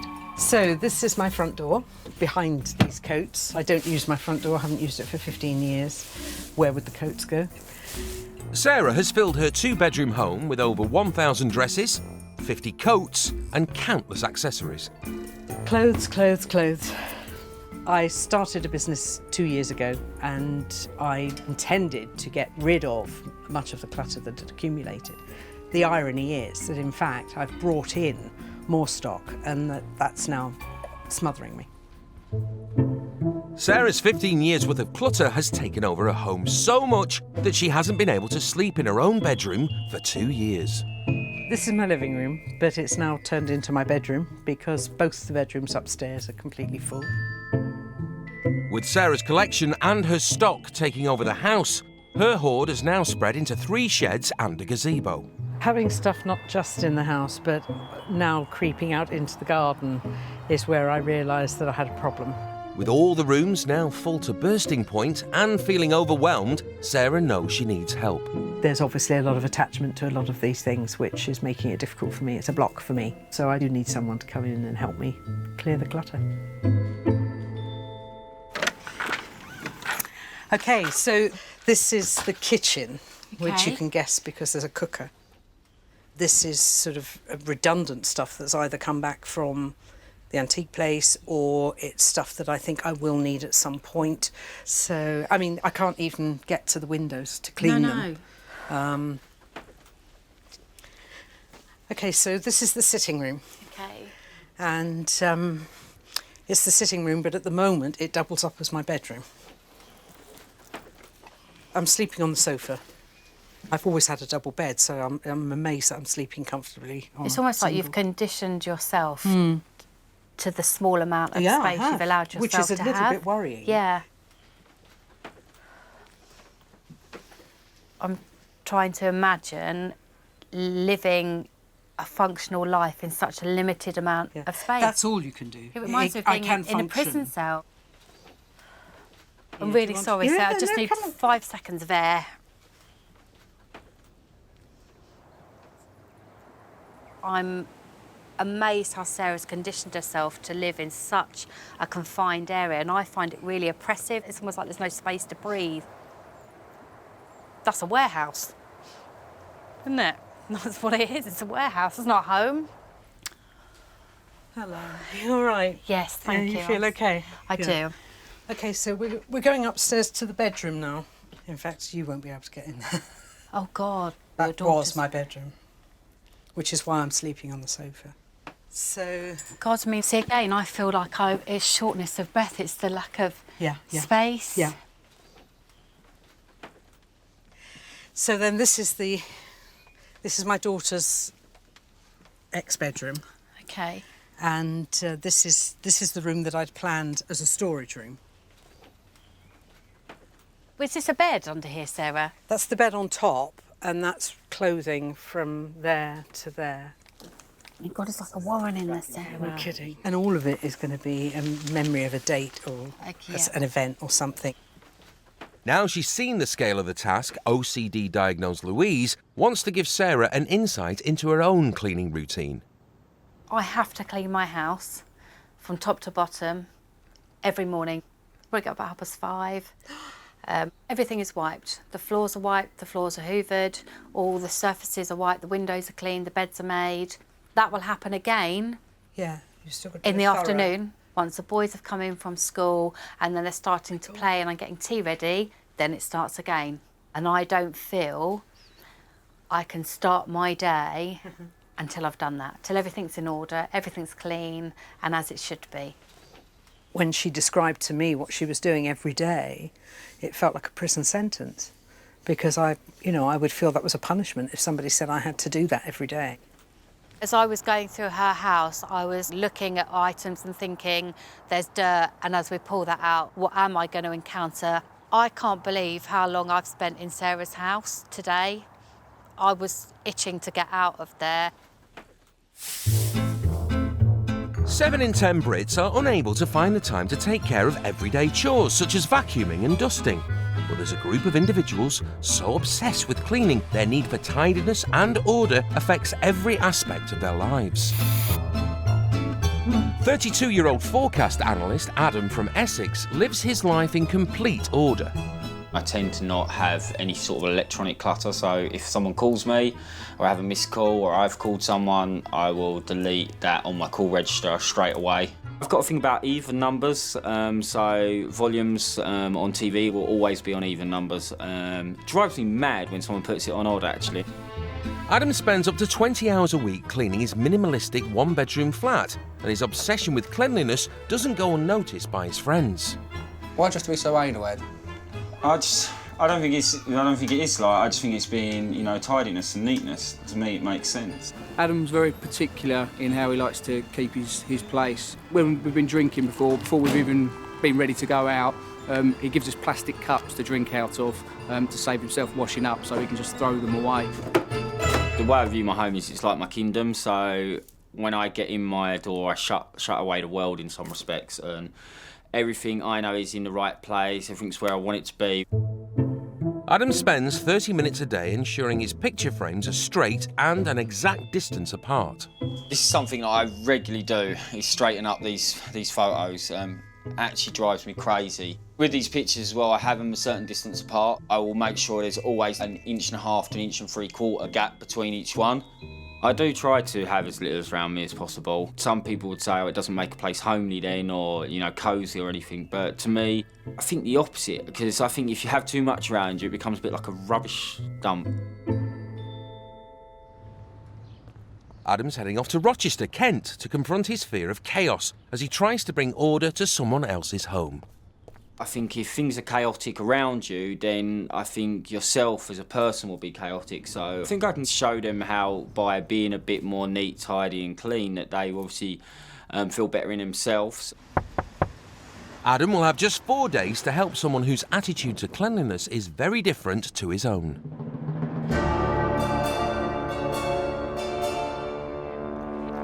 "38-year-old single mother Lara lives with her 2 daughters, Tree and Isla. Their 3-bedroom house hasn't had a deep clean for 12 years. When it comes to the grill and the oven bit, I tend to let it get quite, I don't know, I just don't clean it. There's more important things in life, like living and spending time with my kids, and yeah, it's not my top priority. Lara also can't resist salvaging people's unwanted items. Bin Day is brilliant for finding things. I walk around a lot locally, and there's just things outside people's houses. This sofa initially came from the pub next door. They were throwing it out. This table here was in somebody's rubbish. And then behind the sofa, there's camping gear, there's bags. I find that because there's limited storage everywhere in the house, that the kitchen sort of spills out into the bathroom. I have got coffee. There was no space in the cupboards. A jar of pickled onions. My pickled onions have been there for quite a long time now, probably over a year. In fact, I didn't pickle onions last year, I did them the year before, so they're over a year. Lara feels the clutter was a contributing factor to the breakdown of her marriage 2 years ago. Although we argued, and that was the main reason he left, and he wanted to take that away from the children, he also said that the amount of clutter, it was always a bone of contention, it always got to him. But I think I'm all about building a better me at the moment, and to make the house less cluttered would, I don't know, feel freer, feel nicer. Hello, come on in. Hello, hi, I'm Adam. Right, I'm Lara. How you doing, Lara? Okay, wow. Got quite a bit of stuff, haven't you? Yes. I'm trying to picture what your house is like at this moment. Not like this. Yeah, I got that. Yeah. Crazy. I have to straighten that. I've got a thing about things being straight. Yeah, and like kind of like right angles, and I've put them at just the wrong place, haven't I? So they don't quite sit properly. so much to take in. Quilt, does it serve any kind of purpose there? Or? It serves as a dumping ground for things that you want to hand every now and again. This end of the room is more of a sort of dining room end. Usually have this much stuff in the dining room, and I've just noticed something on the floor as well. Is that like some sort of hamster or germ? That is a hamster. Near the food as well. No, not near the food. Food's there. I don't have food on the floor. Do you have food on the floor? To me, food, cupboard, pet, near. Yeah. No, I don't think you're alone there. Right, this is the kitchen. Okay.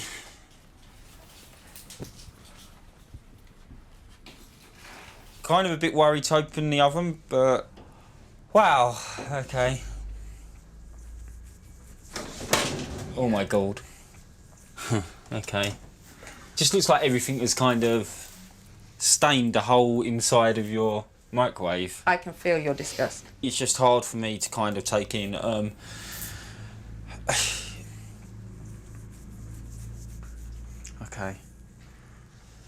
Right, this is the bathroom, and a lot of my kitchen things ended up spilling out into the bathroom.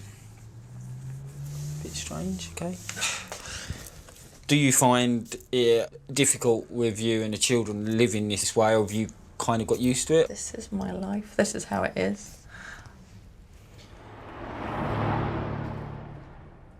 Hoping to inspire Lara, Adam's keen to show her photos of his own minimalist home.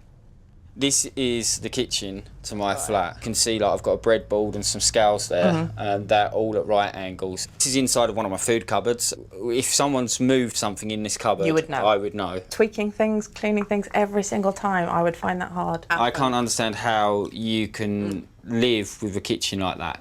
If you were to make it that minimalist, I would lose the personality that it's got. You can still force your personality upon this house and people can still come in and go, oh yeah, this is Laura's house, but this is not like that. This is not Laura's house, this is more like this house owns you. Adam's life sounds hard work. I'm happy to have routines and keep my house tidy and tidier than it currently is, but I could no way live the way he lives.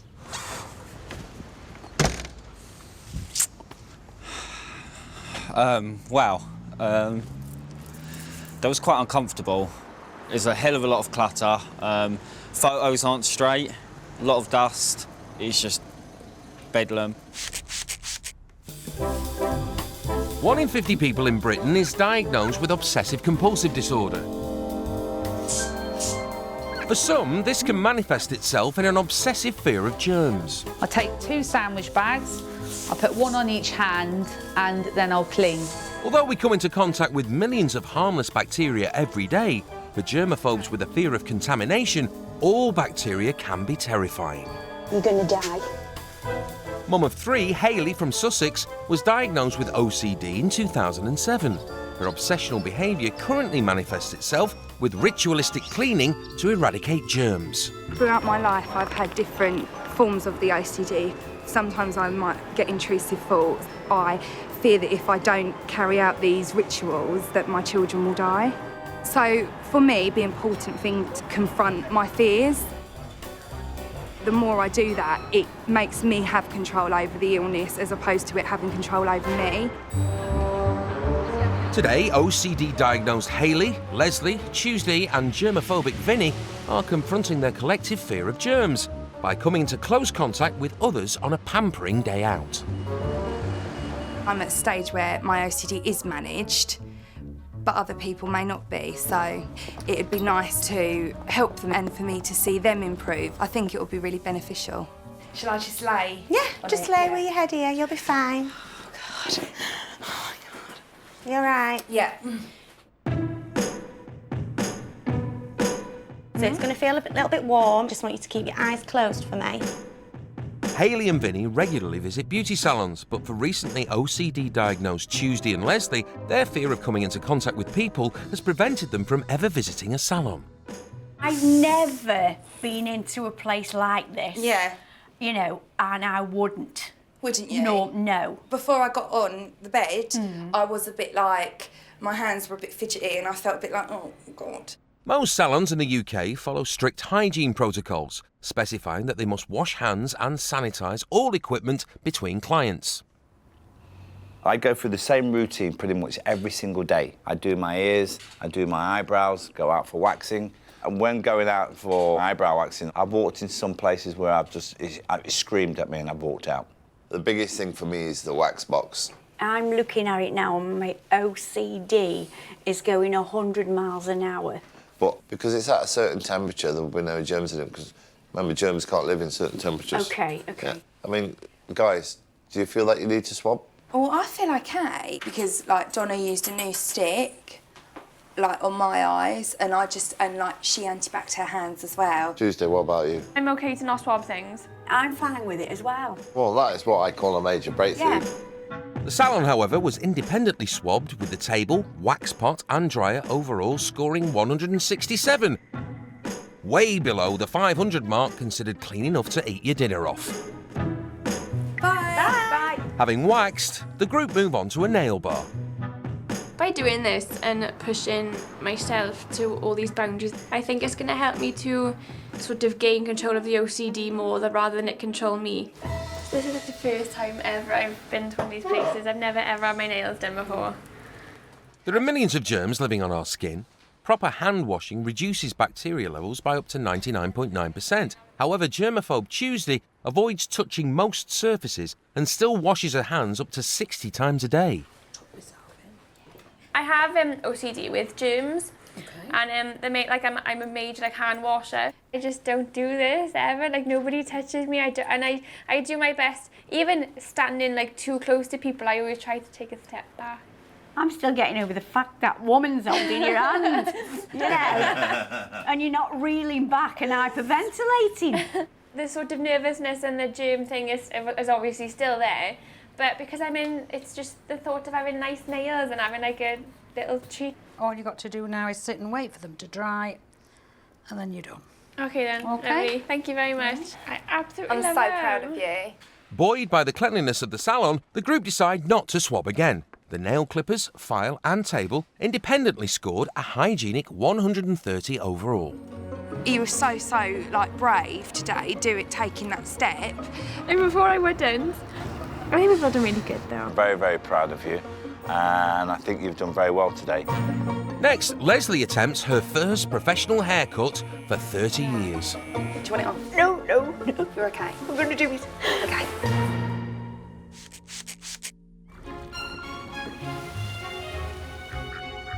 I was thinking maybe if we started here, right, and then we worked our way right the way around the kitchen, Right, so at least we got you back ownership of this space.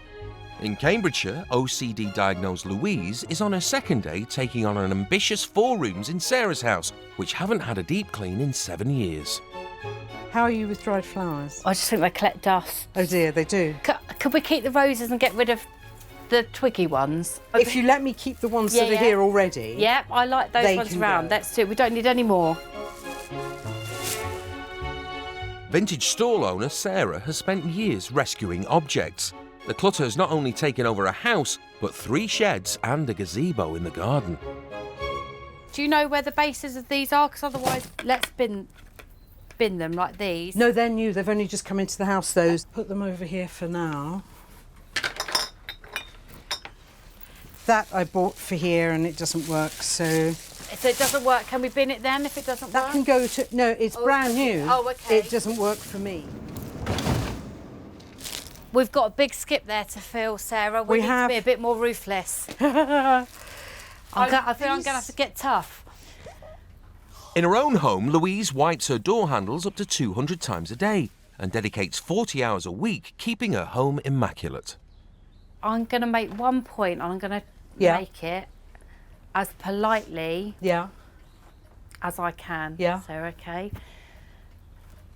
When I come into your home, remember I'm challenging all of my fears, but then I feel that you're not doing it back. Yeah. I'm challenging me, but you have to push yourself and say, no, Sarah, I am going to bin that. I've got a whole bundle of stuff out there that's going to charity. There's a whole load of stuff in the skip. There's a whole load of stuff here that's just going to get swept up and put in the bin. So as far as I'm concerned, we've actually made huge progress. Yeah. I think there was a little bit of a crisis in there for Lou, and I think it was because, as far as she could see, everything she held up was useful. Well, yeah, I could have told her that before we started. Sarah doesn't want me to touch the things in that room at all. She wants to tell me what's going to that room, and what's where. And what I feel for her is are we then going to be just moving the items around the house rather than addressing the task in hand, which is actually trying to condense what's in this house. I feel mentally drained today. I feel like I've been the whipping boy for Sarah.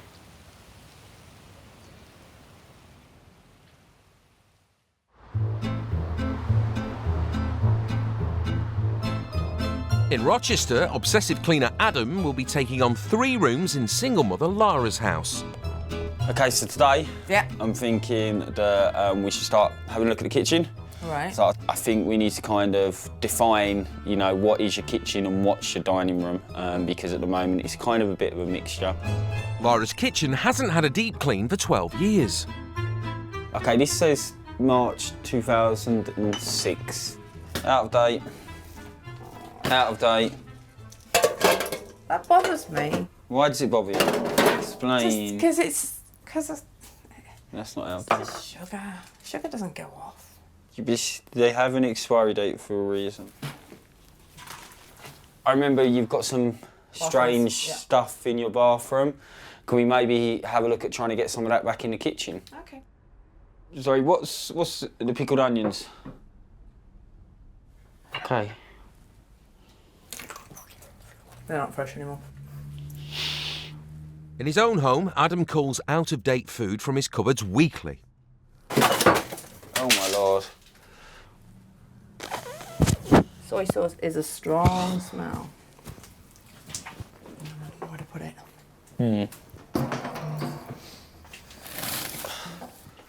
I'm gonna have to get some air because that smell is just making me feel a bit sick, to be honest. So I'm just gonna leave you to clear that up if that's all right. Thank you.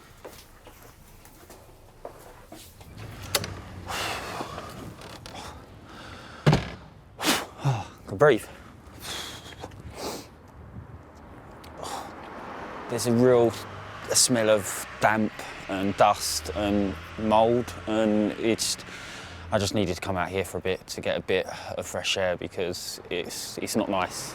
Adam is really struggling with this. He's really struggling with the fact that I keep everything past its sell-by date. I personally don't have the same problem.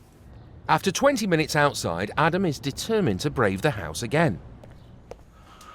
Well, so it still really kind of smells in here, doesn't it? He turns his attention to the fridge and oven, which haven't had a thorough clean in over a decade. Prepare yourself. Okay.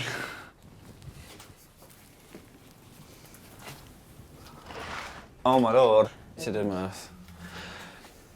That's gross. Okay. Yeah. Oh really? Wow. I find that a bit uneasy, to be honest, and a bit, I don't know.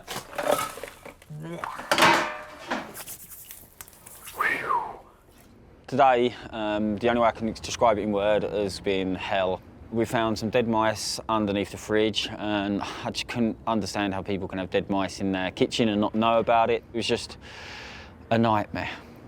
I do live in a terraced house. They are riddled with mice. It is a nightmare trying to keep them out. There are lots and lots of tiny holes. It's not good though, is it? With just 2 days left of the clean in Cambridgeshire, the skip is only a quarter full. God, blimey, I couldn't do this every day to find something. Keen to make Sarah's home as clutter-free as possible, OCD-diagnosed Louise is helping sort the back room where no one has been able to sleep for nearly 10 years. That's staying, that one. This one's staying. Sarah's struggling to part with a hoard which is so vast, it's even taken over her own bedroom. Louise's plan is to make the back room a stock room, so Sarah can finally get to her bed after being on the couch for 2 years. This is a relationship I had with someone. God, really? I kept loads and loads of things in a drawer, Yeah. you know, all our dates, everything we went on. Come on, shall we have a hug? Come on. It's all right to cry, Sarah. It really is all right to cry. And you are going to feel this emotions. You're never going to address this without not crying. You're never going to come in and just be... That is not going to happen. In her own home, Louise spends 6 hours a day keeping her house perfectly ordered and regularly gets rid of any unwanted items. Are you keeping these cushions? That one can go on the bed. You've got about 5 cushions downstairs. Got 1 sofa. We can free up some more of that space by getting some of that up here. You all right? Yes. Did you drop it? Yes. Did it break? Down. It's not a panic. I'm just trying to sort of get in my head now where we go. Yeah. With our plan, because I feel like now I'm penned back into the corner. You're feeling claustrophobic. I am feeling really. Well. I feel like I'm going to burst into I tears. think you go outside for a while. I can't bear it. Sorry. You go outside for a while. I've got and to get I'll out. plan the next bit. Oh, there's no space anywhere.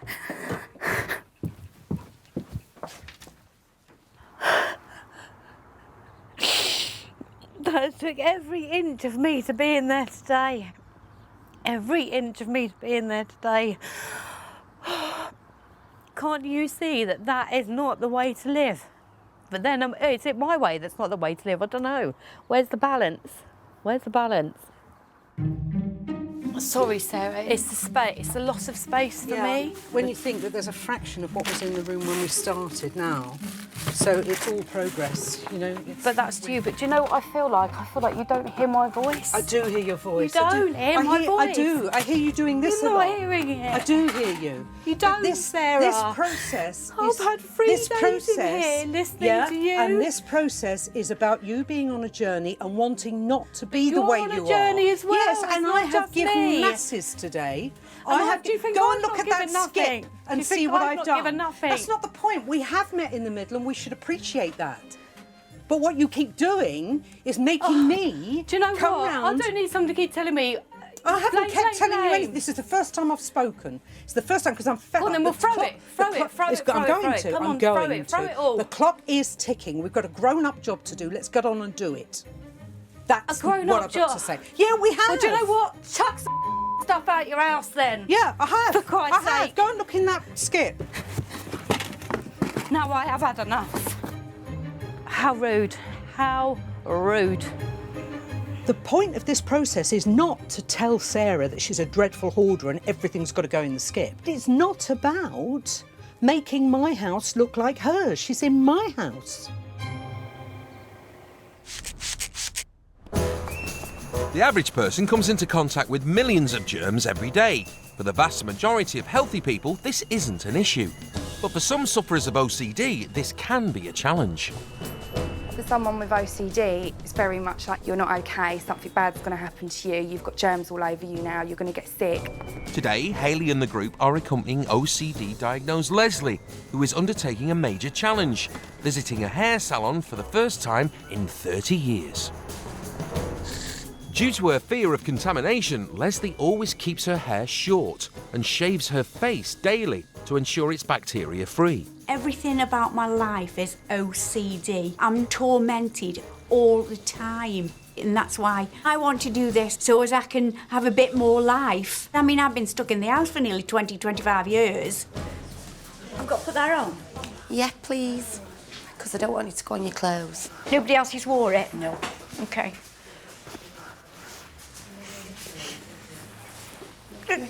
God, do you talk?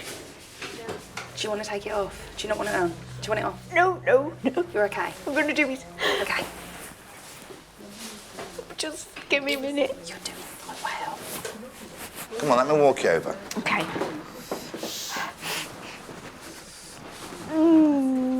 Okay.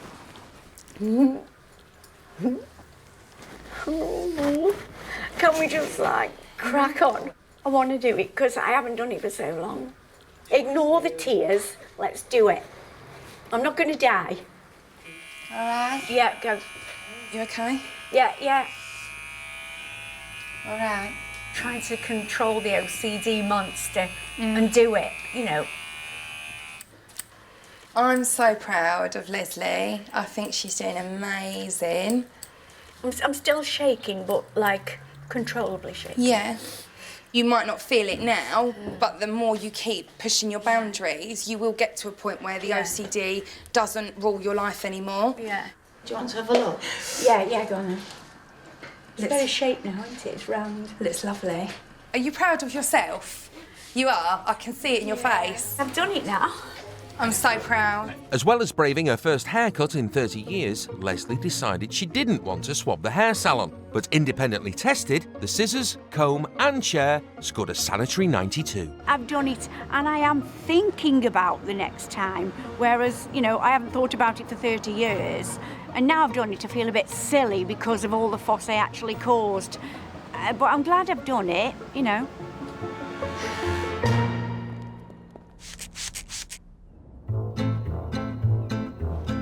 In Rochester, it's the third day of the clean. With the kitchen sorted, single mother Lara is parting with some of her salvaged items to create some space in her living room. How would you feel about losing one of these cabinets or possibly both these cabinets? I really love these. I'm kind of being quite strong on that. I think you could have a better, more cleverer way of storing something. Let's do it, and Excellent. I don't want to dwell on it because it's making me sad. What are we going to do about the cushions, Laura? They definitely need cleaning, I'm with that, and this sofa seems smaller, so perhaps there isn't as much room. I'm finding it hard. Why is that? Why is that? Because everything is changing. Hardly anything is mine. We're taking a long time to make decisions over what I consider to be very little things. Yeah, I'll go with it. Okay. And you're going to put them in the wash, wicked. So the others we can get rid of, yeah? Yeah. Awesome. I'm finding choices being made for me hard. I'm finding letting go hard. I'm hoping that when the dust settles, I will come to terms with it and be a much happier person for having all the space that I've gained. More stuff for the skip. Lara's living room hasn't been decluttered since the breakdown of her marriage 2 years ago. I feel like I'm being ungrateful. I feel like I'm coming across as a spoilt brat, and I don't mean to be. I'm just overwhelmed, I think, is how it's worked. It's hard for me to understand someone who kind of gets so attached to a piece of furniture. The chest of drawers, I can picture it living in our old flat and us sharing music. We were pulling out the drawers and just really happy family times.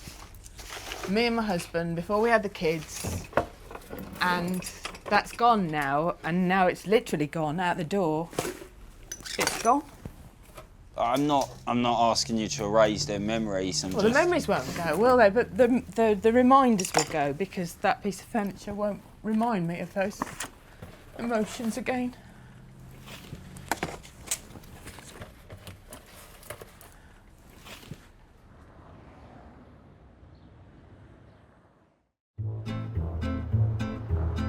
In Rochester, it's the final day of Lara's first deep clean in 12 years. They filled a skip and said goodbye to the bacteria-ridden sofa. Adam wants to leave Lara with some of his own finishing touches. Put this one up here, and then you can pass me the other one up. Okay. Okay, do they look level to you? Yeah. See, I have a thing in my flat where all the pictures I have up have to be level, Okay. because to me, it just looks aesthetically right. If they're all at different heights, it makes no sense to me. Should we make a start on the bookshelf as well then? Okay. I just don't like the whole fact that it's not flush. I hate this book. What's this book all about? It needs to be cut, honestly. You're making me smile, Adam. Why? Because it's obsessive. Do you think? I do. I can see that it will look very aesthetically pleasing once it's finished, but I think it's obsessive. Perfect. Oh. With the living room in order, Adam and Lara give the house a final once-over, ready to show Lara's daughters, Tree and Isla, the finished result. 4 days ago, Lara's living room lacked space and order.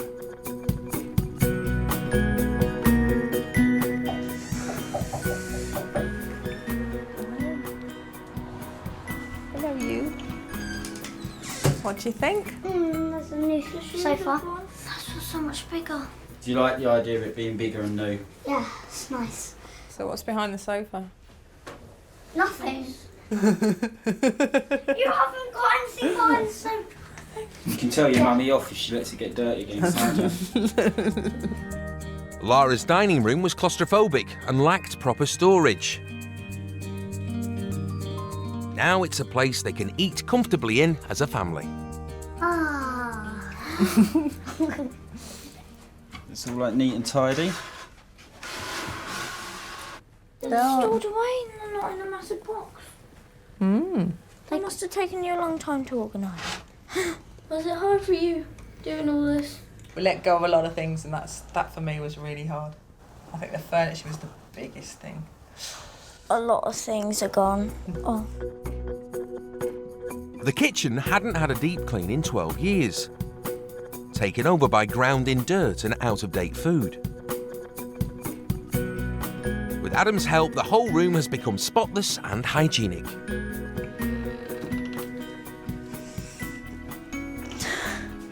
You've got the surface is clear. New microwave.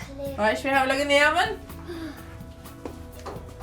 Do you remember what it looked like in here? It's cleaner. A lot of hard work was put into that. A hell of a lot of hard work. I'm really proud of my house now. It's been well worth it. It's been a harrowing experience at times, but it's paid off. I'd like to think Laura will take away a lot of stuff which I've kind of told her over the last few days. For me personally, I'm not too sure I'll take too much away from it, only the fact that I'm going to keep my place even more clean and tidy. I never want to see the sort of dirt and grime that I saw at Laura's. It's the last day of the clean in Cambridgeshire, and after yesterday's disagreement, Louise has decided to return to Sarah's. You know, I've been pushing my OCD every day. I've stood in someone else's dirt. I've stood in a claustrophobic space. I've choked on dust. And basically, I'm going to push myself today to go back in there and see if I can challenge it one more time. Morning, Sarah. Hello, Lou. So I'm really, really glad that you're back. You know, I'm glad that you've let me come back in. Yeah, your home. Definitely. I Yeah. want to finish the process with Yeah, you. yeah, I think what I'm we delighted started, about that, yeah. I think I would be cheating myself, and I wouldn't want to let you down if I hadn't come back and finished what we set out to achieve. And I thought about you all night. Me too. And I'd like to end. I'd like to end your friend as well. So shall we hug now? Come on. With the air cleared, the ladies go into overdrive.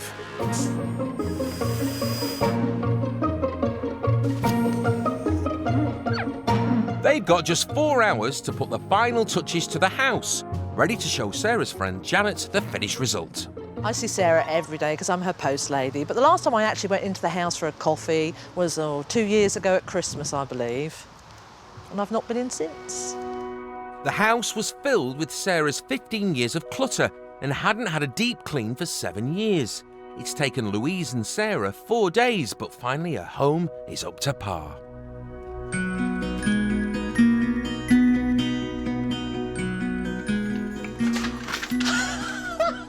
Oh, Sarah!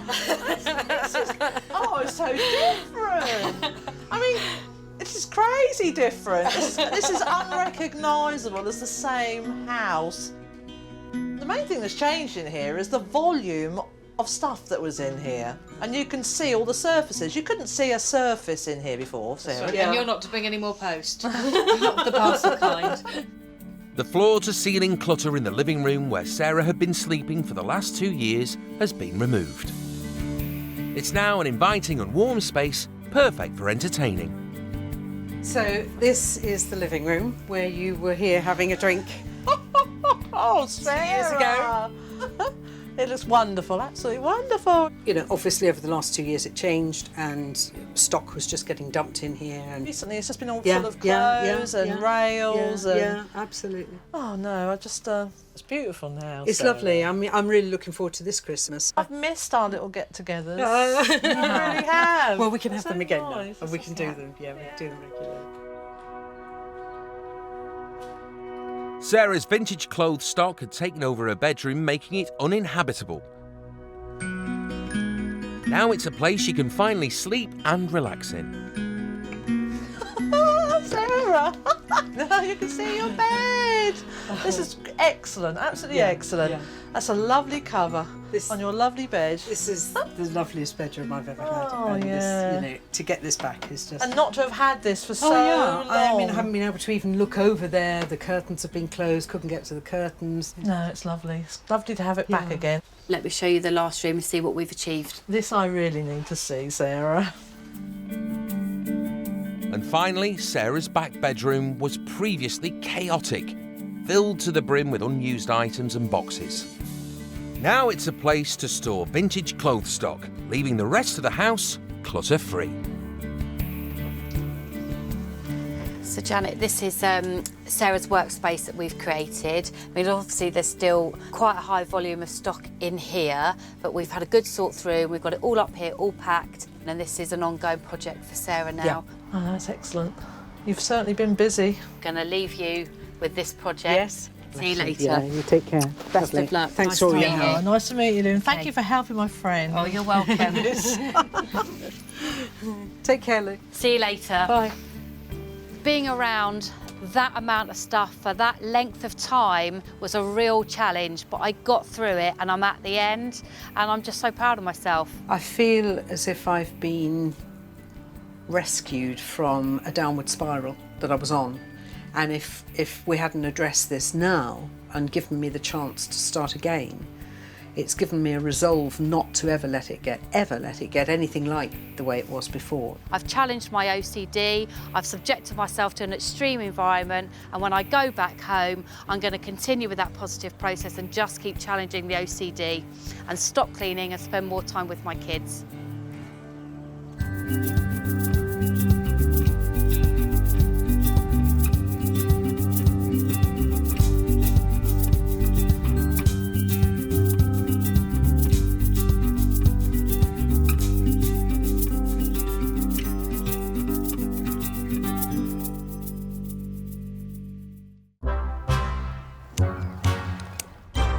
A quarter of adults in Britain are so obsessed with cleaning and tidying that they spend 2.5 hours or more every weekday on household chores, with many feeling compelled to abide by strict regimes and rituals. I don't have any hand towel. I can't bear the thought of someone else wiping their hands. Touching things that haven't moved, I know it doesn't make sense, but I'm not bothering anybody. If there was a natural disaster, I think I'd still have time to like fluff a cushion. But for most of us, keeping our homes clean and tidy is not a priority, with 1 in 5 of us refusing to accept guests because our homes are so messy. I haven't had anyone staying here for, I think, a couple of years probably. And 60% even shutting doors so visitors can't see the clutter. When I said the bedroom is a cupboard, I meant it. Can a group of obsessive cleaners transform the habits of a nation? They're the dead mouse. Moths have already taken to it. It just makes me feel a bit... I think I'll knock with me feet. Or will changing the lives of those with a very different attitude to cleanliness prove too much for the people whose need for perfection? Oh, do you mind if I just step out? Just the sheer smell has become an obsession. Clive needs to put his hand down his pants, find his balls and make a decision.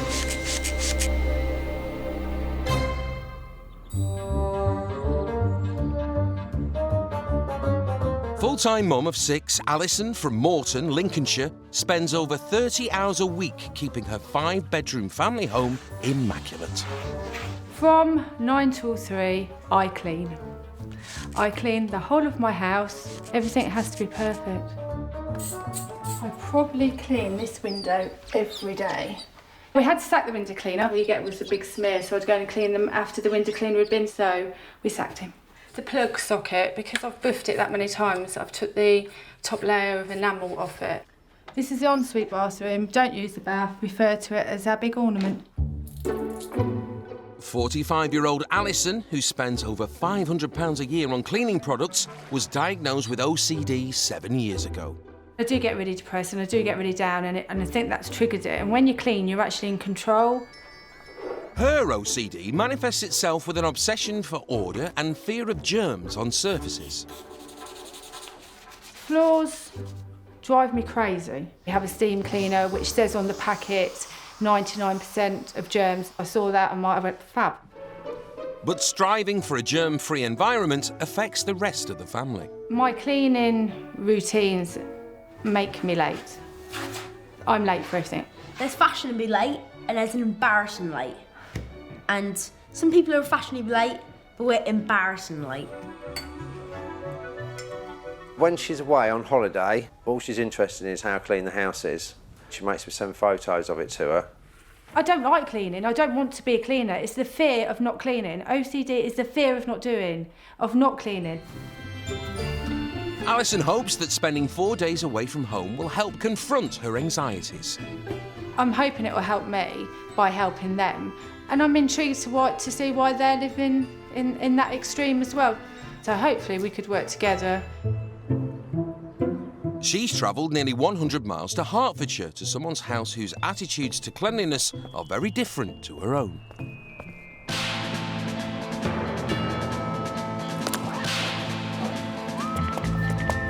Come on.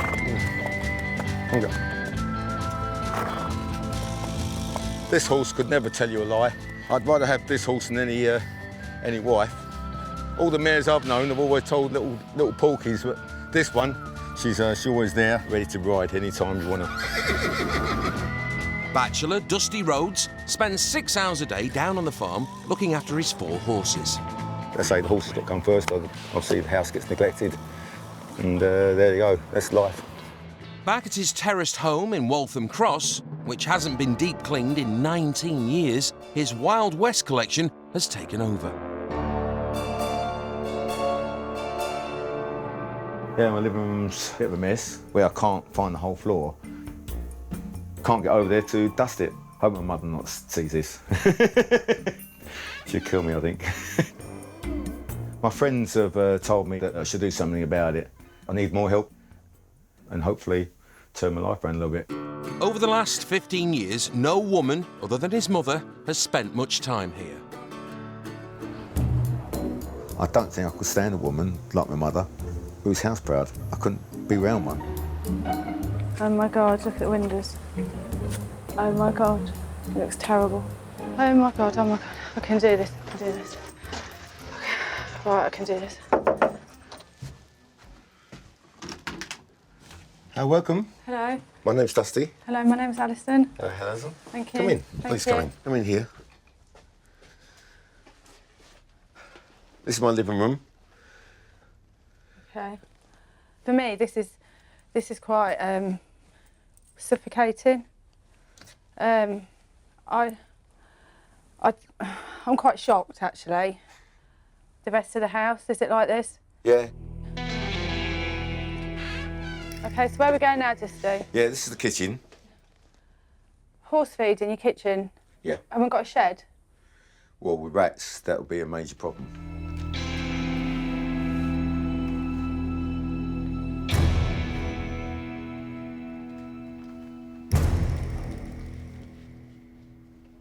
So, what room are we in now, This is where then? we want to turn into a more music room.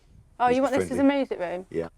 I like the way I live, but certain things got to change. Okay. Well, we need to go and make a plan then, Dusty. Come on. Yep. Alison is keen to give him a taste of the standards she enforces at home.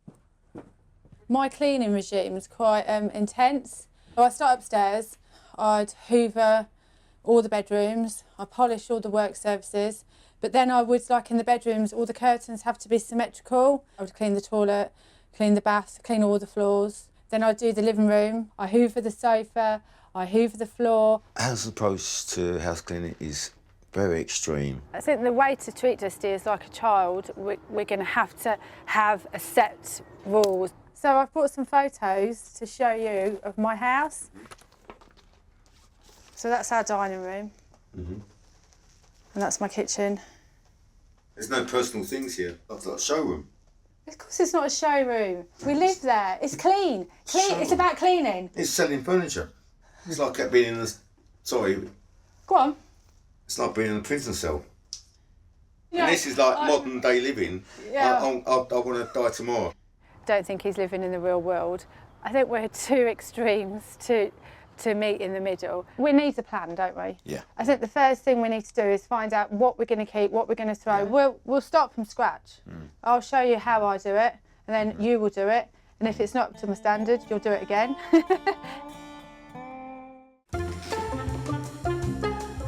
1 in 10 of us clean our bathrooms just once a month. But for some, dirt and disorder in any part of the house is intolerable. The grass grows over the edge and it makes it messy. So I just neaten it up around the edges. 36-year-old housewife Helen spends 5 hours a day keeping her 4,000 square foot, 4-bedroom mansion in East Sussex pristine. We have certain sort of expectations, I suppose. We always say don't judge a book by its cover, but I think if we're all quite honest, we actually do. It's that feeling that you want to fit in, you want to be liked, so I think to a certain extent you try to conform with what's around you. I probably wash the surfaces down probably about 10, 15 times a day. In my head, I get quite out of control, and physically, I suppose, I get quite agitated and quite twitchy, and I can't really sit still. She often spends 15 hours a week finessing her 2-acre garden, and her family's only too aware where housework comes on Helen's priority list. Sometimes it can get a little frustrating, in particular, around mealtime. Sometimes, if we're trying to eat together, Helen will often want to clear up before we actually eat the food. So, often Helen will join a meal halfway through. Helen's obsessive organising also spreads to her designer wardrobe. Each of the 600 items are catalogued in a phone app so she can choose her daily outfits in advance. It might be quite fun, actually, if I was going for lunch with the girls to wear the blue skirt, then on top of that, the chunky little blue knit. If I turn up to school in my tracksuit bottoms, I did have a friend once say to me, "Oh my God, are you ill?" Take a photo. For me, helping a hoarder would give me a real sense of achievement, and going into a room that was complete and utter chaos and then actually transforming it, I would get a great sense of satisfaction from seeing them feel better for it.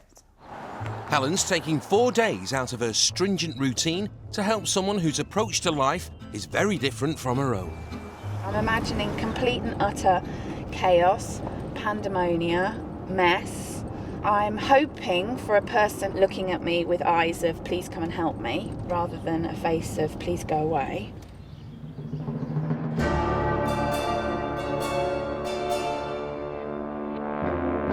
"50-year-old Janet from Luton's 20-year passion for haberdashery has taken over a whole house. I very often start projects and not finish them because I lose interest. I enjoy knitting, sewing, patchwork, cross-stitch.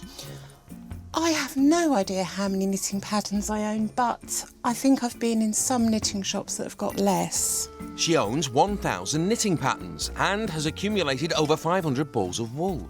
This is a little shrug that I've knitted recently. I've just got to finish it off. I have actually finished this sock, but I haven't got around to knitting the other one. Sometimes it feels like I'm knitting a cocoon of wool to protect me from all the mess.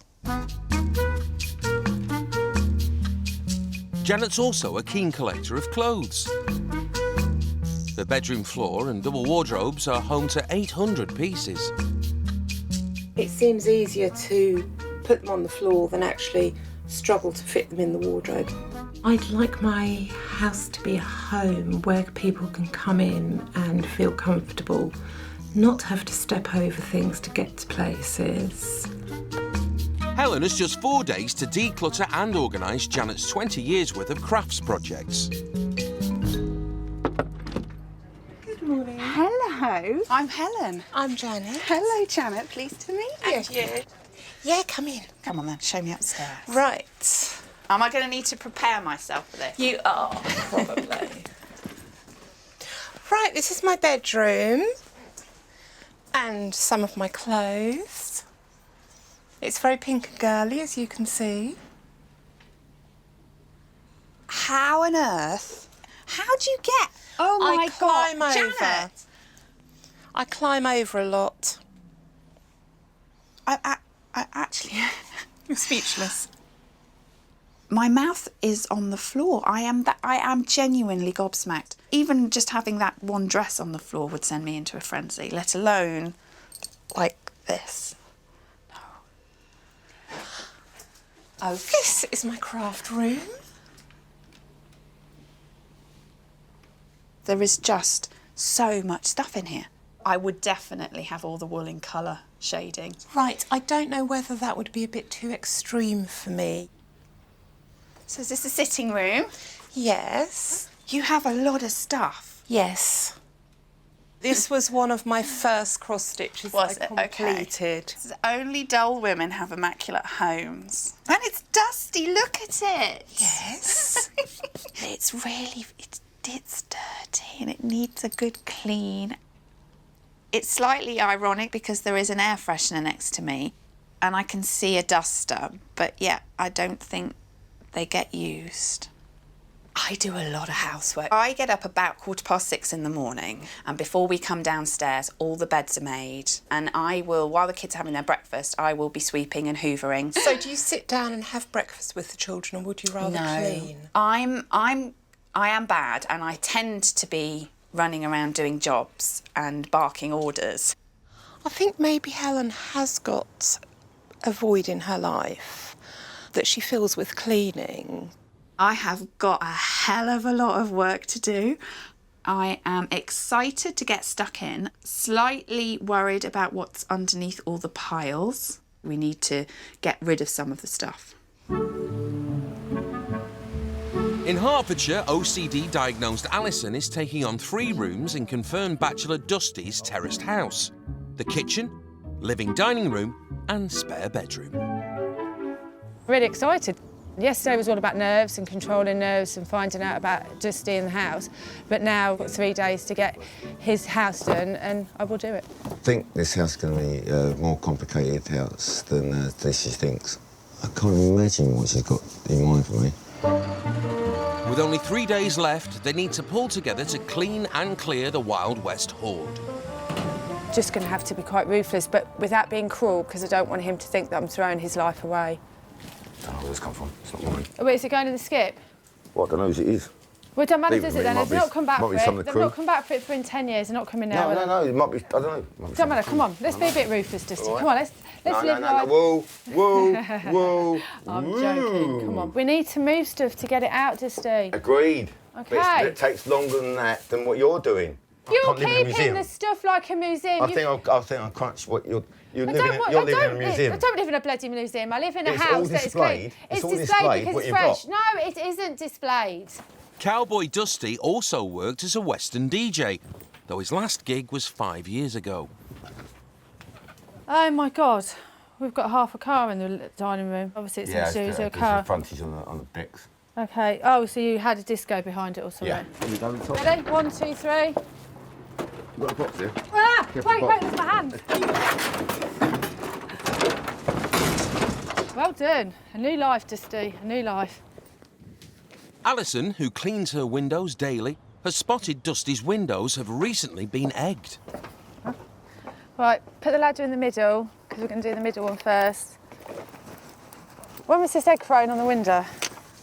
They've done it several times, and I've cleaned it. It's done it again. I just give up in the end. You give up? It's bullying by young children. So people think you're different? Yeah. Do you think you're different? No. You get bullied by outside world. But Yeah. literally, you just go inside your shell. So you can't become like more of a recluse? Yeah. How do you feel cleaning somebody else's house as well as your own? Cleaning your house is different to cleaning my house because I have a fear of not cleaning my house. Cleaning your house is a challenge to get you to think about how you live.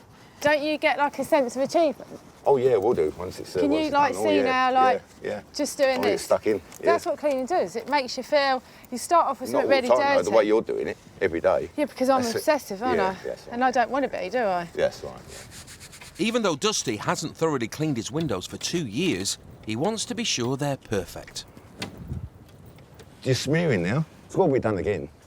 Oh. To my standard. So it's not to your standard. Not to paint that work up there. I've got to paint. I want to paint all this again. Okay, so you're telling me that I've been here for 1 day and your standards have just shot through the roof in 24 hours? Yesterday I came and you're living in that much space. Alison, I'm going to take a breath. Calm Sorry. down.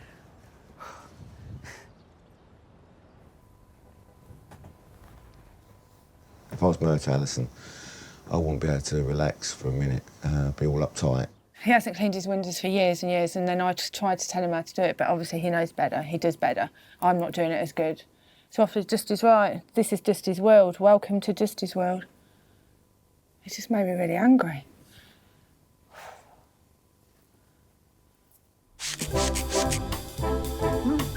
One in 50 people in Britain is diagnosed with obsessive compulsive disorder.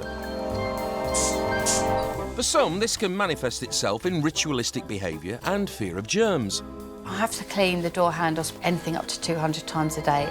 Although we all come into contact with millions of harmless bacteria every day, for germaphobes with a fear of contamination, all bacteria are terrifying. So dirty.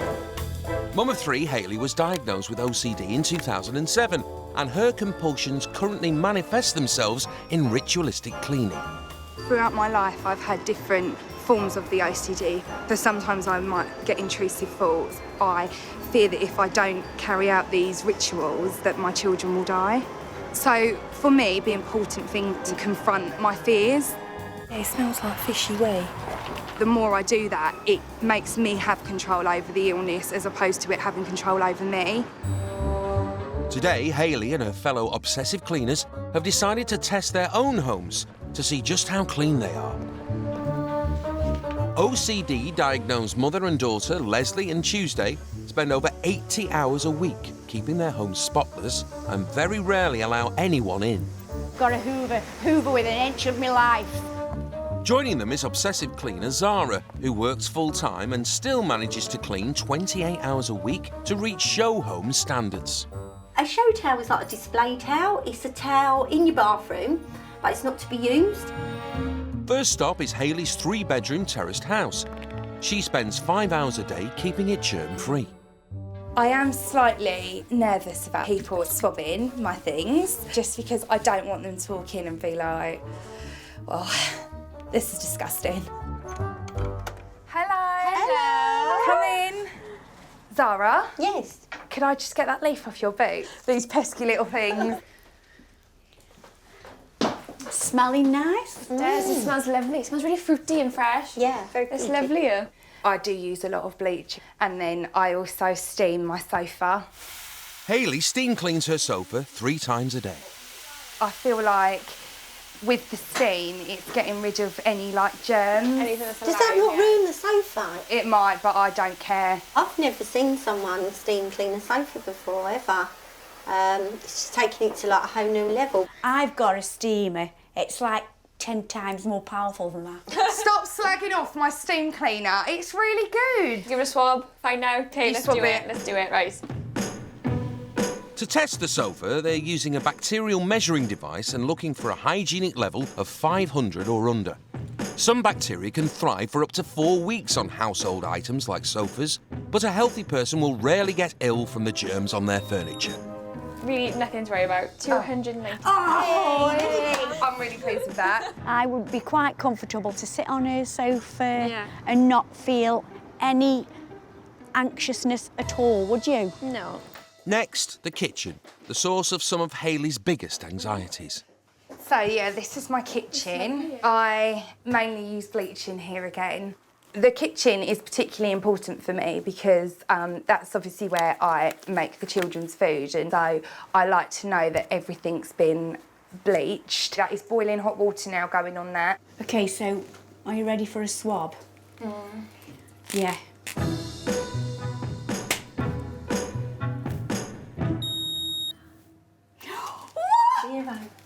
Shut up! Oh my God! Oh, wow. That's amazing. I was so happy. It was like winning the lottery, bless her. But despite her surgically clean reading, OCD-diagnosed Hayley is still not convinced her house is sanitary. Yes, I have had some low readings, but at the same time, my head, it isn't clean enough. I think you've been really brave to let us in and do this, but I'm still not brave enough to do the swabbing in my house yet. I've only just been diagnosed. I'm still taking little steps. I hope to get there where you are. Oh, I love you. I know. I'm so proud of you. I wished I could do it. Yeah. Next, the group are off to test obsessive cleaner Zara's home. You've got a cat. Cats bury their own poo.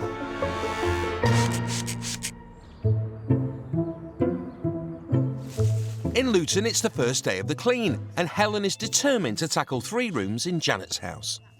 Well, I'm thinking that we should start in here. I think we can get quite a lot done in here, which hopefully you will like, and that will mean we feel braver to tackle upstairs. I think that's a very good idea. Oh, my lordy. Right, I'm going to have to... I'm being attacked by wool. What's this? Scarf? That needs unravelling because I'm probably never going to finish it. OK, bin it. Bin it. Well, if you're going to unravel it, and we've already looked, we've got the needle. It's a little cuff. Oh, a cuff. Yes. Are you going to use it? You haven't got a pair of them though. I have, because there's another one in there somewhere. Okay. How are you finding going through all of this? Quite soul destroying actually, because I knew there was a lot of unfinished projects, but I didn't realise how many. In her own home, Helen hoovers her sofa and underneath it daily, something Janet's not done for over 6 months. I could write my name in that. We've got knitting needles, we've got toy cars, we've got Christmas decorations. Ooh. Oh no, I think we've got the mouse. We had a hamster in here for a while. I think he's made a little house. I think it's actually wet. It shouldn't be. Oh my goodness me. Get your nose right in it. Not good. Right. I don't think Helen was impressed to find the little hamster bed behind the sofa, but things could have been worse. Oh my God. Oh my God. Oh my God. There is poo. There is actually poo. It's so not funny. It's really not funny and it's really not pleasant, but it's somebody's home and I cannot fathom how she can live with that. More wool. Surprise, surprise. Back in Hertfordshire with half a skip filled, mum of 6, Alison, who cleans for 30 hours a week, and bachelor Dusty are cracking on with clearing Dusty's Wild West hoard. What does it feel like for you? That, you know, we can actually walk up and down your house. Well, I can't wait to get it all done. You can't? I can't wait. Yeah, So you're excited about the future now? Yeah, Brilliant. yeah, no problem. Brilliant. Come on then, I love it. Let's get this carpet up. We'll just do it. Let's get this one up. Get it in the skip. Roll it. Get it. Cleaning's going well. I think it's taking the time, but it's progressing. It's on. All over. Done. Well done. Thank you. Oh my God. Oh my After God. 2 days of exposure to Dusty's 30 years of dust and clutter, Alison is already beginning to feel differently about her OCD. Now, my OCD's kind of gone out the window and it's turning into it's more about Dusty than me. God, I'm dying. I've gone to hell. Oh. That's it. And OCD is always about me. It's about how I feel, about what I want, not what my husband wants or my children want. It's about what I want, and I forget about everybody else. So I'm kind of getting that life isn't always about me. It's about other people. It's fantastic the way she's holding up. It must be very difficult for her. I'm trying to make allowances for her, but she's a pain in the butt. But she's lovely with it. With the living dining room emptied, Alison can get cleaning. At home, she wipes all her walls down daily. In there. Right, Dusty, we're going to clean how I clean. So we're going to, from the top to the bottom, perfect. We're going to clean it all and then we're going to wipe it off with a dry cloth. And then in an hour when it's dry, we're going to polish it. Why did all this cleaning come so important to you? Yeah, well, I think I've always been a bit obsessive and I like things my way. But on this Tuesday, the 2nd of October.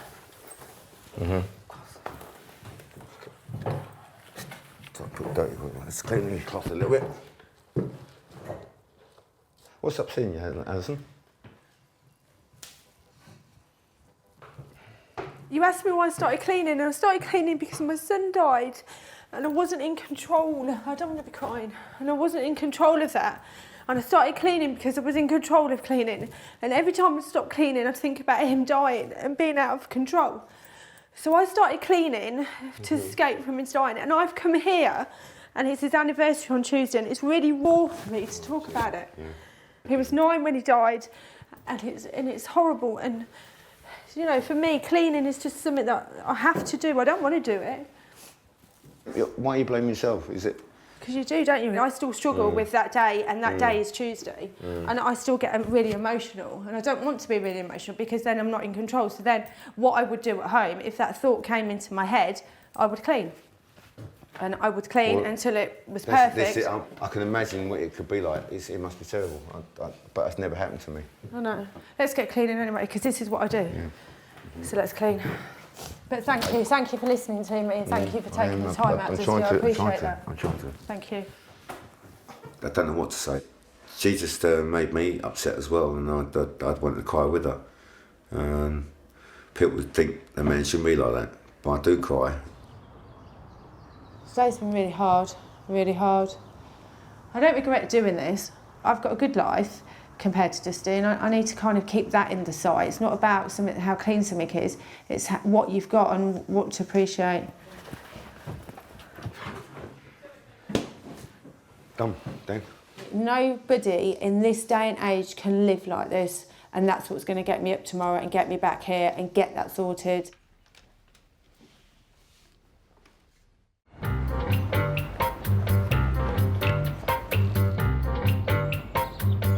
In Luton, order-obsessed Helen is attacking 3 rooms in Janet's terraced house. With the living room decluttered, Helen is now focusing on organising upstairs. Just about got room to get in. Right. Where are we going to start in here? Let's go on. God, seriously, how much stuff? You can't keep all of this. Right, this I've had for a little while, but I haven't actually worn it. I thank the Lord, is all I can say. It's like, no, that's indecent. That is my fairy cardigan. No, but listen, No, that sweetie, is my favourite. No. Right, You're stop. not having this one. Stop. Right. Okay, right, stop. I'm not going to say how old you are, but you and I are women of a certain age, okay? We don't wear fairy cardigans. On top of the 10 fairy cardigans, Janet also owns 25 strapless floral dresses. That, I think I've seen 3 times already. Yes, but I wear that No, lots. no. No way, look, it's there. No, I know, but It's I do. there, or it's there. You can keep one, you don't need 2. No, I'm keeping all of them. Put those back on. No, you can't put them on like that. Right, you can't get to I'm them. not one of your children. You've got to realise I that. know, but honey... I like my clothes. At home, Helen catalogues her entire designer wardrobe on a phone app. And God knows how I'm going to catalogue it. I don't think there's even enough blooming memory in the computer to do it. I don't really want you to catalogue it. I'd rather open the doors than go to a phone. I am never, ever going to be able to conform to Helen's idea of a wardrobe organisation scheme. Oh my God. She's just not coping with the situation as much as she thinks she is. You know, there is dust everywhere. I am sweating. I'm covered in dust, and it's just not even funny. I'm getting cross. This is getting ridiculous. I really don't understand how somebody can have that much stuff. And when you ask them why they've got it, it's because, oh, I love it, it's pretty, it's nice. And I'm like, well, why is it in a crumpled heap? The average person comes into contact with millions of germs every day. For the vast majority of healthy people, this isn't an issue, but for some sufferers of OCD, it can be a challenge. The germs are there, you know, they're growing and living and breathing in the air that I'm inhaling and going in my body. Yeah. With OCD diagnosed Hayley's home tested, Shut up! it's now the turn of obsessive cleaner Zara. In you come. I haven't got 16 hours a day to clean. I work full time. I'm a single mum. You can just take shoes off. I don't want to take my shoes off because you've got a cat. Cats bury their own poo. So you don't take shoes off. If you've got some bags, I'll put bags on. Unlike the others, Zara is not OCD diagnosed. Her obsessions are about order and creating the appearance of a perfect show home. With the sofa, I don't steam clean, Hayley. I hoover it, and I've got like leather wipes, so I polish it. Do you think if it did come up with like a high reading, it would bother you at all? If I was like you guys and I thought, if Izzy sits on that and it's dirty, she might die, I'd freak. Yeah. But it's my sofa, it's my house. It could come up 9,786,000. Yeah. I wouldn't change a thing about it. Well, I hope that ain't leaving a mark. A reading of 500 or under is considered clean enough to eat your dinner off. Fine. Where is it? 304. Amazing, seeing as I don't clean it. That's cool. That is only 7 more than what my sofa came up as. And you steam clean it daily? And I steam clean it, yeah. I'll tell you a little bit about my cleaning rituals in my kitchen. I clean my kitchen twice a day. I'll spray that, and then this as well. It smells a bit hospitally and clinically, and I like that smell. Yeah. Have you got a preference to which side I do? No. You sure? Yeah, whatever you want. One. That is really good. I knew it was going to be low. With Obsessive Cleaner Zara's reading nearly matching OCD-diagnosed Hayley's 0, it's been a real eye-opener. That's a really good reading. And to spend less time on a sink than we do. I won't lie, I was just over the moon that I'm nearly on a par with Hayley. And I hope that I've given them something to show them that you don't have to spend all day, you can have a life and a clean home.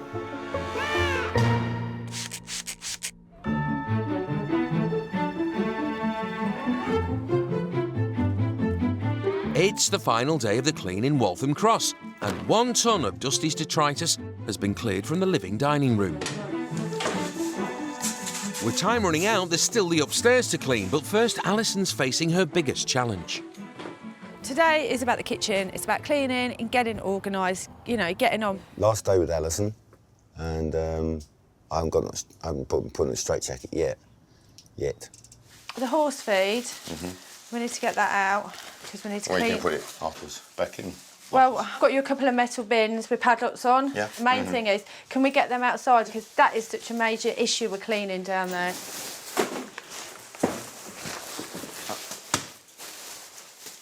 Coming out. Bloody hell, I can't move it. It's not stuck. It's not coming out. Oh, we've got mice in the kitchen. I've eaten all the carry bags. It's just a stench, the stench from that corner. So can we throw anything that's out of date? April 2005. Can't go out of date. That can't go out of date. That's 2005. That can't. Yeah, Certain things can't go out of date. Well, if it's out of date, we're going to throw it out. That's Best before, you mean? best before 2005. Best before. Best before. Not expiry date. Best before, it says on it. Okay, so it was best before 2005, but in 2013 it's what? It's not best before. Bottle might be making, but the food inside, it's not gone off. It doesn't go off. It's best before. She's getting mixed up, and a lot of people throw away food.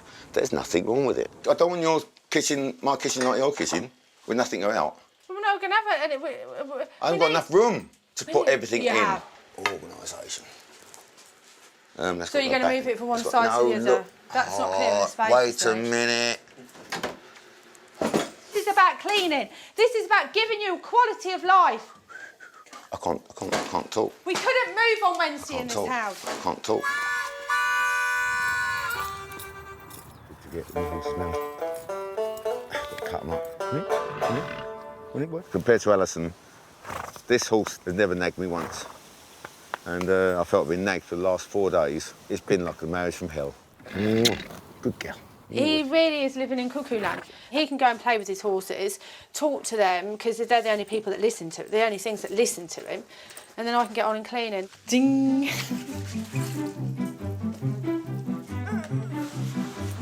It's absolutely disgusting. It's making me feel sick.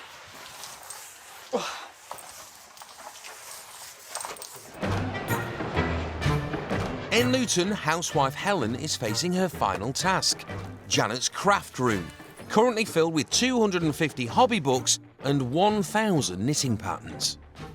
Okay, so now we've cleared all the clutter, we can start putting the books back on in order and start tidying stuff, okay? I'm going to put the books all in height and section order. That does strike me as a little bit over the top. Janet, you're going to come in here and go, oh, I want to read creating original hand knitting. If you pull that out and you finish with it, you push it back in that spot. If you put that, Vogue knitting, and we put that like that, that's going to look messy.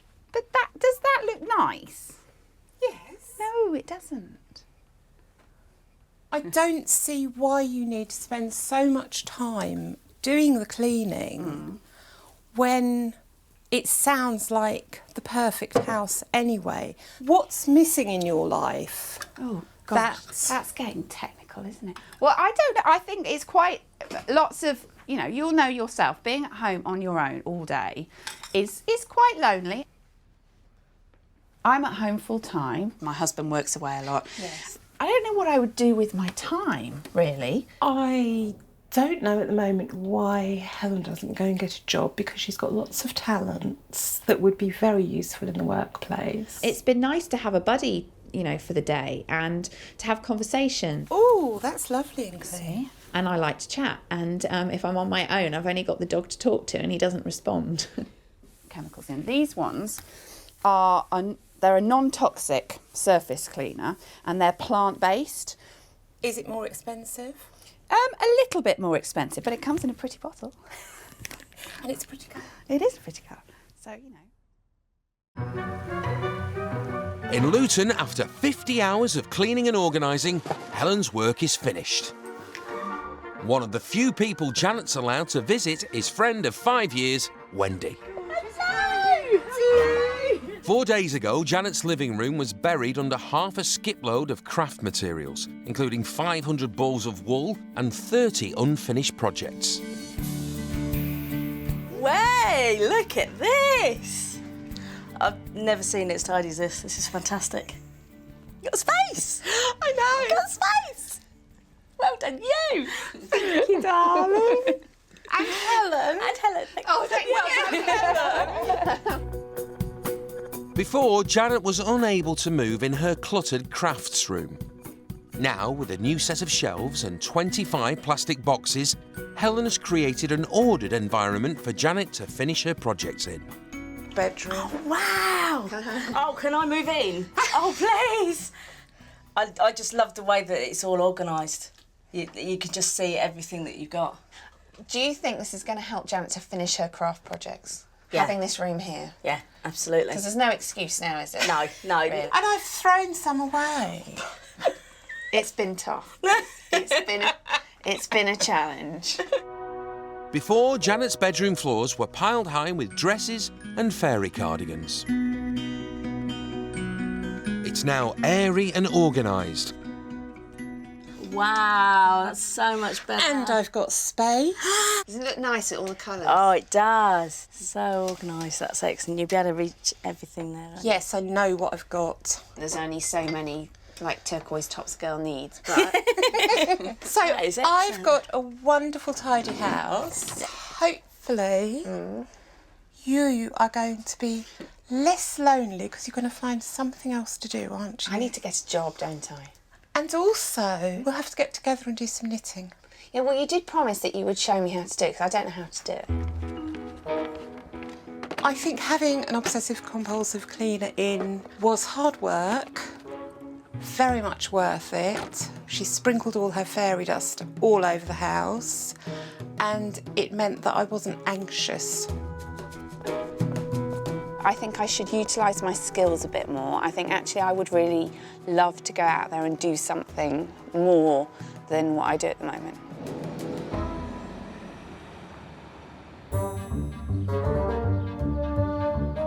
In Hertfordshire, with just a few hours left to clean, Dusty has returned, and Alison is putting the finishing touches to his house. Due to the kitchen taking longer than expected, Alison's been unable to declutter upstairs, but she has managed to fit shelves for the music room. Dusty's long-term friend John has come to see what he and Alison have achieved. I've known Dusty 30 years or more. Well, I don't know if he's too old to change or not, but I have tried. Oh, Kev. Hey, John. What?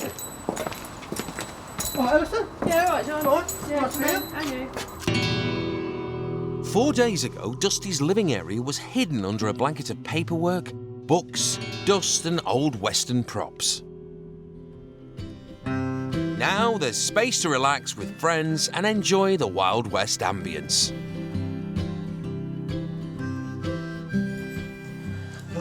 Well, what do you think? Isn't it, eh? Well, I've never seen it like this, and it's What do something you think, else. Dusty? Yeah, yeah. It's gone way beyond what I was thought it was going to be. Oh, okay. Much better, much better. The dining area was packed with clothes and memorabilia that hadn't seen the light of day for 20 years.